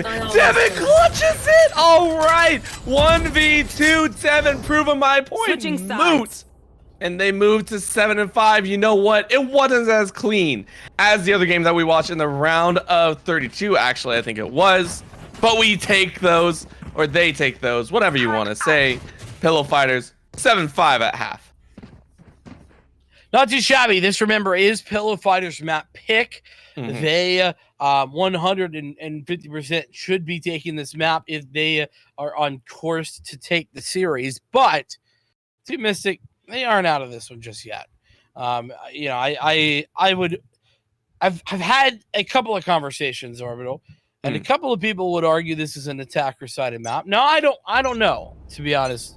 I haven't really come to a conclusion, but maybe Team Mystic can turn this around. But Sync is in a great spot. Nearly turns away at the wrong moment, but it's only a 1-for-1 trade, so things not too shabby for Team Mystic, despite the fact that the shock dart does a nice little grab of damage onto Swayze. This is looking a bit spicy, to say the least. They are taking their chances. With an opening like this is deja vu all over again. And again, Den's just opening up a hail of bullets from the Classic. Summer and Awakens answer right back with the HP bar low for the Jet. This is going to be a little bit dangerous for Team Mystic's side. Pillow Fighters feeling pretty clean. Manage their way, and with the spike in 8. Ooh, Awakens finds the information, and now Top re-aggresses, but he gets dispatched. 2 versus 1, but this is a low HP for both players versus 100 for Devin. And they know it. They know that this is dangerous. And he waits. Perfect timing. Does Devin on that frag. It's Awakens. And Devin with the 1v2. This man is the clutch master in these 1v2 scenarios. I mean, when you see a foot and an arm hanging out there, you know you got to take the shot, right? Very well done by Devin, not to wait, not to give that chance over of trading a, you know, the headshot percentage chance or whatever you want to say, and clutches out an 8th round. Now this is looking like a 9-5, 10-5 scenario, depending on how Pillow Fighters are able to play it. And they are actually looking like they could potentially take this game. Like you said, this is their map pick. They should win, but we know Team Mystic. We know that they do well. This is not an easy team to win over. And Awakens proves why. And Awakens just absolutely dumpstered the sink up on top of that box at top. Nice little fine thread and the needle. There's still many more, though, alive. And this time it's Dens who's looking through the scopes for more. And oh my goodness, Awakens.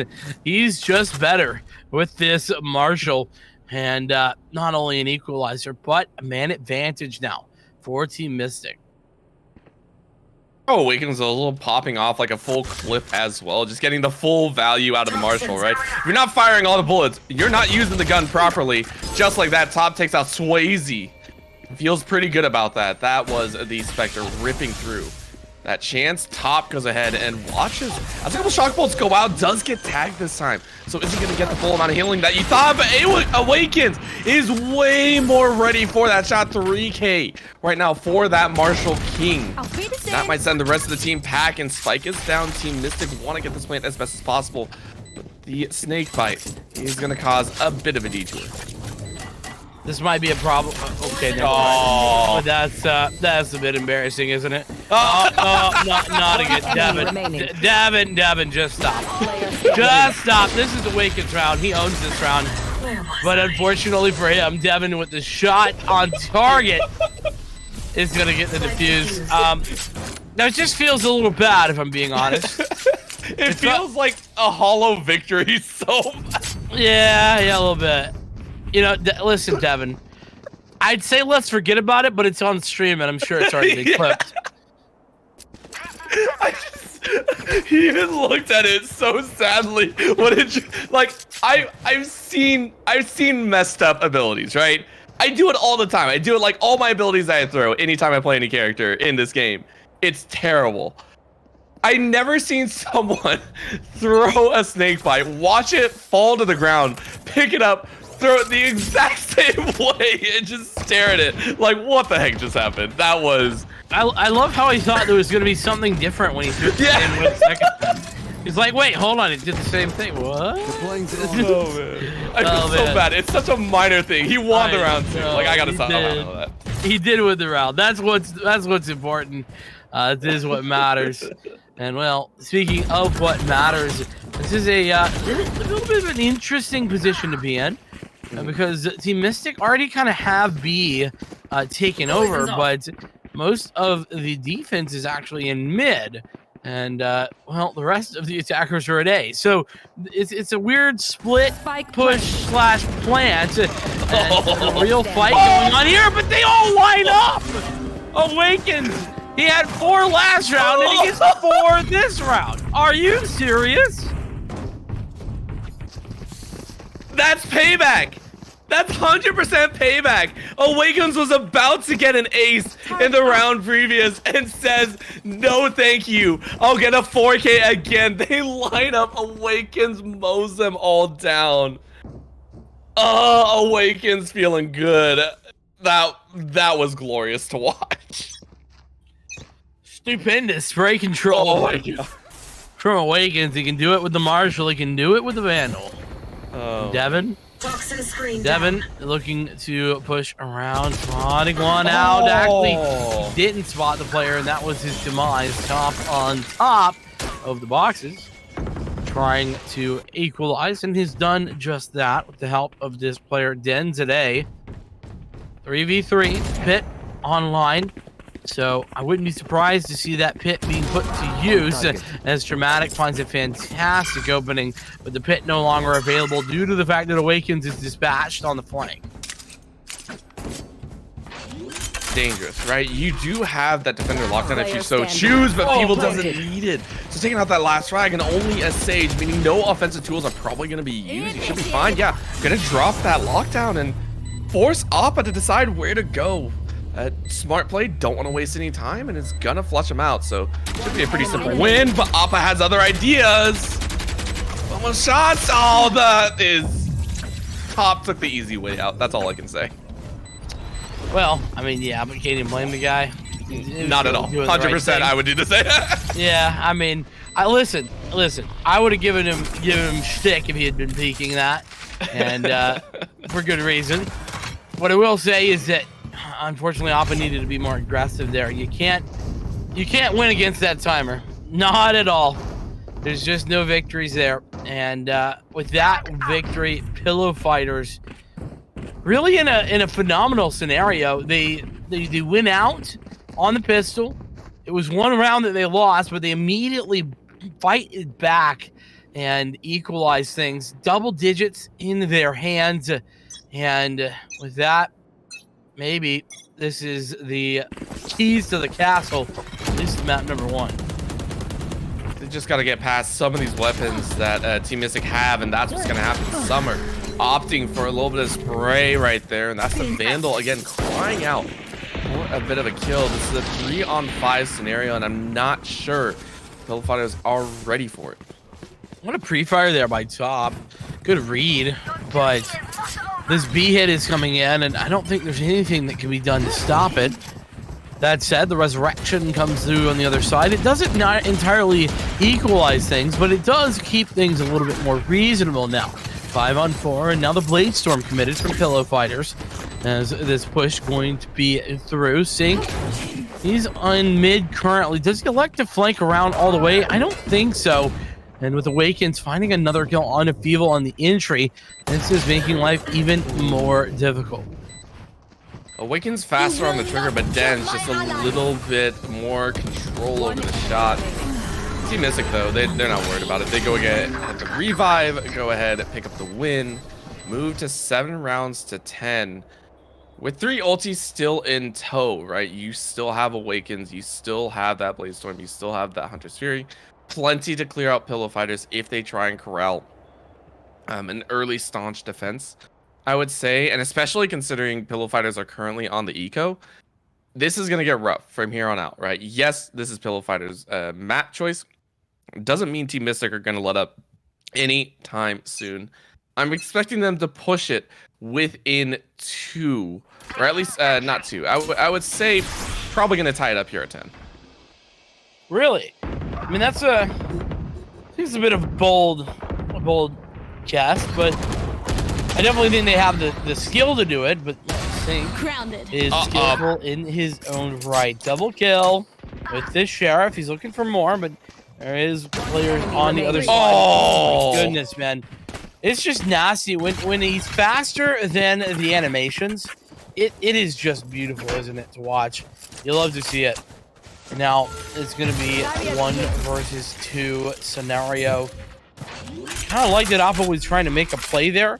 Now he just commits to the spike plant. It's going to have to be some heroics. They just really wanted to prove me wrong. That's all it was. They heard me talk smack once, and I got punished for it pretty heavily. Appa's now going to run away. Gonna go hide because, again, it's a Sage versus a Viper and Chet. You're not gonna have a chance. And yeah, burn the Viper's fate. Go for it. I think they're gonna be happy about that. Shot goes through. Oh, Appa feels good. That's the Jet down. Devin has to take a quick chance and is going to expend most of the poison. So there's not gonna be a chance. Yeah, just to spray through, and Appa just gonna bait for time. Couple more seconds. Appa's running in. I think that's done. Devin just has to go for that kill chance. Great patience there from Appa. Fantastic find there on Sync. Had the timing, knew exactly when he could peek, because obviously as soon as you hear the Viper's Pit sound, you know that the Viper themselves is not got a gun in their hand. They're doing the little animation guy, with the gas coming out their suit or whatever it is. So it was just a great timing, really great read. I mean, basically, how to play a 1v2 perfectly. You could write a book on it by watching that one.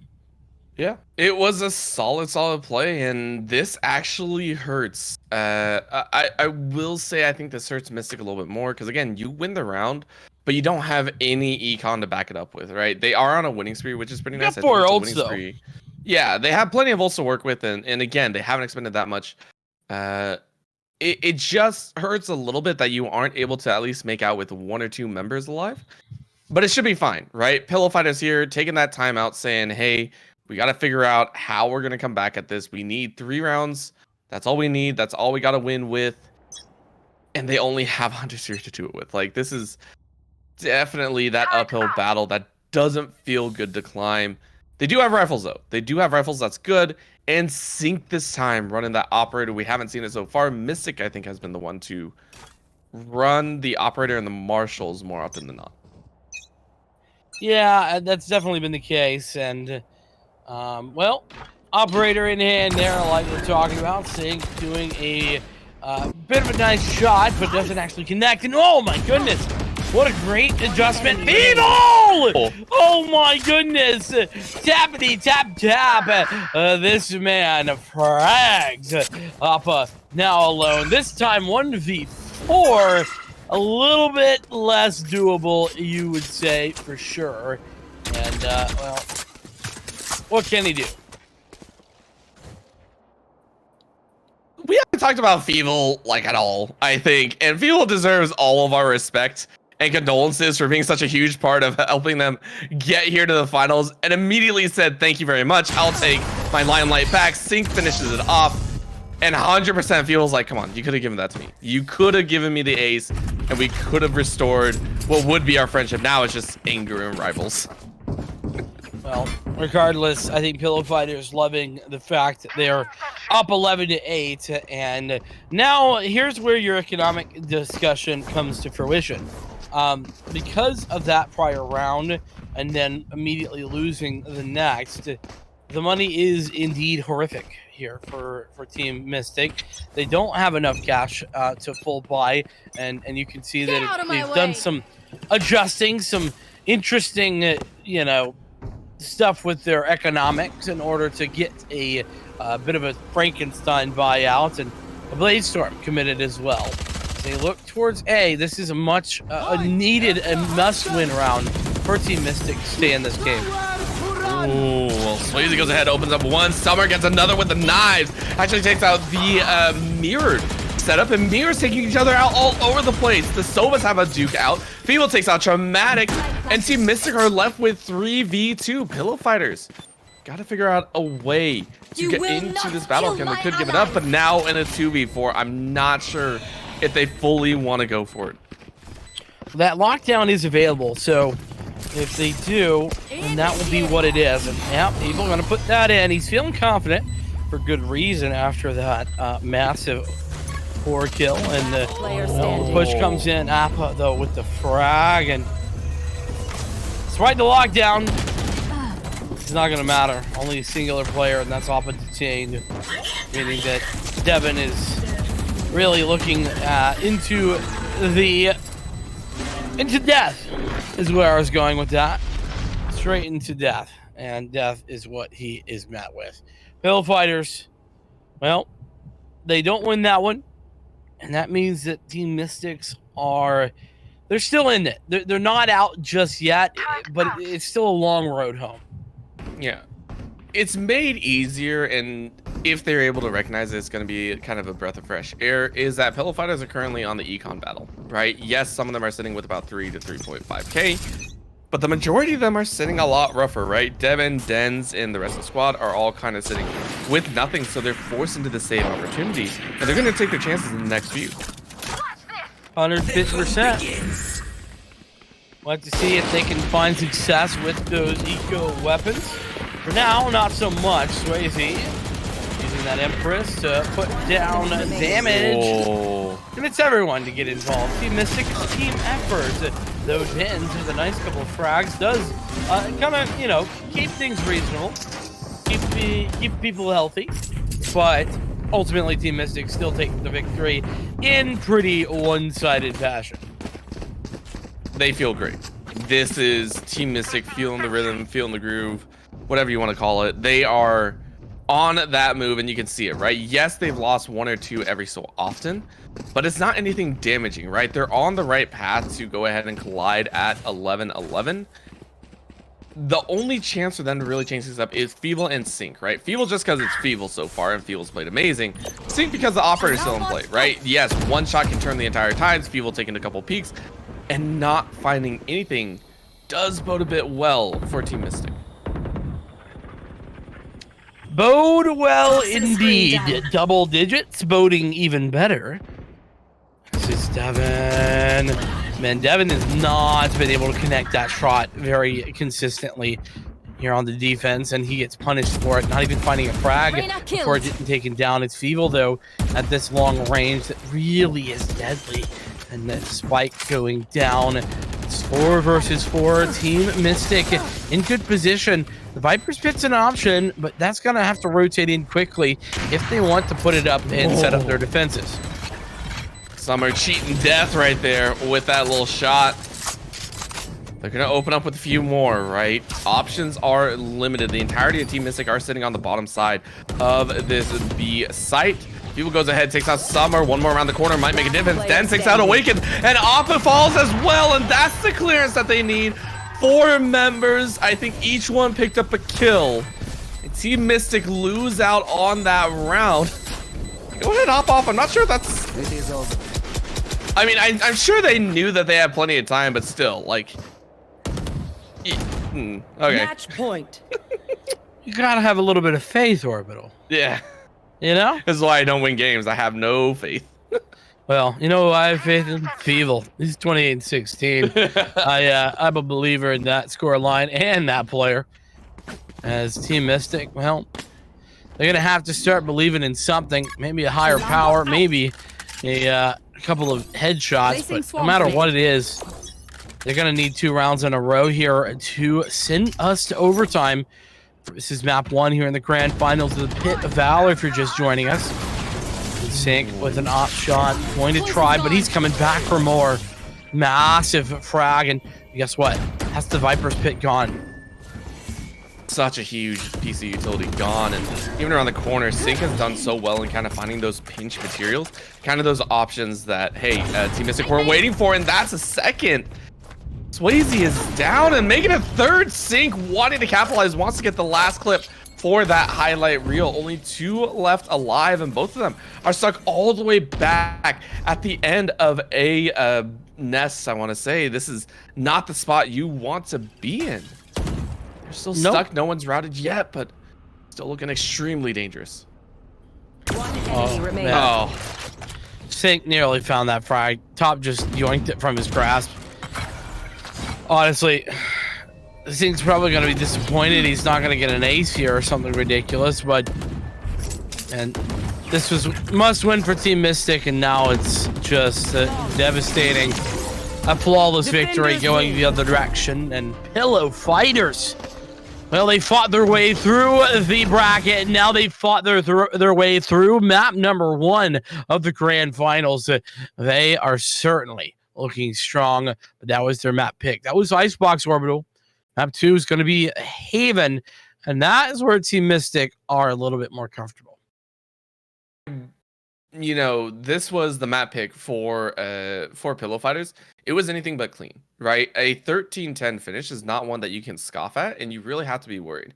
If this is how Team Mystic are on a map choice that was not their own, you have to be worried about their own, right? How are you gonna enter in here? And the one thing that I always would find very entertaining to see is if Pillow Fighters have actually researched Team Mystic at all. Maybe watch some of the previous VODs or anything like that, because with so much information you can, and yes, it's only $100, you could say that. It's the bragging rights. I beat Team Mystic. I did this, I did that. You want to be able to say that, so maybe they pick up a few things here and there because they're in a great position. They're 1-0 up in this series. A chance to take it 2-0 would be finite, but something that I will stand by is I think if it goes to Game 3, Team Mystic will absolutely run that show at that point.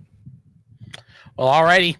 You've heard it here first. Orbital's taking Team Mystic if we get to Game 3, but we're going to have to get there. But right now, we're going to take a short little break. Players need a second to stretch their legs. We're going to do the same. Maybe get some water, refresh on your popcorn. I certainly will. And we'll be back here in just a couple minutes with map number 2 of the Grand Finals.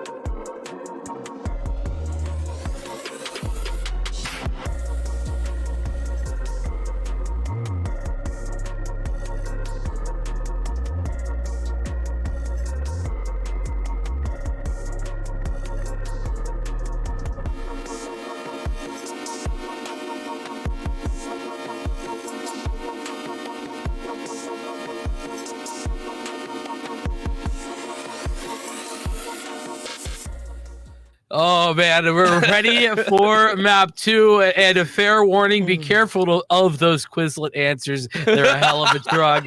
My name is Vincent, joined by Orbital, and we are prepped and ready for a haven that is upcoming.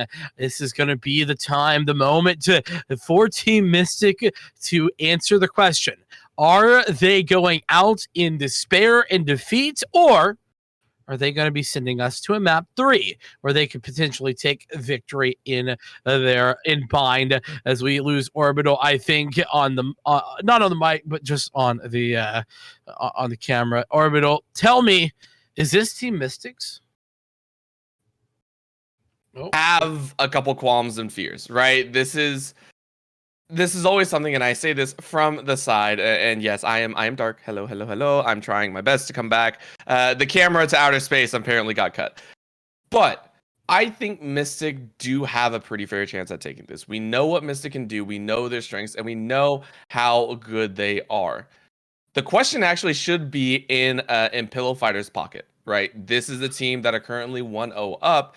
And if they understand what's kind of going on, they have to kind of understand that this is their one chance, right? I said it right at the post game is I think Team Mystic in a best of 3 series should have the upper hand. Why? Number one, they would have the momentum from this second game. That's number one. Number two, their players are nothing to scoff at. We know what they can do, and we know that Icebox was not their choice, so feeling a bit more confident moving into these other two.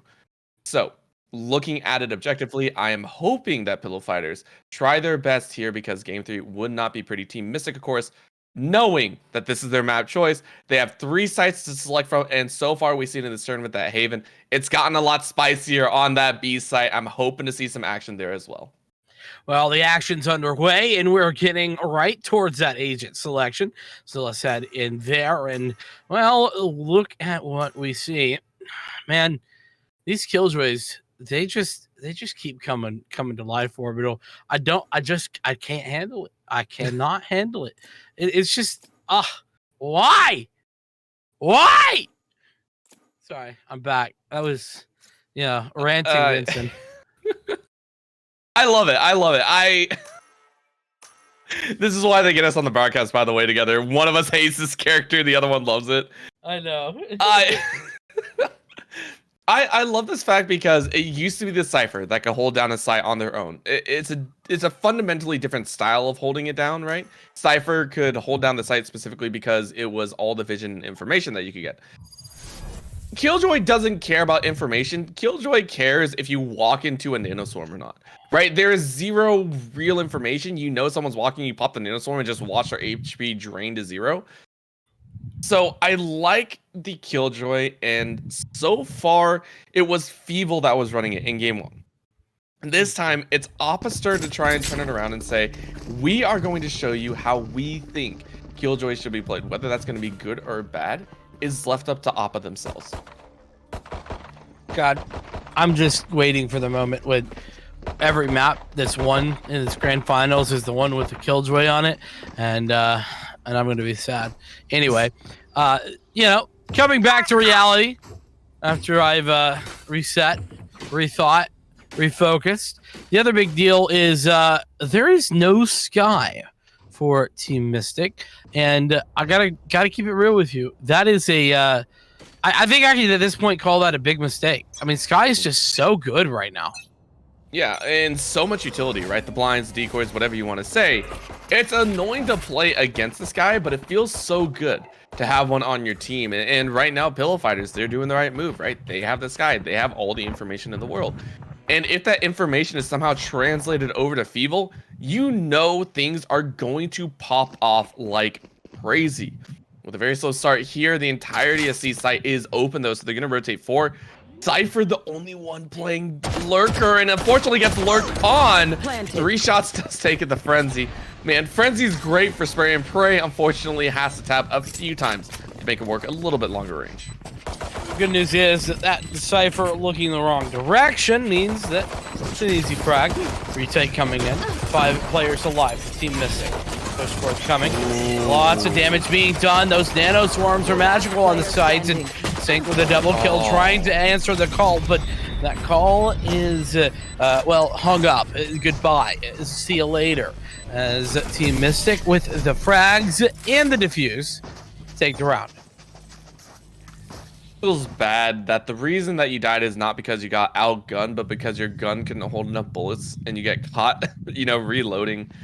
Feels bad, but something that you do have to take into account. So very nice win. Team Mystic going ahead, racking up a couple of those points with Awakens taking 2 of those frags. So that I think is going to be really, really nice. I'm a little confused right now. What are you confused? I see 6 frags for Team Mystic with only 1 round currently. What was it? I didn't do the maths. That's interesting. I was really confused. We'll go back in the VOD somehow and take a look at that. I want to know what happened, but that's still an opening frag going over to Team Mystic. Fall through with a few more offense. Swayze, go ahead, take out 3. That's going to be Swayze with the 3K. Traumatic goes ahead and falls to Feeble's gun. The Feeble's all alone, 4 members alive, and it's all against the world. The Spy no more. 007, you are not, as Summer finishes it off. There we go. Team Mystic anti-eco is good. And that means that, well, now they can go for the old bonus round. Awaken's the only one to upgrade. Everyone else with SMGs. Pillow Fighters doing the same. Let's do quick maths here. We got 4, 6, 8, 10. That's 10 frags, 2 rounds. All right. My brain short-circuited, I'm pretty sure.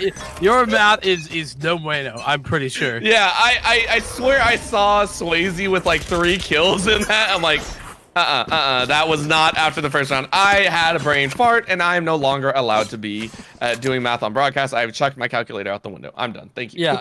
I mean, listen, you should have known. You should have known the rules of no math on broadcast already. But it's fine. We'll forgive you. It's okay. For too long, and I still try it every single time. It's a terrible habit. I'm just gonna have a orbital math counter up at the top right of the screen. days since orbital tried math on stream. You never get past like one. No, it's every other day. But well, Pillow Fighters, they're trying every day to pull this off as they push forward on their first gun round. Nicely done on that gravity well. It allows for Swayze and Traumatic to find frags. One player left to line the flame wall, putting a bit of a positioning advantage there for the final Team Mystic players. But well, this is actually a bait and switch. 30 seconds left. Sneaky coming out of that smoke at the right time. Gonna put down the spike right after the entirety of Team Mystic had moved away.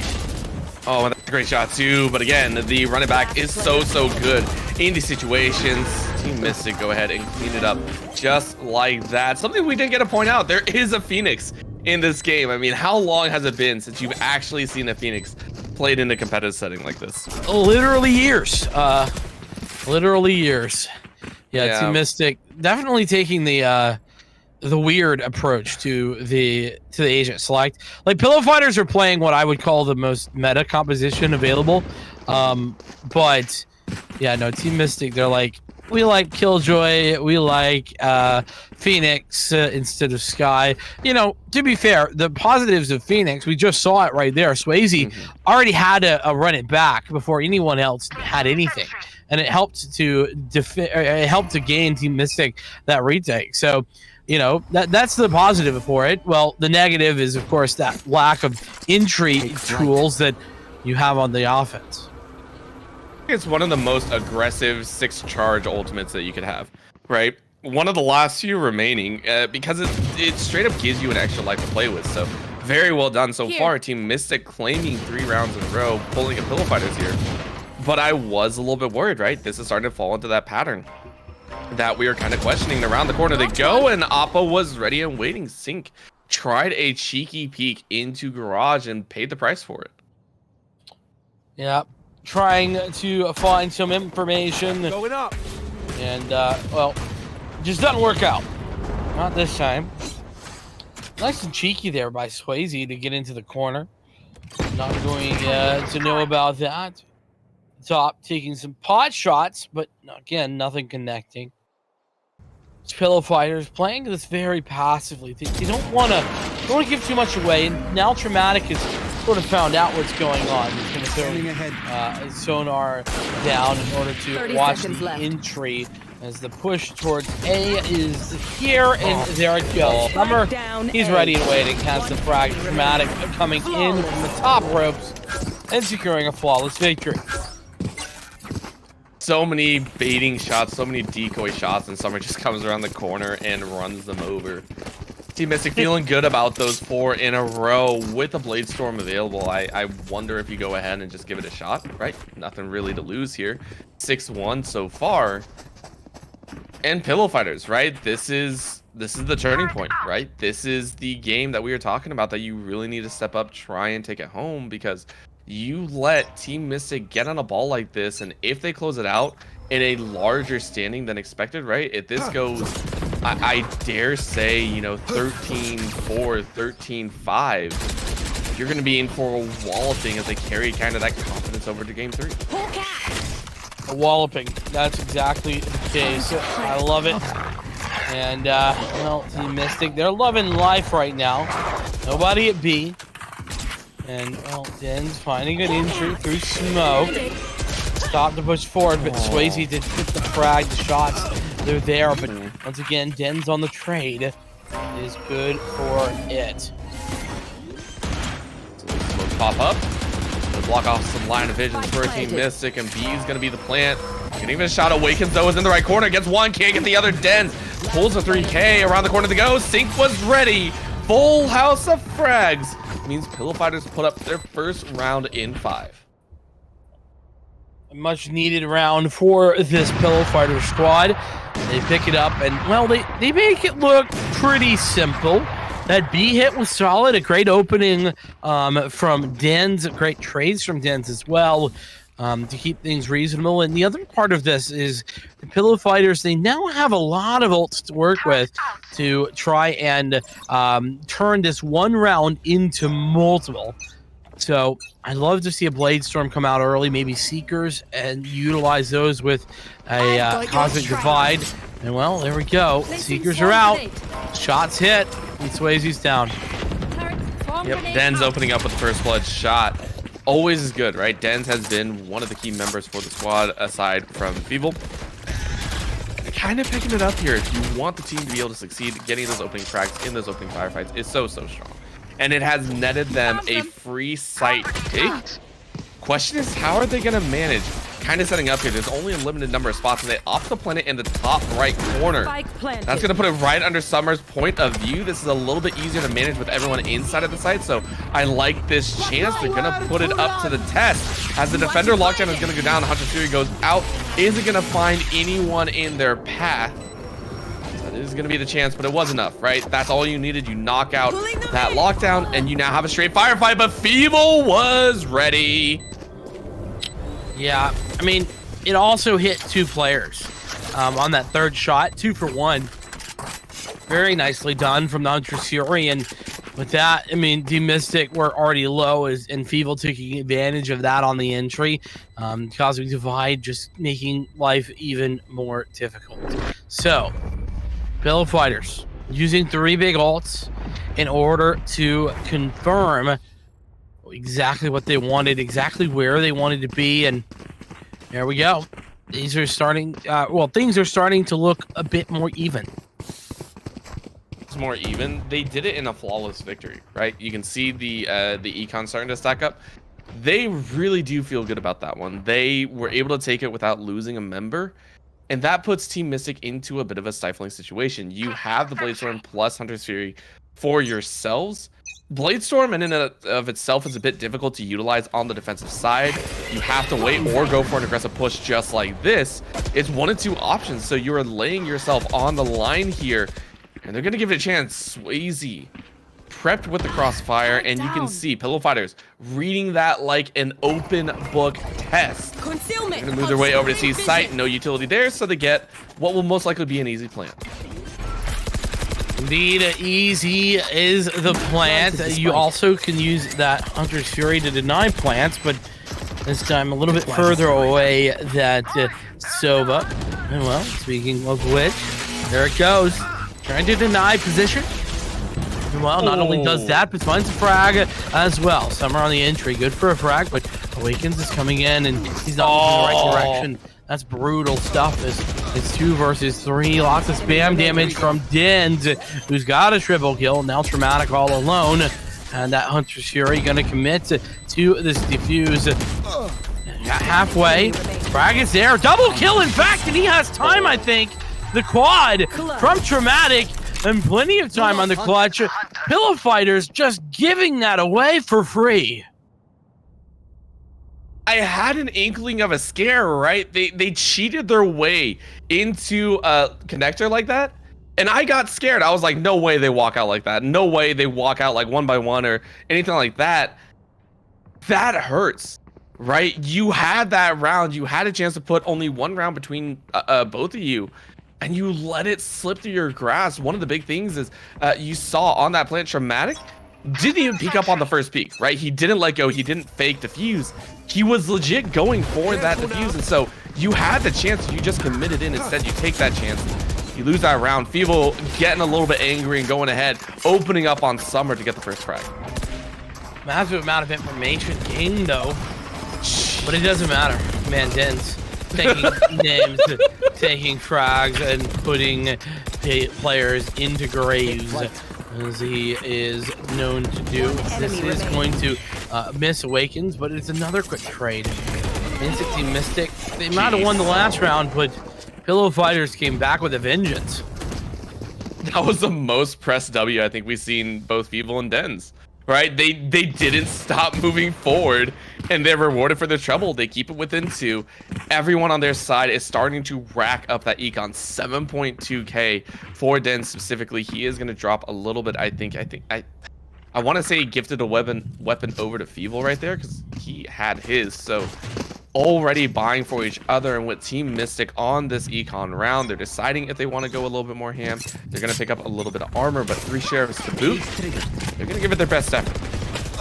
Well, and that just goes to show you how effective a change of pace can be. The Pillow Fighters had never been that aggressive. And they turn the pace up to 11, and they get away with one. Nicely done there, Sync. I mean, this pace now, this is against an eco. It's a little bit different.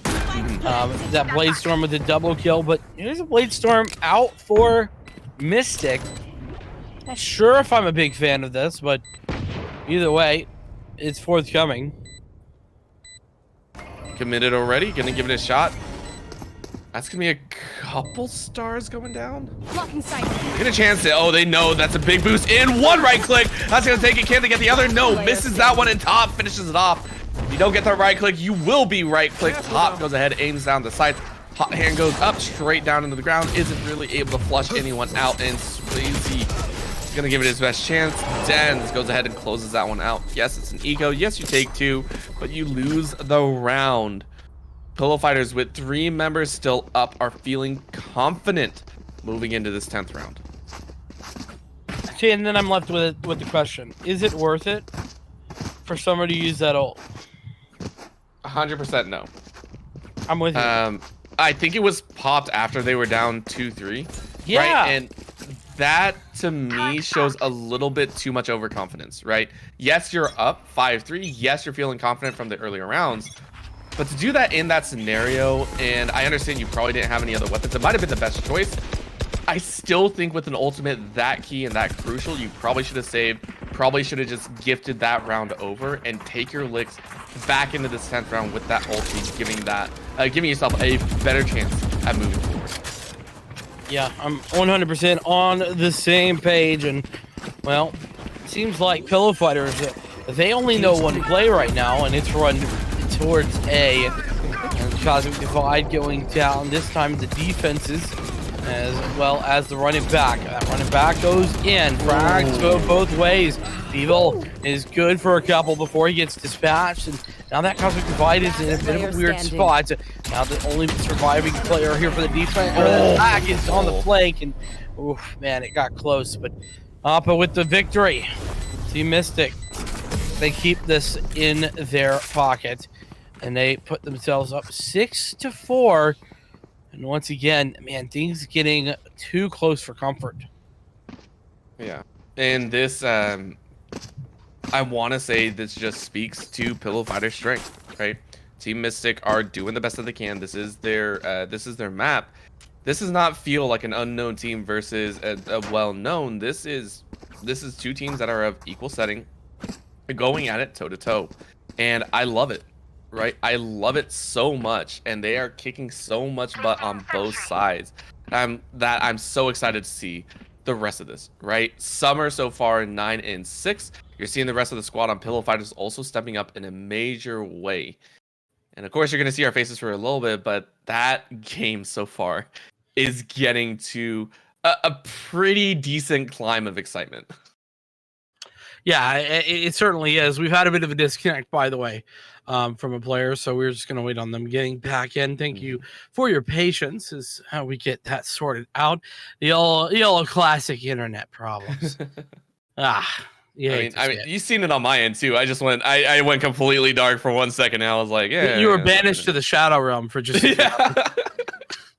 It takes one of us each time, right? Every so often it just bounces from person to person. Yeah, we had to pull you back. I mean, it was an effort to be honest with you. But yeah, no, it really has turned into a very solid game, a very interesting game.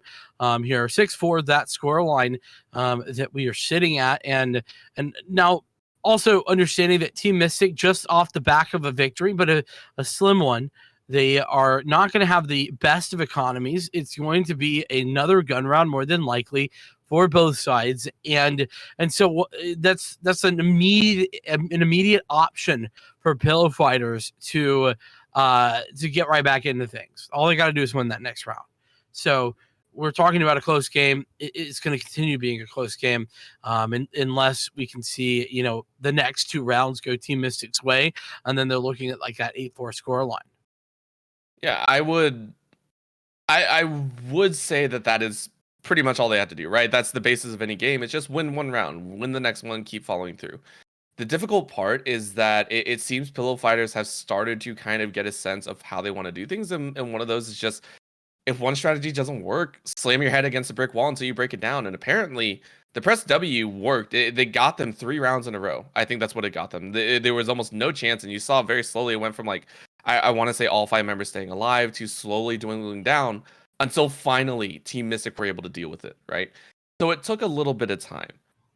Team Mystic were not expecting it. That's what you got to play with here. If you're Pillow Fighters, you have to realize pulling a little fancy move, pulling a little cheeky movement here, whether it be throwing confidence to the wind, just going forward and giving it your best effort. Because I mean, who the heck leads as a Sova on that situation if you don't have an Odin? Like that's my thing. If you're gonna lead with an Odin, have a bit of fun with it. But they did well. They did very, very well. Question is Team Mystic going to be more prepared for those consistent swaps, right? Are they going to be more aware that these cheeky plays could come out much, much quicker? And if they do, I think they're going to have it on lock, because you can only play so many ways, so many times in a single game. That is the case, and we just saw for a moment Team Mystic, as suspected, their economy is pretty poor because they only had 1 player survive. Have 2 SMGs because of it, but it has not stopped them in the past, and well, I wouldn't necessarily think that could stop them now. They have a lockdown in their hands as well. So, lots to play with, lots of potential. About a minute on the clock. Pillow Fighters in prime position. Got your trail. Well, you know what? It's not going to be a slow move anymore. Neurotheft is down, saying, hey, let's get a move on. Let's get chances rolling. And Sync goes ahead. Yeah, I'll take that information, play with it. Dens follows through. And they are picking off 1 by 1. Dens takes 2K. Feeble wants 2K. Is able to pick it up. Flawless round victory. All it took was a little disconnect. And Pillow Fighters are right back in it. Last round in the half. Wow. Just wow. I mean, what a read. They read that there wouldn't be anybody at A, there would be no info at A, and they got away with it. I mean, that was fantastic from Pillow Fighters.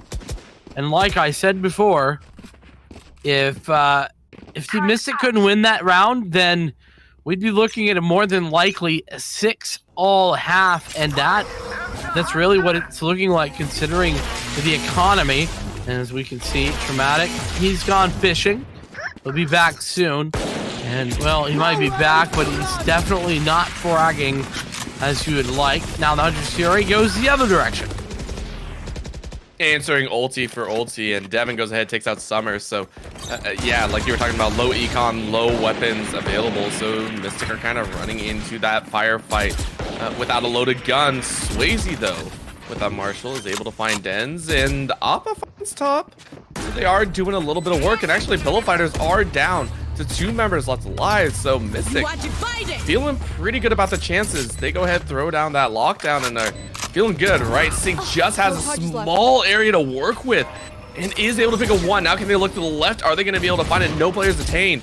Around the corner they go. Shockbolt goes out. 71 HP. Sync has to play this one so smart. No one there. Takes a peek. Appa takes out Sync. More sniper shot is going to do it, but they only have to play for time. Around the corner they peek. And Devin gets 1. Oh! Dramatic is going to finish it off. I think there's gonna be enough time. Yeah. Could be plenty. Yeah. 4 seconds. Yeah. Yeah, that's not. That's plenty-ish. Whatever. Switching Team sides. Mystic. Pick it up. 7-5 score. And considering a 4-0 start, I don't think Team Mystic are loving this, Orbital. What do you think? I don't either. At this point, though, you have to respect Pillow Fighters, right? This is a team that we haven't really seen a whole lot. This is my first time seeing them in the GLG. I'm sure they competed before, but you have to put respect on their name, right? Forcing a 7-5 scenario for Team Mystic, and now Team Mystic are also on the attacking side, right? They, from what I know and from what I've seen, they are a very aggressive squad. This is a team that loves to be able to put up fights. And their aggressive stances in these movements can cause a lot of chaos and cause a lot of confusion for the opponents. So maybe this is their time to shine. Maybe this is where they pull out that all stops, no one slowing down. And so far to be, it's looking like I'm very close to Sidekick. Nope, Dens immediately proves me wrong. They go through the smoke, and Swayze says hello to Feeble. Hello, goodbye. Dens in style. A triple kill for him. One player left alive, and that's a nice little off angle from Appa. He's got a classic, but he's got a lineup. No, that's fantastic. It's too bad. It's too bad he missed the right click, because that lineup hits. Oh my god! It slaps. You just look over, you see it. Are you kidding me? That would have been clutch. That would have been awesome to see, but it doesn't work out. So Dens, of course, the hero of this map, and this is something that I've always kind of wondered, right? It's specialists versus generalists a lot of the time. People may not give this a whole lot of credence, but I am personally in the field that with FPS games specifically, you can have a standout specialist, a specialist that knows pretty much where everyone is in the map, where everyone is going to be, you know, the corners, the angles, the best options to kind of check. And Den so far feels like he is a specialist for this team here on Haven, right? He has been so good in some of these entries, forcing some of these engages, really playing up tempo, and Sync as well. Okay, I see what's going on here. Everyone wants a piece of the pie, and they're coming around. Sync gets a 3K, Dens is down. Sync gets 4. Is he gonna make a 5? Is he going to make a 5 here? Looks like he wants to. Hey, look who it is, by the way. Oh, Papa, same position as before. This time, not going to be even close at all. Not even the spike planted. So, Team Mystic, they're down, not out. They lose a couple rounds. They are not in prime position to take that anti-eco as well, but now they are. They have the full guns on their hands, and well, Pillow Fighters, you can see for yourselves that they are not at full strength with regard to their weapons. This is the standard, right? Bonus round coming out here. Mystic should be able to pick it up. Should, I say. As we have seen both these teams, I think, take 3 in a row in their opening halves. So it wouldn't be unheard of to see Pillow Fighters go up 8-7. It's just unlikely. We see one of the faster Blade Storms come out for Pillow Fighters here. The Jet going ahead and turning things up, but not being aggressive with it. Right, playing all the way back in B site, saying, hey, I'll take the close quarters right click over the long range lefts any day of the week. I mean, gotta remember that B site can be deadly. So can Summer's headshot, though. Top. Now, understands that better than anyone. Sync on the site. Blade Storm comes in. Blades connect, but not before Traumatic has something to say. And he says, goodbye, see you later. Team Mystic in good position to win this one, especially with the weaponry that they have. It's 2-on-4, and that seems to be quickly going to go down. That's Sperry downs. Den takes out 1, but Devin is down. So Traumatic just looking to the heavens to find that last pick. Den has a couple of choice words, is able to take 3. And you know what? I think he's going to be happy about that. right? You take down 3 in an unlikely scenario. It was going to be 4 members alive. Instead, it's only 1. So you give yourself a bit of a fighting chance here. I think it still should be a decent buy for all the members. They should have plenty to work with. But Swayze is stuck with that SMG. And yes, he heard me. He heard me through the stream. Denz is going to be opening on the defensive side with that Odin. Full buy out. Fantastic. I love the Odin on the defense, especially in these doorways. It can, you know, it can be a two-sided, you know, deal where you can get found out because of your spam as well as winning off of the spam, but it's worth the risk in my opinion. Summer in, awakens, out, frags both the directions as Team Mystic seem to have everything that they could want on that entry. Hunter's Fury is available for the Pillow Fighters, but it's 3-on-5. 3-on-5 and in a full retake, and everyone on Team Mystic know exactly where Pillow Fighters are probably going to be. It's going to be in the back corridor. They send the Owl Drone first. And, I mean, you're going to find one. Right now, let's see where the rest of them go. Sync goes ahead, takes out 1. The spray through is good, maybe a little bit, but Traumatic is ready to go around the corner. Gets 1, gets 2. Can he get the spray down through the other? No! Comes out of that scope. Swayze is able to finish it off pretty near and well. That puts him at 9. And keeps him with 4 ultis up, Cosmic Defied, and so much more. 4 to win it all. Team Mystic really, really want to push us into a game 3. It's looking like that's the most obvious scenario based on where we're at right this moment. This round should be Team Mystics based on the economy, based on what they have, and what Pillow Fighters don't have. Now, of course, 4 sheriffs can always have an impact. Don't want to deny that, but they should, and most likely will be the round for Team Mystic. Then that's where big question marks start being thrown out there. This is joke's over. You're dead. Yeah, but of course the running back is going to be used. Awakens goes ahead, takes out top. Devin follows through, and Awakens takes the second. Feeble is ready though to answer right back. 3v4. Feeble has shown some excellent moves here. Takes out 1. Heads collecting names. Immediately going to use that narrow trap. Give a bit of information around the corner they go, and this is going to be a 2-man challenge. Feeble takes 1. Can't get the second. Oh, ends it with the 3K. All down to 1. Is Devin going to be able to pull it off? Looks the wrong way. Immediately gets shot at, and no one checks it. All right, that's a little bit rough. A little peek around the corner. They're just dancing for time. Another shot, but I mean, can you finish it off? Nope. Traumatic ends it. That is going to be 10 rounds. 3-round difference. 1 between Pillow Fighters and Team Mystic, and another Team Mystic 3 away from a game 2 victory. Pillow Fighters, Orbital, they need this one. They need it bad. It's do or die. It's time to shine. All of the epithets, everything being thrown down here. They need this round if they want to take this in too. Otherwise, I have a feeling that Team Mystic are going to send us to a game 3. And here it goes. Underway. Tins. Nice little information gathering being done. And the operator for Sync. Nice little dash is good. The gravity well. He gets out of that too.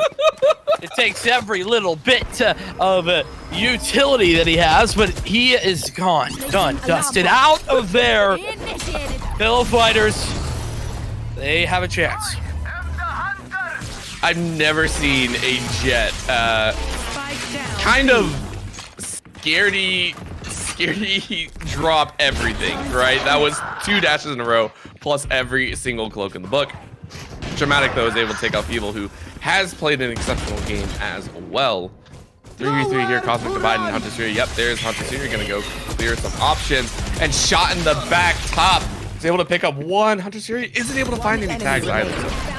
Dramatic is going to end Devin's life. In a 2v1, though, Pillow Fighters feeling good. You said they need to win the round, and they have that chance. Seconds in the back of the mid.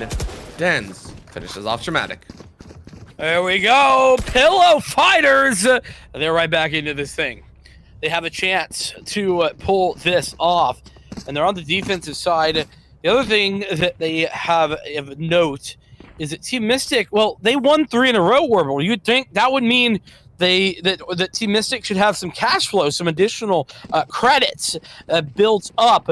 Well, the problem is they've been spending a little heavily, so their savings accounts are empty, and that means that Team Mystics are on an immediate save round.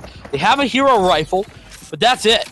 No other rifles to speak of. A couple of sheriffs, sure, but Pillow Fighters in good position to win another one here, as long as they don't give too much away. They have a Blade Storm if they need it as well. Blind as a bat. Devin with the double. Are you kidding me? That coordination. The 2-man play nets Pillow Fighters a huge man advantage.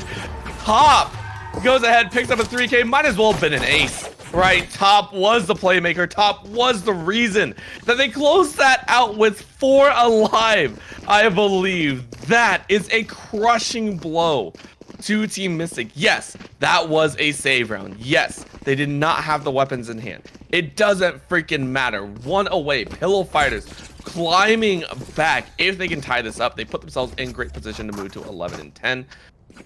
Team Mystic, they're feeling the pressure here. Yeah, pressure pouring. And it's going to have to be an interesting position. Man, Sink is literally in the gravity well, getting pulled down. It's like a whirlpool, and he's still hitting shots, fragging out, making moves. And that is what we love to see, those money moves from Sink to pull the Pillow Fighters over the edge. And they get that man advantage once again. That's what it started with last round, Orbital. And that's exactly what you want to see. Want to say how clean Sink has been on this, and Devin winning round. Oh no! I just congratulated how good Sink was, and Devin, you miss. I want to say arguably one of the easier frags you could have gotten. He should have had that one. Let's just put it that way. All right, I didn't want to be harsh, but it's true. Oh my goodness! No way! No way! Top. It's too bad he gets traded for that one. Fantastic trade through the box. Good adjustment. But it's still 3v3. Blade Storm popped by Pillow Fighters. They want to keep this very much one direction, in one direction only. But this defuse is going to have to be perfect. We just saw that Nano Swarm. There it is. And the stun coming in afterward. It's all 2 players left alive. Shock darts coming through. And they put the gravity well too. This is such a solid defense here for Team Mystic. They have no worries about this. And the final shock dart goes through. Yep. Appa goes ahead and takes it. 11 to 9 currently. Team Mystic. That was a textbook way to utilize your utility shock bolts, gravity wells, everything in the arsenal, and they fend off. They are 2 rounds away from moving into a game 3. Pillow Fighters fighting for their lives right now. Yeah, and that's another thing that I didn't really mention when we were talking about the Killjoy on the attack. The nanostorms obviously are a big deal. That's what 6 seconds, I believe. The nanostorm, and they can be deadly on that defense of the spike. We saw it right there, and oh, here we go again. How many times can you get away with it? Orbital, please stop him. I can't. I was at a loss for words, right? He's done it one too many times. He's gotten away with it so many freaking times. What are they gonna learn? Either stop challenging Sink to an opening first blood duel, or figure out how to send 3 at one time. This time they win it. Summer is able to get the peak first. Sink wasn't ready for it. Still, he's getting away with murder though. Yeah. Daylight robbery, murder, write him up for everything. Just send him home for everything.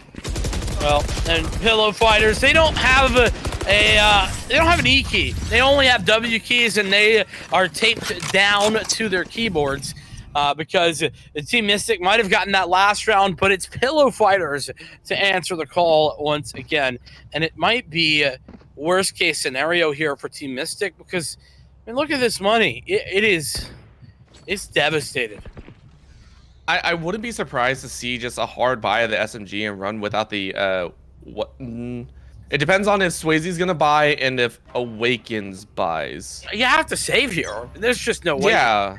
And I don't even like the hero rifle, right? I agree a hero rifle is fine. Well, you have enough money for it, though. That's the thing. Yeah. It's weird to see, and they're taking a chance here, right? Yes, if you win this one, you move to 12 and 10, but it's still so dangerous, so they're going to get blinded a few times, and that's the shot you want. Summer, though, with the blades, takes out top. Yeah, and these blades, I don't ever love these blades, but this is where you have to take some chances, and chances being taken. The Trace, good Feeble with the frag, and this is looking good for Pillow Fighters. Still alive, though, is that Blade Storm, but it's quickly dispatched. Summer down, out, and gone. Dramatic. He's let in a 1 versus 4. He's going to have PTSD after this traumatic experience, and it ends with the triple. Pillow Fighters, they tie it up, and we're going to be looking at a very close haven. Point out, there are at least 4 kills that came from straight up blind fire. I don't care what anyone says. 4 of those kills came from people straight up just spraying and praying through those smoke, through the coverage. That is ridiculous to say the least, right? I will say it's relatively easy to pinpoint, hey, someone ran in, take a pot shot to the right of the smoke or the left, whatever. To have it happen 4 times is rough. And Team Mystic are feeling it, right? Calling the timeout here is so, yeah. Like, you are angry. You are so pissed off that your shots didn't hit, but theirs did. Are you kidding me? That's what they're saying here. So I'm out here slamming desks, you know? Yeah, like, rightfully so. I think Team Mystic taking the timeout here is good. You couldn't really do it before. Because of course at 11 and 10 you're at the eco round, so might as well do it on the actual pistol round. However, taking stock of the inventory of the ultis, right, the Hunter's Fury, Cosmic Divide, and Seekers are all up for Pillow Fighters, and we've seen what they do when they work off of information. All of their most successful round wins have been when the camera from Cypher catches someone, when the neural thread pinches 3 or 4 people, when the Seekers come out. They rely on the information so much, and Team Mystic are looking down the barrel of a very loaded and very hot smoking gun.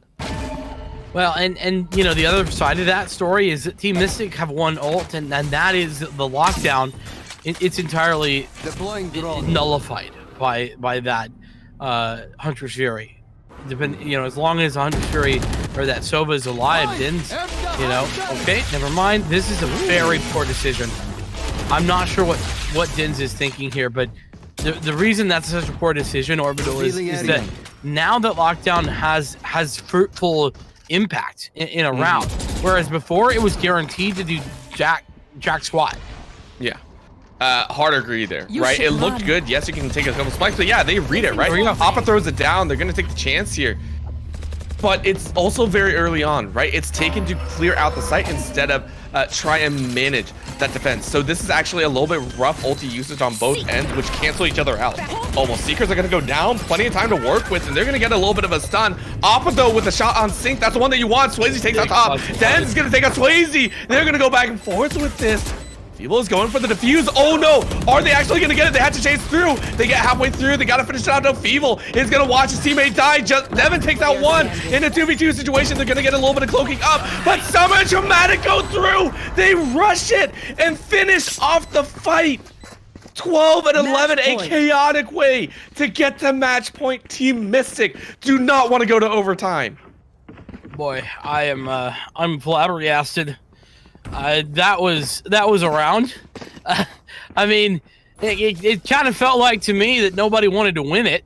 Yeah, it was like it was like gifts one way, gifts another way. Hey guys, why don't we just throw this out there and hope it works? And, well, I mean, Team Mystic ultimately do pick it up. Got to give them credit for that at the very least. And well, we talked of ultimates. It was a big talking point. And now there's only one ultimate online, and that's going to be the Neural Theft, as well as that Cosmic Divide. So not super high impact on either side.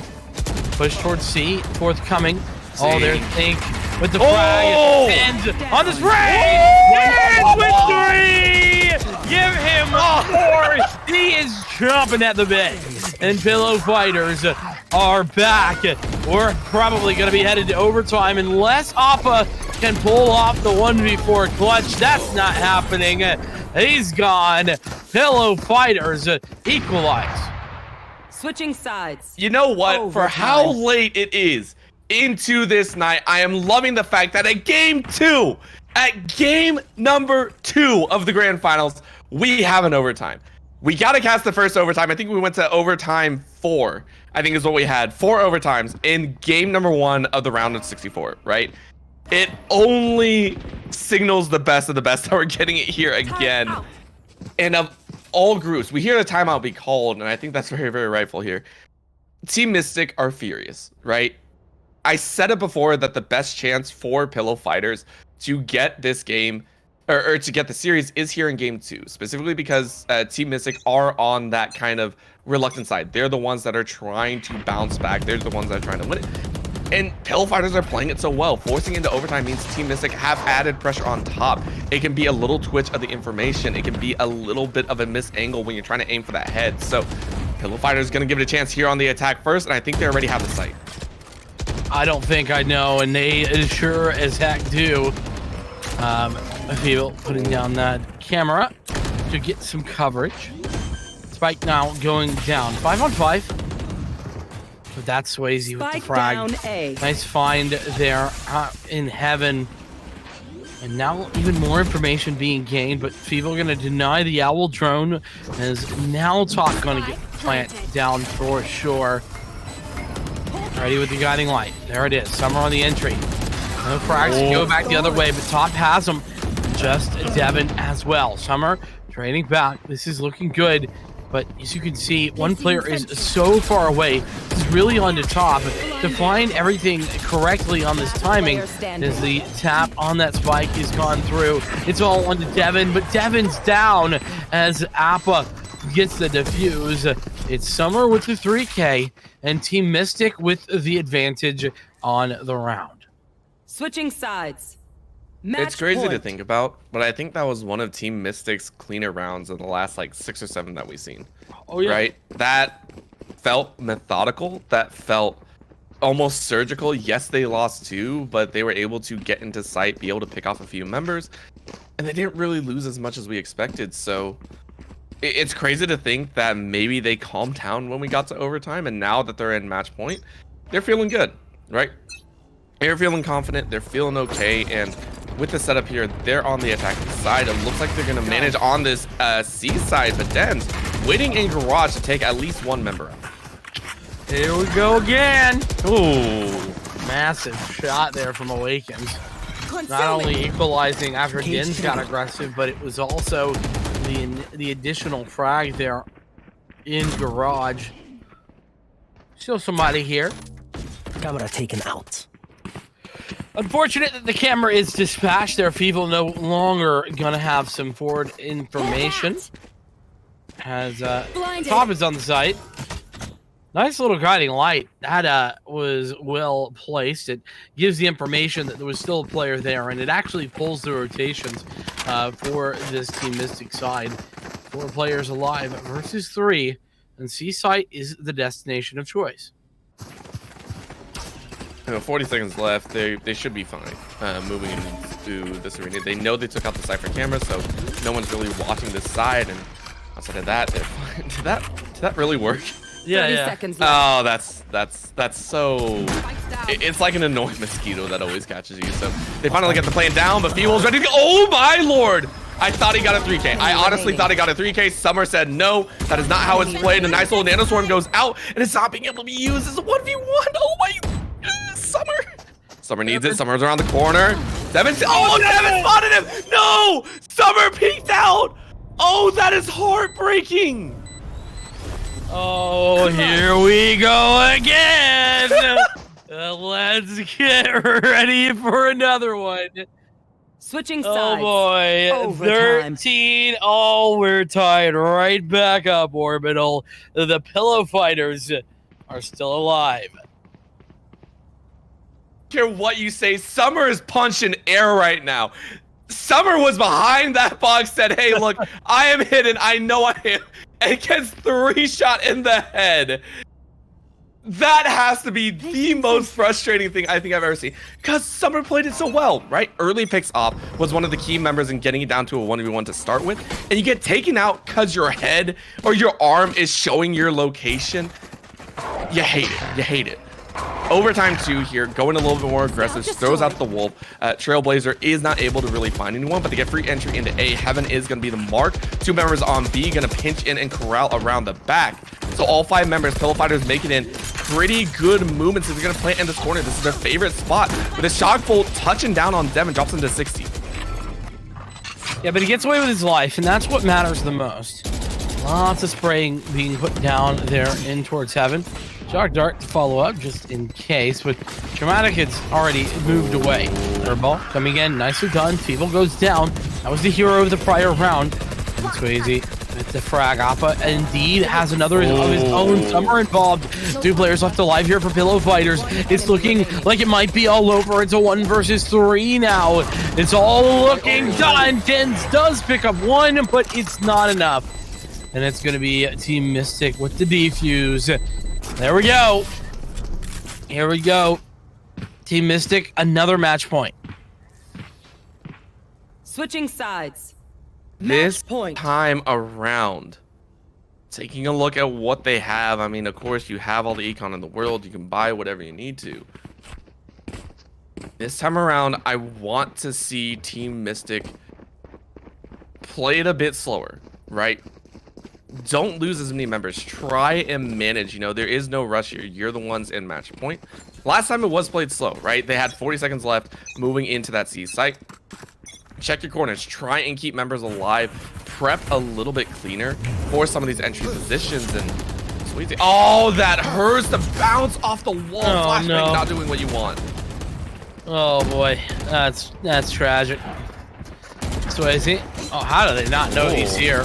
That was nearly a fantastic find, but missed shot, and well, player around the corner more aptly does not allow that to go through. Feeble been crucial and awakens with the big victory there against the Sentinel. Sync really needs to find this return frag, but the problem is that he can't get too aggressive, otherwise he's pretty much giving himself away. And now with the spike going down, oh, he's planted. The last bullet, you're right. Oh, that's nasty. All right, everyone's punching air now. I don't care what anyone says. Everyone's punching air. That dash, under the tower, though. Summer goes ahead, sprays down top and seeing. Devin goes ahead, pops in for at least 1, but this is looking like a 1v1. And Summer takes it. Overtime 2 means we're going to game 3 as Team Mystic take Haven. Wow. Cannot believe it, but I am flabbergasted. We are headed to a map number 3. It was, yeah, 15-13. I was about to say, well, 15. That's not a possible scenario, but yeah, 15-13 scoreline.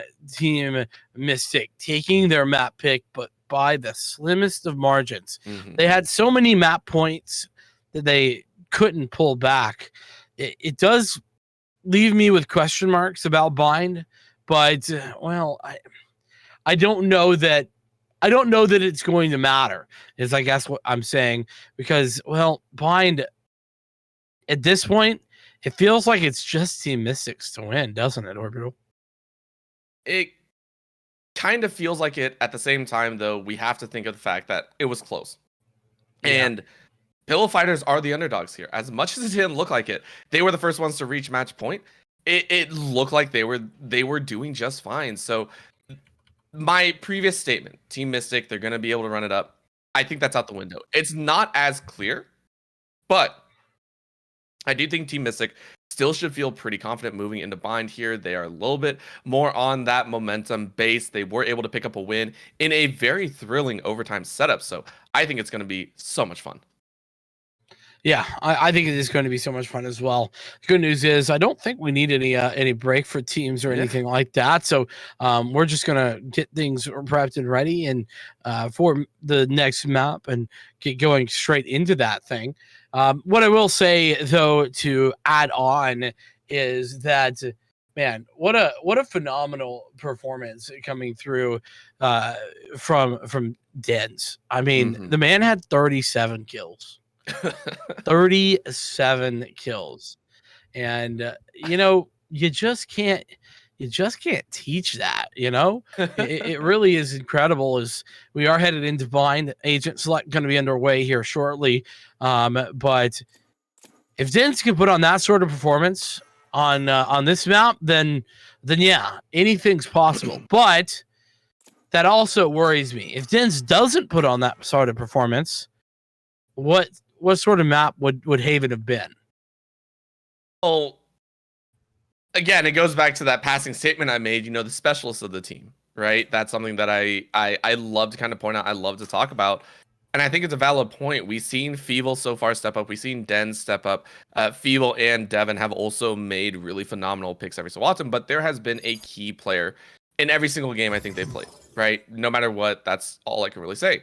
So now I want to see one of the other members. Sync we saw had a pretty good set of kills every so often. And the latter half of all those rounds popped off like crazy. Popped off absolutely crazy. Like the operator was disgusting. For about 3 rounds in a row, it couldn't be stopped for an opening frag.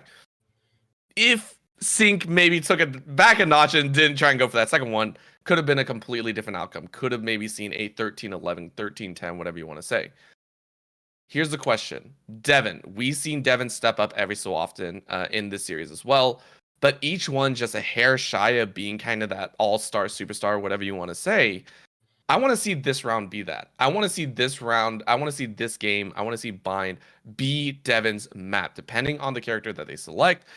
I want to see them pop off, whether it's in the assists, whether it's in the kills, whatever you want to call it. I want to see Devin be that star for Pillow Fighters. On the flip side, though, I mean, we all know Awakens has so far been the one to run up that scoreboard so much. So Team Mystic have their own superstar that they want to have. Yeah, we did have a bit of a disconnect there with a player, but with the game back online, and we are going to go back underway here. There we go. Quick as you like. Fantastic. Really appreciate everyone getting in there quickly. And, well, here we are, a already fully locked in Pillow Fighters team. They are going with the ye old meta picks by the looks of it. With maybe some differences being that, you know, the Viper can sometimes come out, and Appa's already pulled that one. So an already big key difference is those controllers. Yeah, this is battle information, battle of utility, whatever you want to call it. It's a chance, right? Coming out here again, top on that raise. We've seen it every so often, and the raises so far have shown glimmers. I think actually last time we cast, I want to say Pillow Fighters, we saw the raise come out for them as well.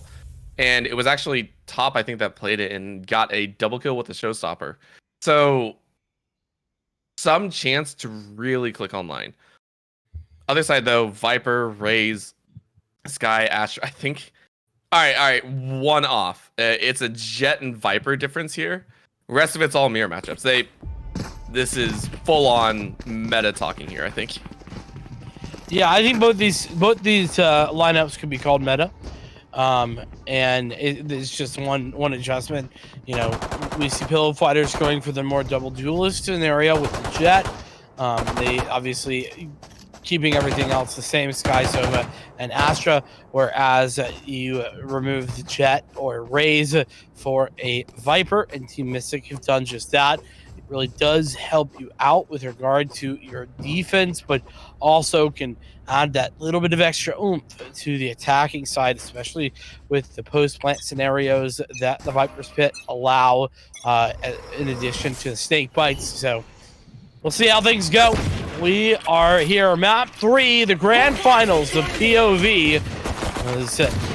Some dodging of flashes comes through. It's going to be a B hit for Pillow Fighters, and they push in aggressively. Pillow Fighters leaving nothing to chance here, straight up running through everyone, and with the heal to back it up, their efforts are rewarded. 4v2 here. Swayze and squad are currently stuck in defender spawn here. and Appa is not one longing for what's about to come.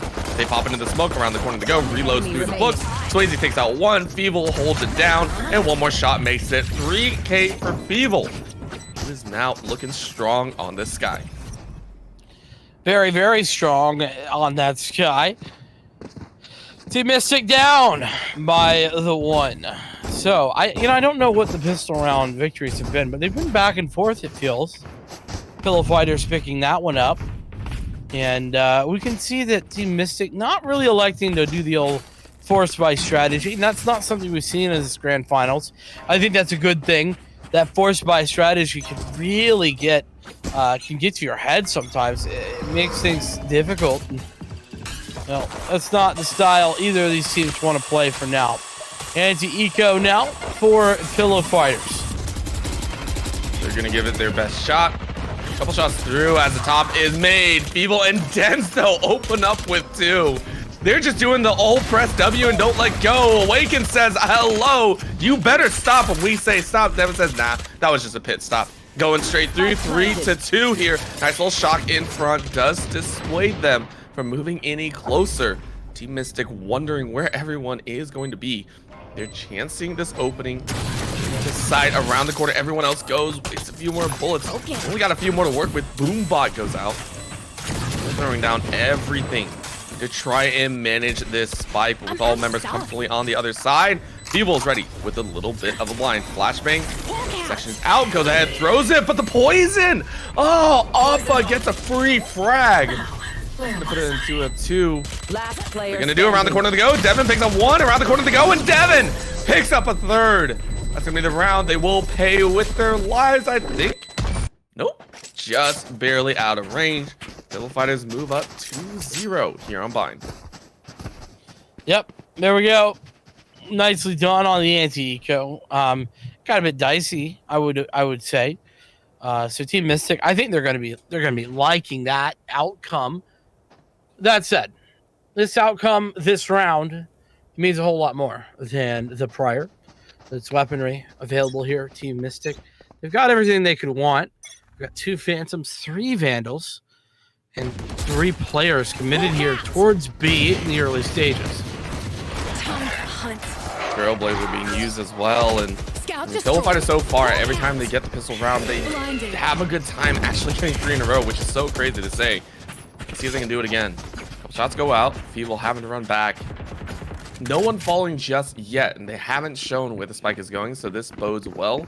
They tested the waters at B, realized that it was 3 members shooting, are going to take the chance. Stars going down all around this site. They're going to take that chance. Again, poison taken away a little bit at their HP bar. Appa was ready for Feeble. Feeble caught in the crossfire, boots up from the dash. Around the corner to go. Top finds 1. Sink finds another. And that's the 2 frags that you want. Again, rotates are still being made. Gonna get a little bit more. This is giving a little bit of time to delay through. Team Mystic getting straight in the back. Top finds a headshot. Can't they get another? Devin does. And again, I said it. Pillow Fighters somehow are always good at finding that 3rd round, and they do. 3 rounds in a row for Pillow Fighters. There we go, quick as you like, and it's very much off the back of that dynamic duo of Top and Sink on the entry, really making their mark. It's Pillow Fighters. They're in control. You can see here Team Mystic buying in a couple of sheriffs, and well, looks like a frenzy to add on with 1 SMG. Summer, it feels as if. Okay, I was about to say Summer with a whole. I was like, that's a lot of money to spend. Like, that's a bit more cash, but aggression from Summer, I'm not a fan. Not a fan. I think you got to spray there. You don't want to do the old right click, burst fire, unless you're hitting all headshots. And well, I don't think you hit any of the shots. No, you do not. They go ahead, run through the teleporter, gonna make their way over into A site, and they're feeling good, right? This is a chance to go 4-0 on a team that is well known as being very, very stalwart, especially in that game just before. They get a clean plant, plenty of time, as it's gonna be the long rotate. Team Mystic actually opt out of using that teleport. Don't want to follow through, don't want to follow suit. And they're gonna enter in here, and this actually gives Pillow Fighters a good idea of where they're gonna enter from. So one hiding in showers, others hiding in main U. Right there. Feels good for Pillow Fighters to get a fourth. Yeah, I'm feeling good. Well, I mean, Team Mystic, they're gonna have to make this work. Now 2 versus 2, but this spike, it's already ticked so far, and that gravity well, such great timing, fantastic 3 for here for Awakens, but it's too far gone. It's done, it's dusted, it's all over. Team Mystic are out of this one, and that clutch goes through despite the heroics. Team Mystic, they're kicking themselves right in the tush on that one, feeling like they needed to hurry the hell up and make that move 3 times faster. And normally I would say that actually hurts the winning side. That usually hurts the attackers, right? But because Pillow Fighters had already won 3 in a row before, their econ isn't as shot as you would normally expect, right? From a victory like that, normally you come out net negative, I feel like, in the economy setting. They're still sitting with well into the 4K margin, so they're feeling really, really confident with these next couple lives, which means Team Mystic are actually still on the back foot. Yes, you got the kills, but you haven't dented the economy. Pillow Fighters setting up with a pretty nice spread, a pretty nice setup. I want to say that's the default prep for Vine. Showstoppers, Seekers, Cosmic Divide. All of the buttons being pressed here by Pillow Fighters. And it looks like none of them really got a damn thing. Showstopper misses, Seekers are shot, and the good news is the Cosmic Divide allows for the push onto the site. Bad news, Team Mystic is here. They've got a Cosmic Divide and the Viper's Pit. It's a 1-up on to the Pillow Fighters. Push coming through. There it is. Devin with the frag. Going to try and shut things down, but it's a 2-for-1 deal, and that is in the favor of Team Mystic. Oh, but Den still alive and kicking. It's Summer and Traumatic, though, to try and bring things back. It's 1 versus 1. Sova versus Sova. And Pillow Fighters trying to find the timing. It's not there. Traumatic with the frag. Finally, Team Mystic on the board. And I feel that peak could have come a little bit later. I know all the sounds kind of mixed together, but you could have waited a little bit longer, taken that chance, and instead, Traumatic in the perfect position to take that shot. Den's got baited in the worst way possible. And this is one of the times where you really hate the fact that they did lose that round before, right? They are hurting for the econ, right? Sync currently sitting on 6.6K is going to fully buy up. But yes, 2 SMGs sitting on the attacking side, 1 for the defenders, and that's on Summer of all people, right? So going to be a little bit rough. 3 ultis available. Team Mystic looking to mount a comeback here in the early stages. Well, we've seen that 4-0 happen an awful lot, haven't we? Yeah. I mean, so we know that things are never done as this is okay. I was gonna say nice trigger discipline, and somehow finds another frag after that outrageous display. But Pillow Fighters is still down due to their bit mal-timed push there at B. I think that's more of an apt description. There is the spike in hand here for Devin, but well, he's alone, and he does have an open sight, so I guess that's something. I like how you're trying to find like the nicest way to say that. It was just chaos everywhere and just all right, kind of nice words to use. And I give you credit. That's exactly what it was. And Devin, no.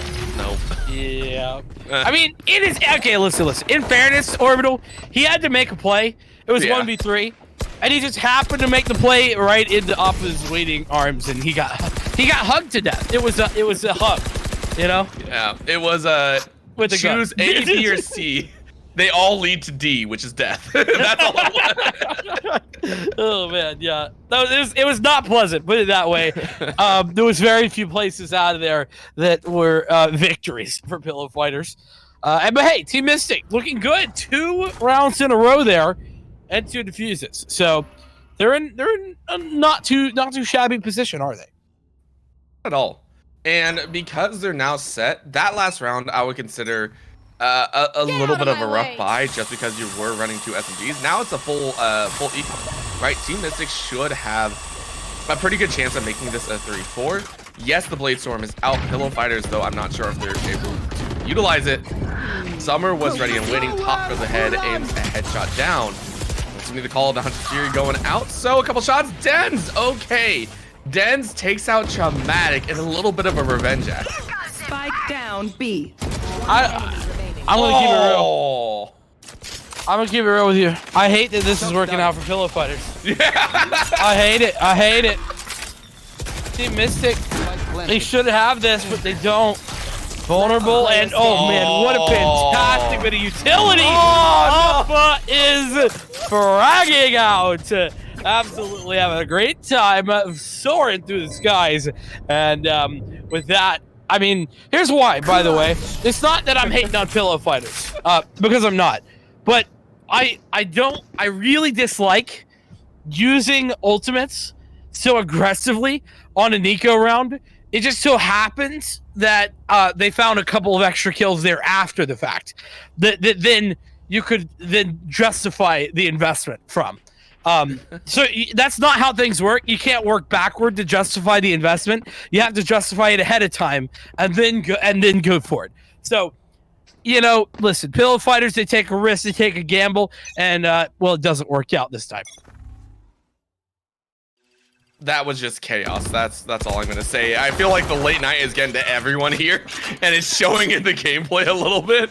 And I'm all for it because we're getting to see some craziness. Team Mystic, go ahead, open up with the first blood. Beeble in the mid is gonna give it a shot into this hookah area. Trailblazer isn't really able to find anyone, but does give a bit of fresh information. Summer hiding out in the box. He's gonna rotate to the edge. And still, you can see Pillow Fighters still taking the chance, still want to find a frag back, want to make it a 4v4 before they push into any site. I like this call. Better be ready in the next 20 seconds to make a move. Yeah, that's the key, right? You gotta be on your toes. Guiding light. Not netting anything. Not yet, at least. Rotation coming in there from Swayze.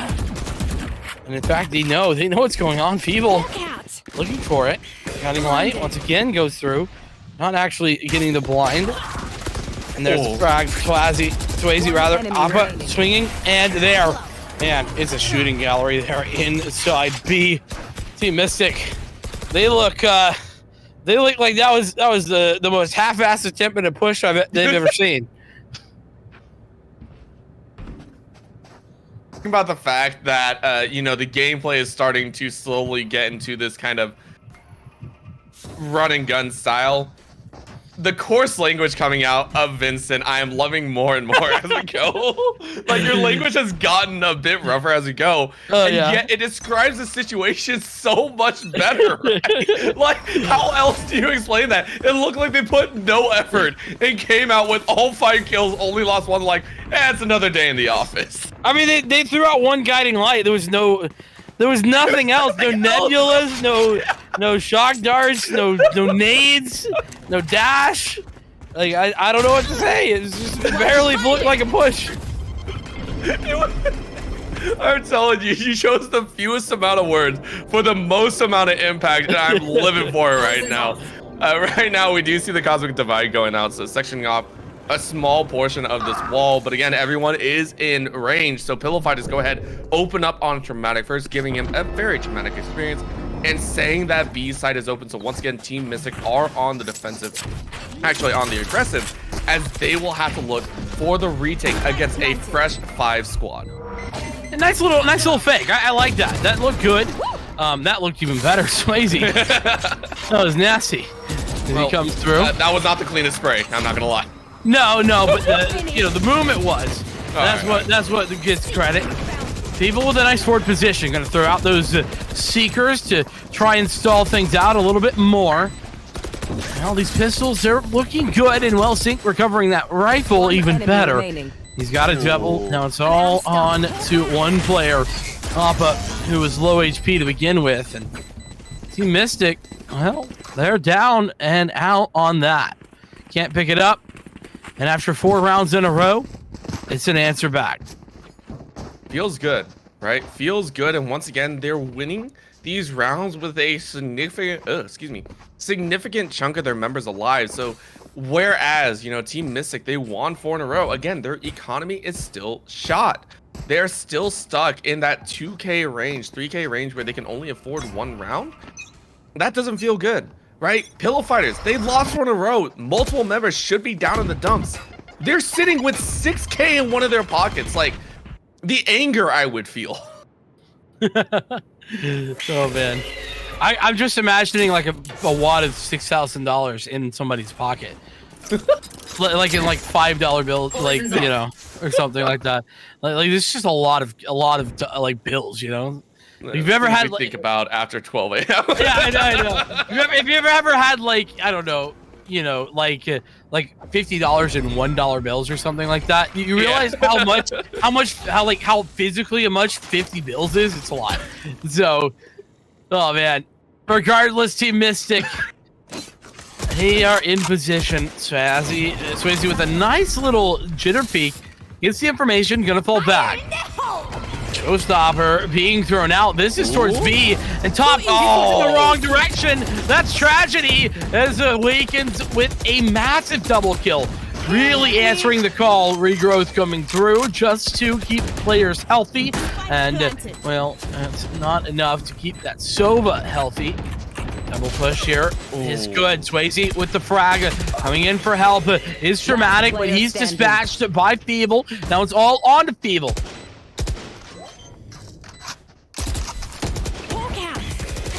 Oh, that guy light not gonna work out. Not good enough. 1 round for Pillow turns into 1 round for Team Mystic, and this couldn't be a closer game, Orbital. It's getting to that point in these teams. They are not giving a single inch. Team Mystic, for the first time, I think, winning with 3 members, all of them with their weapons and gear, right? Like, this is good for them. This should feel very, very good to them. And moving in to these last 2 rounds is going to be all important, right? You have the Viper's Pit. You currently have the Cosmic Divide. These are great for sectioning off some of these zones, depending if Pillow Fighters are going to take the chance, you know, leap into a very early rush onto site. Well, chances are available. They stick both of them close, and an early pop of the Viper's Pit looks like they're sectioning off which ultis they want to use. So gonna block off at least 1 corridor of avenue. Blocked off it has, and well, yeah, it doesn't seem to have stopped Pillow Fighters from investigating that area. Speaking of investigations, Summer has investigated and found that at least 1 player is fully guilty.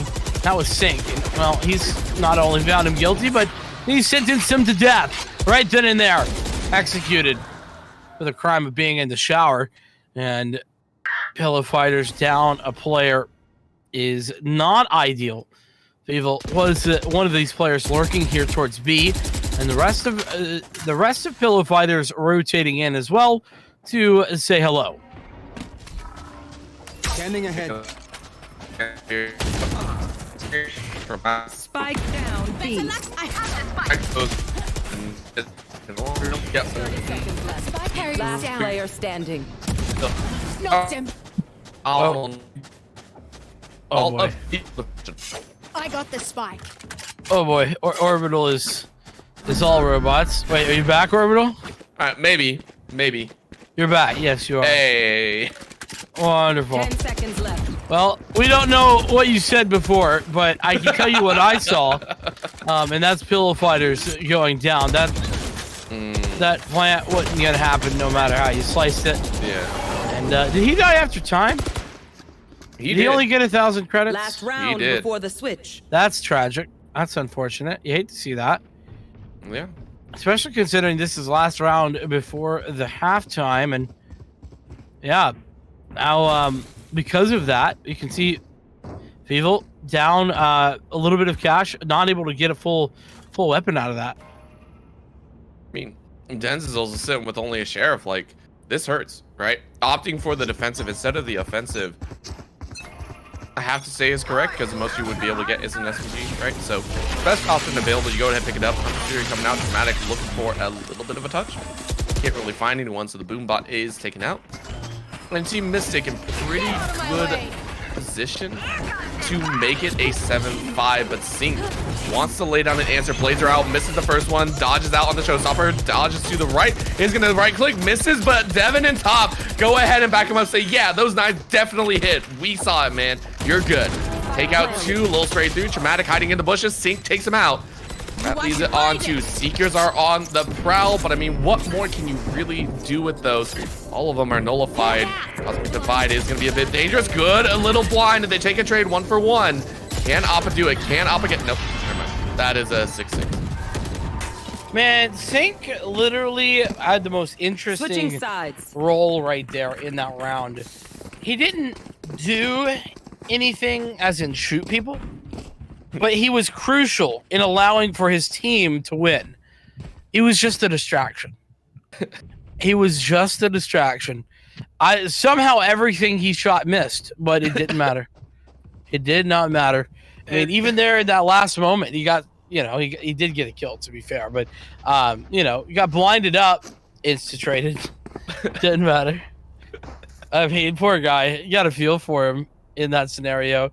Like, sometimes as a Jet, that is just your role, but man, it doesn't feel good. No, not at all. And to say that he was bait is actually correct. I personally feel every team needs a bait man, right? Someone that can run around, really doesn't hit anything, but for some reason is really good at staying alive in unlikely situations. And maybe they found their calling. Maybe that's it. Denzo has found their calling right up on the front lines. Inside of the garden lies Death and Death alone. Sync and everyone in Hookah takes a 3K and now leaves Team Mystic reeling. Maybe we don't have the exact numbers, but I think Pillow Fighters have taken more pistol rounds than Team Mystic by a fair margin. Man, that is a frustrating scenario. For Team Mystic. They're coming up. They're looking for a couple of frags, and well, Sync, let's just put them to the bottom of the pool. They can't even swim. They're gonna have to get some lessons because they've sunk right down. Team Mystic in some trouble, but not the worst case scenario. I mean, look, it was 6-6 on the half. Pillow Fighters, they take this one. They're probably going to get the next one on the anti-eco, but that doesn't mean the game is over. Far from it. Oh, Top, please. I wanted him to throw that. Here it comes. A bit too little too late, but still. Push is forthcoming. Well, I say that. Somehow it still finds a frag. Summer, though, with the trade. Down A. With the frag of zone. A little bit less one-sided than I thought, but Pillow Fighters with ease dispatch the eco round. Yeah, that was a little less flawless than usual. Still left with 4 members alive. Like, that was still really, really good. Top the only one to go down, but again, Team Mystic, as long as you don't let Pillow Fighters take 3 or 4 in a row, I think that's considered an upgrade, right? That is considered a win in my book, personally, against the squad, because like I said, Pillow Fighters is the only team that I feel consistently somehow pulls off 3 rounds in a row at the opening and a half. I don't understand it, but that's what it feels like right now. So they're going to take a chance as B site once again. Defense is set up. 3-2 setup. And Team Mystic are taking their chances with that shot, but Sync with the... Oh my gosh, it's out again. There we go. He did it again. He did it again. He's just on a different level. He's taking them out one by one. Top with a couple of kills as well. Traumatic now the final player left alive. Nice little bait on the operator. Still 1v2. But Feeble has a shot. Not to worry. 9-6 should be the score. And Pillow Fighters, they win the 3 in a row like you had anticipated. And, now the thing that's scary about this, they win one more, and this is an eco. They're going to be at double digits. Yeah, this is... I mean, they win this one, they're in double digits. They win another one after it, and they're sitting at 11-6, right? Team Mystic have got to kind of pull it together, and And it always feels like when we talk about a team that's so dominant or moving in such a good direction with the rounds, with the momentum, it always feels the pistol is where they let their guard down the most. So I'm really, really curious here how they're going to play. Is Team Mystic going to... Well, we're going to see a bouncing grenade. Food is playing... Oh, no! No! No! Sink, you're done! Someone check him. He just got a collateral on a running on the side. Are you freaking kidding me, Sink? Oh, huge collateral dribble to just add insult to injury. No. To the side of the I'm wall. gone. I'm so done. I'll see you all next time. I'm gone. And we've just lost the orbital. How does he do this? I mean, he's just up on the boxes. He's there for free. It's free real estate for Sync. And he's loving it. I'm loving it. We're all loving it.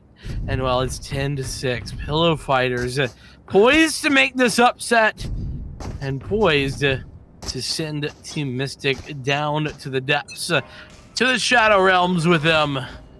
As we are underway here, a big round for Team Mystic. This is a round that they have a big purchase in. And if they can't convert this one, like you said, it's going to be 11 and more than likely a 12th round for Pillow Fighters. But that's the way to start it out. Dramatic with the opening duel. Feeble arguably in a bit of a dumb position. Yeah, this is dangerous. Devin, go ahead. Opens up with a full round. Has to swap to the pistol. Can't get it out in time. Summer is allowed 2. That leads into 2v4, following through on the teleport. Around the corner to go. Top takes a couple peeks. Can't finish it off. Traumatic gets a freebie and has spared his life. Sync. It's all up to Sync. Remember, no opening frag, no round. That's what it kind of feels like. Around the corner to go. Takes a shot. Actually is able to snap 1, but can't follow through with the rest. So 4 rounds in a row, I believe is what it was. And Team Mystic are finally having a chance to climb back. However, Sync with not only the operator, but the blades as well. So deadly and long and close combat. Whoa, hold on. Before you speak, Vincent, do you see what I see on blue team? Oh, yes, I do. It's the double big boy rifles, as I like to call them. The operators. They're coming into play. One for Dins. And he is entirely dispatched. See you later, dude. Come back next time. 2,700 credits. I think you mean 4,750. 4,750. I'm at a loss for how much everything costs. Yeah, remember that mathon stream thing from earlier? Reset it. we were a full hour in there. You know, you were making good progress, but Sync's the real opera. Sync is the man, the myth, the legend here for Pillow Fighters. And okay, those Seekers had a spaz party. yeah, they were chilling, having a good time. Those gravity wells really making life miserable. And here we are again. Push here at B. Lots of util being put down. Man, Traumatic just absolutely dumpster Devin. And the push is coming back through. Sync on the back of the site. Top rather gone. Doubt and Sync the same. 1 versus 4. Pillow Fighters in dire straits. Yeah, and this is looking like the Team Mystic we kind of know and love, right? Much cleaner on those frags. Really nice on the trigger control. Feeble, waiting to bait, takes a shot and is baited. So Team Mystic looking a little bit better, right? 3. What is looking like a second round? Very sorry, I can't count at all. Still, massive difficult. I lasted all of 10 seconds right there. Swayze though, with I think that was Sync's operator, because then takes out his own teammate. So 8-10 right now. Team Mystic on a very slow climb back. Slow, methodical. Man, slow. Man, do they know what time it is? Come on, guys. Let's speed this up. Why don't we? But beyond that, Team Mystic taking their time, and if it wins rounds, it does win rounds. You know, I gotta give credit where it's due. You can't avoid it. But with Pillow Fighters down in a bit of a rut, for the last couple of rounds. They need something to turn the tide. Well, it might be Sync's operator. He's been doing some phenomenal work, but it could also be the showstopper or that Blade Storm.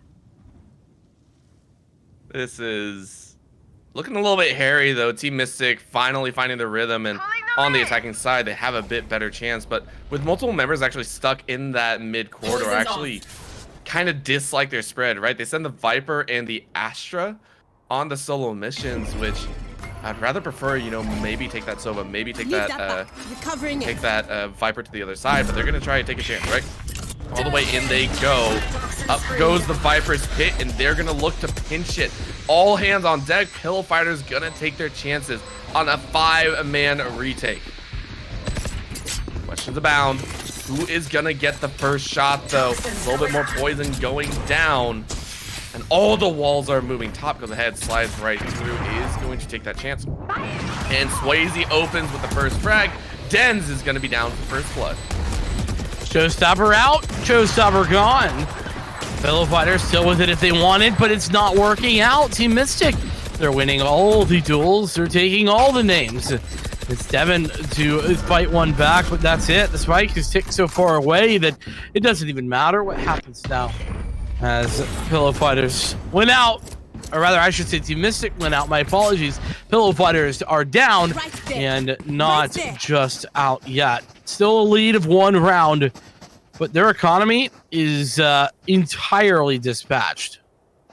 And surprisingly enough, Team Mystic are the ones to actually call for the timeout. I would have expected one from Pillow, quite honestly, right?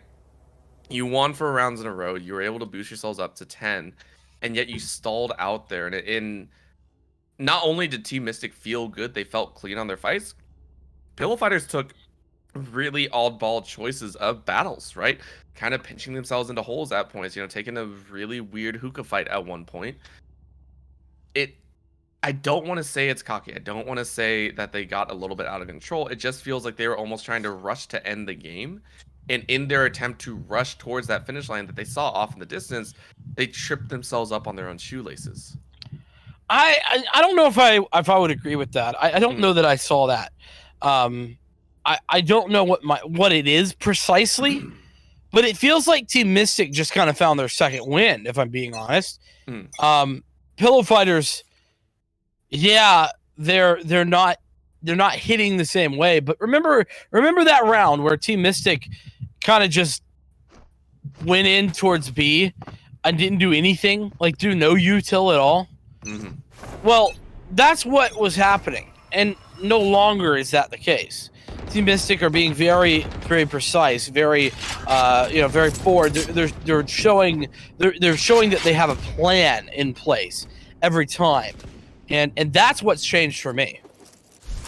I will also follow along that. You know what? I can definitely agree when I think when I've been proven wrong, and I hard agree, right? Like that is something I didn't really notice, and to see it now, this is going to be very interesting. Again, Team Mystic were the ones to take the 1-minute timeout.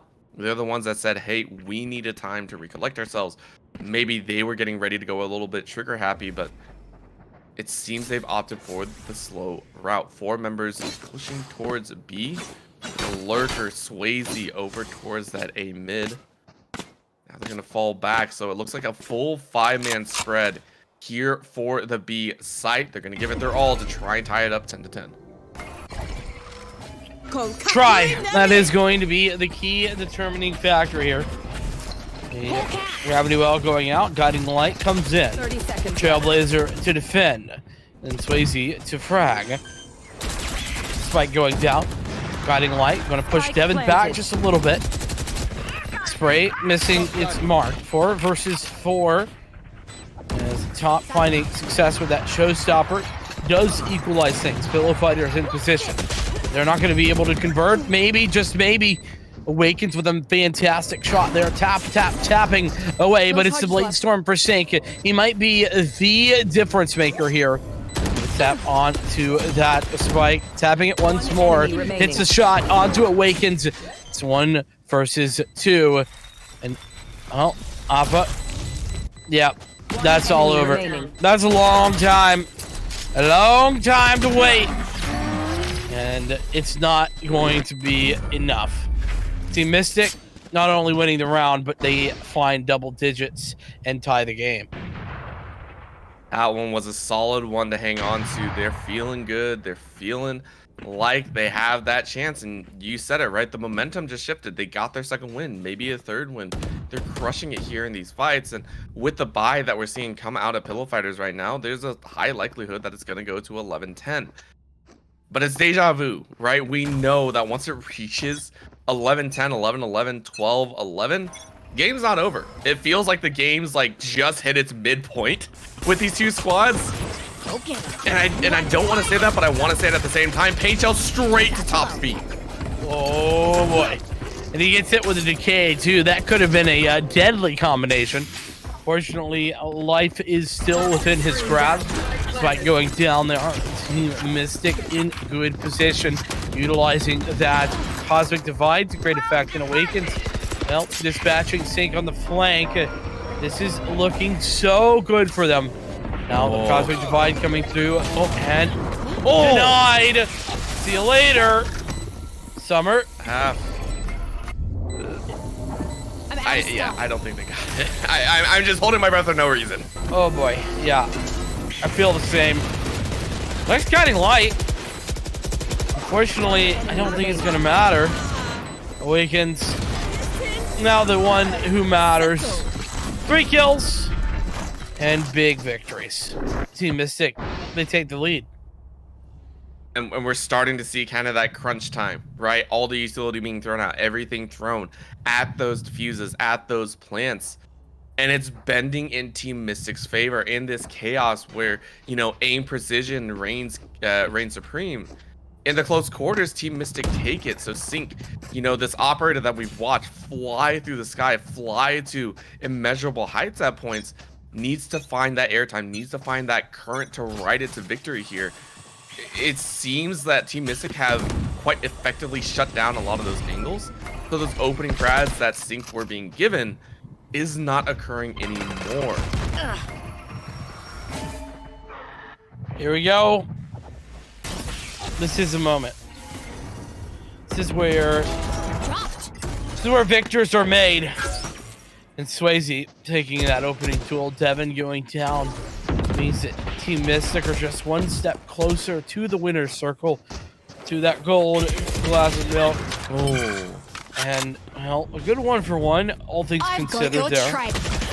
Still, it is a massive advantage for Team Mystic, and with Thins going down, it's got to be even better, but Sync is ready and waiting. Orbital, it's 2 versus 2. It's not 2v2. It's Sync plus Co versus 2. That's what I feel like. Anytime the operator's out, all eyes are on Sync right now. As much as I hate to say it, this is gonna be the chance though. They have to get in, defuse a bait being used, and has to spray back top. He's gonna throw out the bomb, but can't find it. No chance at all. And now they just have to run out the clock pretty much here. Sync caught in no man's land and not allowed to go for this defuse. I mean, Dramatic doing a fantastic job of the old jitter swings. And there's just no way that Sync could know Awakens is also in that corner. Like, it's impossible. Match point. And it's all ogre now. Team Mystic, match point. They've got 2 of them, but I'm getting flashbacks back to Haven. If you remember Pillow Fighters, they survived more than 2 match points. In fact, it was like more like 3 or 4. And on top of that, they sent us to overtime. So I'm wondering if we're going to see the same exact thing here. Big difference being, Orbital, the cash is really not on the side of Pillow Fighters. They're really struggling in this round to get any weapons out. And especially when they're on the defensive side, you play to the tempo of the opponent, right? This is the worst time to be down and worst time to have to deal with an opponent as unreadable as Team Mystic, I want to say. They are not allowing anything to kind of go 2 times in a row, 3 times in a row in the same section. So yeah, Swayze trying to go for that orb. I don't think they need it. Yes, no, they don't. Just trying to deny it, I think. So options are available. Team Mystic deciding to lay a little bit lower. And they're going to chance a slow push into A here. Try and get a sneak attack on the generation. Sneak attack. Top. Summer going down. It's a nice little start for Pillow Fighters, but Team Mystic still have a couple players alive, and they have a showstopper should they want to utilize it. Swayze tagged low, and there it is. Showstopper being pulled out. Shots fired, and that is a shot going wide. This is it. This is for Pillow Fighters. One going back the other direction, but Team Mystic might be in trouble. And they are in trouble. Only one player left alive here. It's dramatic. 1 versus 3. Vincent, I don't want to say it, but I feel another overtime coming out here. Stop it! Cancel these curses. I feel it in my bones right now. Where's the holy water? I need a cross. Oh, we're back, you demon. Well, difference here is Team Mystic are looking fresh with a full set of equipment, full set of inventory right now. 2 ultis in their pockets, the Hunter series plus the Viper Spit. These are by far the 2 greatest ultimates to have if you're on the attacking side, if you want to pressure in for a site. It is so easy to take over and hold for so long if you are the attackers. Feeble, though, says no. Swayze isn't allowed to play Hunter series, roars out in its voice. And it seems Pillow Fighters are hell-bent on making sure we push to a tie. Oh my goodness. It's going to happen. Team Mystic, they're moving in towards B, but there's a whole lot of players here at B, by the way. There's 3 committed, sorry. Can't read a map. It's getting to that time of night. Yeah, I don't do math. You don't read the map. That's the call. Oh, that's a shock dart that he's going to one-pack. The Viper's pit going down. Pillow Fighters coming from all angles, but the pit makes things a little bit difficult. They get 2. Devin and Top have both found him, but Summer's hiding. Sync gets 1. It's all down to Appa. Can Appa manage? Appa needs it, but no! Sync randomly throws knives. The blind knife throw that could beat any circus act is able to clutch it out. Pillow Fighters are able to go to overtime. Second overtime in this best of 3 grand finals in game 3. Switching sides. Wow. Pillow Fighters. They do it again. I should have known. I should have been aware. But yeah, no, they are mentally strong. Untouchable. Unmovable objects. These Pillow Fighters. As, well, Team Mystic. It's going to have to do the same thing they did on Haven in order to win. Because not only do they need to win 1 round, but they need 2 in a row. Something that, well, we saw them struggle with a little bit. But the same applies here to the Pillow Fighters, which means that now, not only have they survived, but they're given an opportunity. Point out, I think these teams have played over 70 rounds total thus far. Just in the grand. In this grand finals. That's it, right? Like, that is not counting the entire tournament thus far. They are playing on fumes right now. This is ridiculous, and I cannot have any more respect for these 2 teams than I already have, right? This is a phenomenal grand finals here, and they are still pushing the limits. This is a hookah fight for the entry site. Pillow Fighters are needing it, but Awakens is here. He's hiding in plain sight, I have to say. Give it a chance. I don't want to chance it. Rotating 2 out. Team Mystic actually forfeit B. This could actually be the small thread that breaks the camel's back. One small thread could be the biggest difference. You never know till it is all over. Obscuring vision. There we go. Lots of nebulas going down. Guiding light going to be committed. 30 Works seconds both left. directions. As well, it's all a bit of a ruse. No real push coming in, at least not for the moment. Gonna go collect that spike. And here we are, Devin with the opening. Swayze going down. 10 seconds on the clock. Dramatic trying to deny the push. Dramatic, big denial. This is going to have to be commitment. Dramatic sort of knows this. He could deny it, and he does. That's all on, all done, all gone. A triple for Dramatic, who's had a great game here in Blind. There it is, Team Mystic, match point. All right, they just need to do it one more time, but that is the difficult part.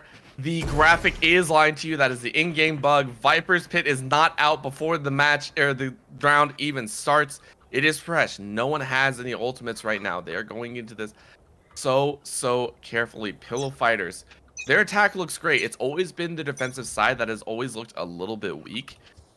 For them to be able to claw this one out, it has to be a monumental task by Sync. It is going to be either Sync or Feeble, who I think randomly finds a 2 to 3K and forces it into OT2.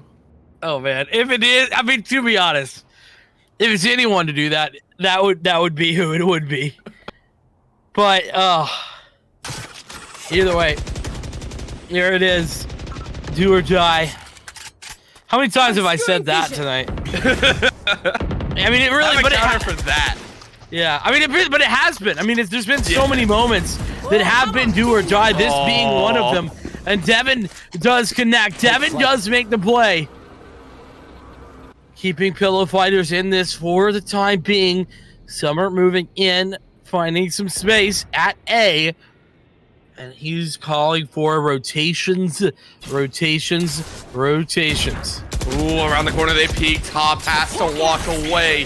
And this is getting dicey. Devin with the 2K. I said it at the beginning. I think Devin should have a fun time. I want to see Devin step up, gets a 2K. Is it going to be 3? Come on, Devin. Come on, Devin. Don't let me down right now. All my hope, all my prayers are in Devin right now to win this round. I know everyone wants to go to bed. No, not me. I want to see Devin pull out a 3K. Top is going to go ahead and take out 1. He gets it! Yes! All right, everything's done. Everything's done. Devin got the 3K.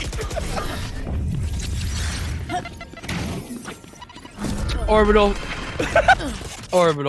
Why would you do this? What? Can we blame this on Orbital? He called the OT, and now he's done it again. Fantastic from Devin, by the way. Give big props to him. But apparently Orbital is actually just the individual who actually tells the future. Team Mystic. At late night, I unlock my inner self. he becomes a fortune teller at past 12. Yeah, that's what happens. It's only past 12 though. It's one of those unlocks, per time. But yeah, this dicey. Dramatic goes ahead, takes out Sync though. That is a big top fragger to lose. Here in the opening stances, they're gonna go ahead and take the chance. Dramatic gets a shock bolt kill on top. And around the corner goes Summer, gets a clean kill on Feeble. And for all the work that Pillow Fighters put in last round, they are in dire straits as they are looking down the barrel of a second match point here. I want to say the 5th in a row, I think, compared from the regular rounds. Flawless round victory for Team Mystic. Poison's off. I'd answer your question, but I'll be honest, I don't know. I mean, my oh wait, we can see it there. It's 1, 2. It's 4. This is the 4th one. Nice. I can count. I did math right. You did the math. Fuck you. We've made it. No one saw it. I was physically pointing at my screen counting. It's all come full circle here. And well, Team Mystic, they have another opportunity to close it out. But can Devin do the unthinkable again? Or anyone for Pillow Fighters for that matter? Can they win the round out? Can they give their team another chance? They're going to give it their best shot, and Trailblazer was one of their best shots. Get some information that there is a defender inside of Showers, and they're going to put 2. So if they can pinch this, remember, Sync is one of their best hopes over on Pillow Fighter's side, and they get it. Summer wins the 1v1 with 61 HP to spare. That is a huge win for Team Mystic. They're going to spread themselves a little bit thinner. And Feeble's down as well. Awakens finds another crucial pick. Team Mystic, they can smell it. They are reaching for that finish line. And they're not going to go for B. They're going to route into A. This is looking a bit more dangerous. Firefight goes out. No one can see anything. They're all questioning where anyone is. And for all the shots, Mystic leave with no one. Oh my gosh. Fast rotations. It's Devin again. No, Devin. No, Devin! No! Oh my god! Are you kidding me? Devin is outrageous. 1, 2, and 3 to even the score. Pillow Fighter still alive. Not again, Orbital. Not again. Oh my god. They got the plan. All right, it's all up. The moment hasn't made. Den's in top. Can they make it happen? They fire the bolt through. Recon bolt is gonna go through. They get a little straight. Awakens is ready. Den gets one. Can't Den's get the other. Oh! Who's gonna get it? I am screaming. My lungs are gone. I swear. Above the box they go. Den's is gonna dance it. Dramatic wins it for all Devin gave. It was not enough. Team Mystic in a ridiculous number of rounds. Go ahead and close out the series 2-1. Yeah, this is deserved. We've sent him to the Shadow Realm for good this time. He's now just entirely okay, rip. I'm back. Don't worry. Oh, that's unfortunate. But oh man, it's been a late night game here. As you can see, things have absolutely just gone to shit on this desk. It's just it's done. It's over. But man, we've enjoyed it. It's been an enjoyable evening, hasn't it? And congratulations to Team Mystic. Ultimately, we were both right, by the way.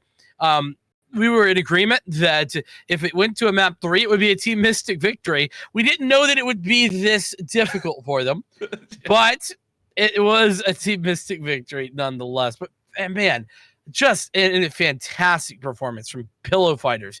I mean, especially considering this is a team that came out of nowhere for me. I can't believe it. I mean, they really did a great job of showing up and showing out in this one. Very, very impressive stuff. And well, as you can see, it is time. They have indeed been crowned the victors there, right below where I am.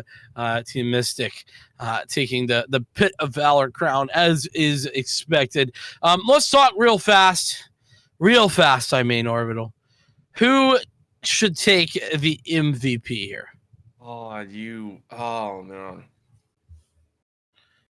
See, now you put me in a conundrum, right? This is I put you in a conundrum. I know, right? I think you put yourself in a conundrum there, bud. Pretty much. Everything is like my own demise right now. But the worst thing, and I hate to say this is something that a lot of people will probably get upset at me for. If I could choose a singular MVP, it'd honestly be someone from the side of Pillow Fighters. Reason being, 3 all-star players coming out. 1 Devin for the clutch plays in the end was always pretty much second place in the damage charts, I want to say, in some of their opening rounds. And then it was Sync and Feeble, right? All 3 of these players really showed up. No hate to the rest of the team, but just those 3 stepped up in massive ways. However, on the side of Team Mystic, it was the entire squad that brought it together, right? Everyone stepped up when they needed to. Everyone clutched it out. It was not one person going. It was only me. But if I had to choose one on the side, and I will say on the side of that Team Mystic squad, it was traumatic. Last game, everything lined up. Even in game 2, when they were in overtime there, clutch plays, clutch shots, and beautiful positioning. Yes, team helped them out. Everyone stepped up, but traumatic. When you're under pressure, there are key people that you want on your team. There are key people that you know that you can rely on in those situations. And to me, traumatic was even if the team doesn't believe in him, even if the team didn't actually believe in him, I believe that traumatic is that person. Well, I think I have two options here. One, I think Sync deserves it. Was literally leading the leaderboard on basically every map, regardless. But on top of that, I think that if we were to take a Team Mystic player, it's got to be Summer for me. This last game, a little bit slower, went 16 and 21, but over the course of the entirety of this series, was the standout for Team Mystic. So we're going a little bit different directions, but well, you know what? I'm not going a different direction from our awesome sponsor, and that's going to be Gamecaster. They are an amazing, just amazing partners. We love them. They have bumped up that $50 prize bill to $100, not only for this week, but for the next 2 weeks as well during our Pit of Valor. If you don't know who they are, well, you like to stream, maybe you like to go live, show off your skills, have some fun with the community, then you can try out Gamecaster. It's super easy to set up. You can stream for at 1080p, 60 FPS, or record if you'd like to do that with hundreds of free high quality overlays and alerts. You can type !Gamecaster in chat for more information on their amazing streaming software. Huge shout out to them. Love that they can get involved. I want to say yet again, another huge shout out to Team Mystic for their victory today.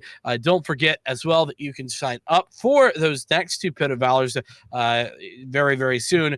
Early access members have access to 58. You should be able to sign up for 57 starting tomorrow at 11:59 p.m. if I'm not mistaken. So with that, it is time to bid you all farewell.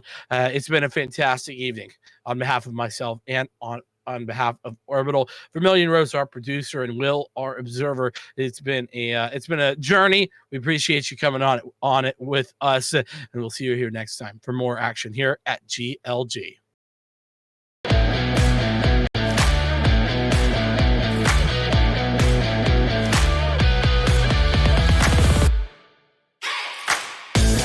Gamecaster, thank you for the follow. Wait, so it's like, Gamecaster? No way, is that like Gamecaster? Wait, that's what I used to stream on. I'm confused. Hold on. Wait, what? Let's go. 100. Yo! Appreciate it, brother! Hey, thank you for the bits. I will hang in there. I'll do my best. It's part of my plan. I stay quiet. Thank you so much, Gamecaster. Part of the plan. That was a shadow? I can hit a shadow? No, you hit the plant. Oh. Shh. No one saw that. I saw it. I don't know, timeout. Y'all guys didn't see that at all. Gamecaster has been nothing but so nice in the chat. Oh my god, I think you're cool, Gamecaster. Appreciate it.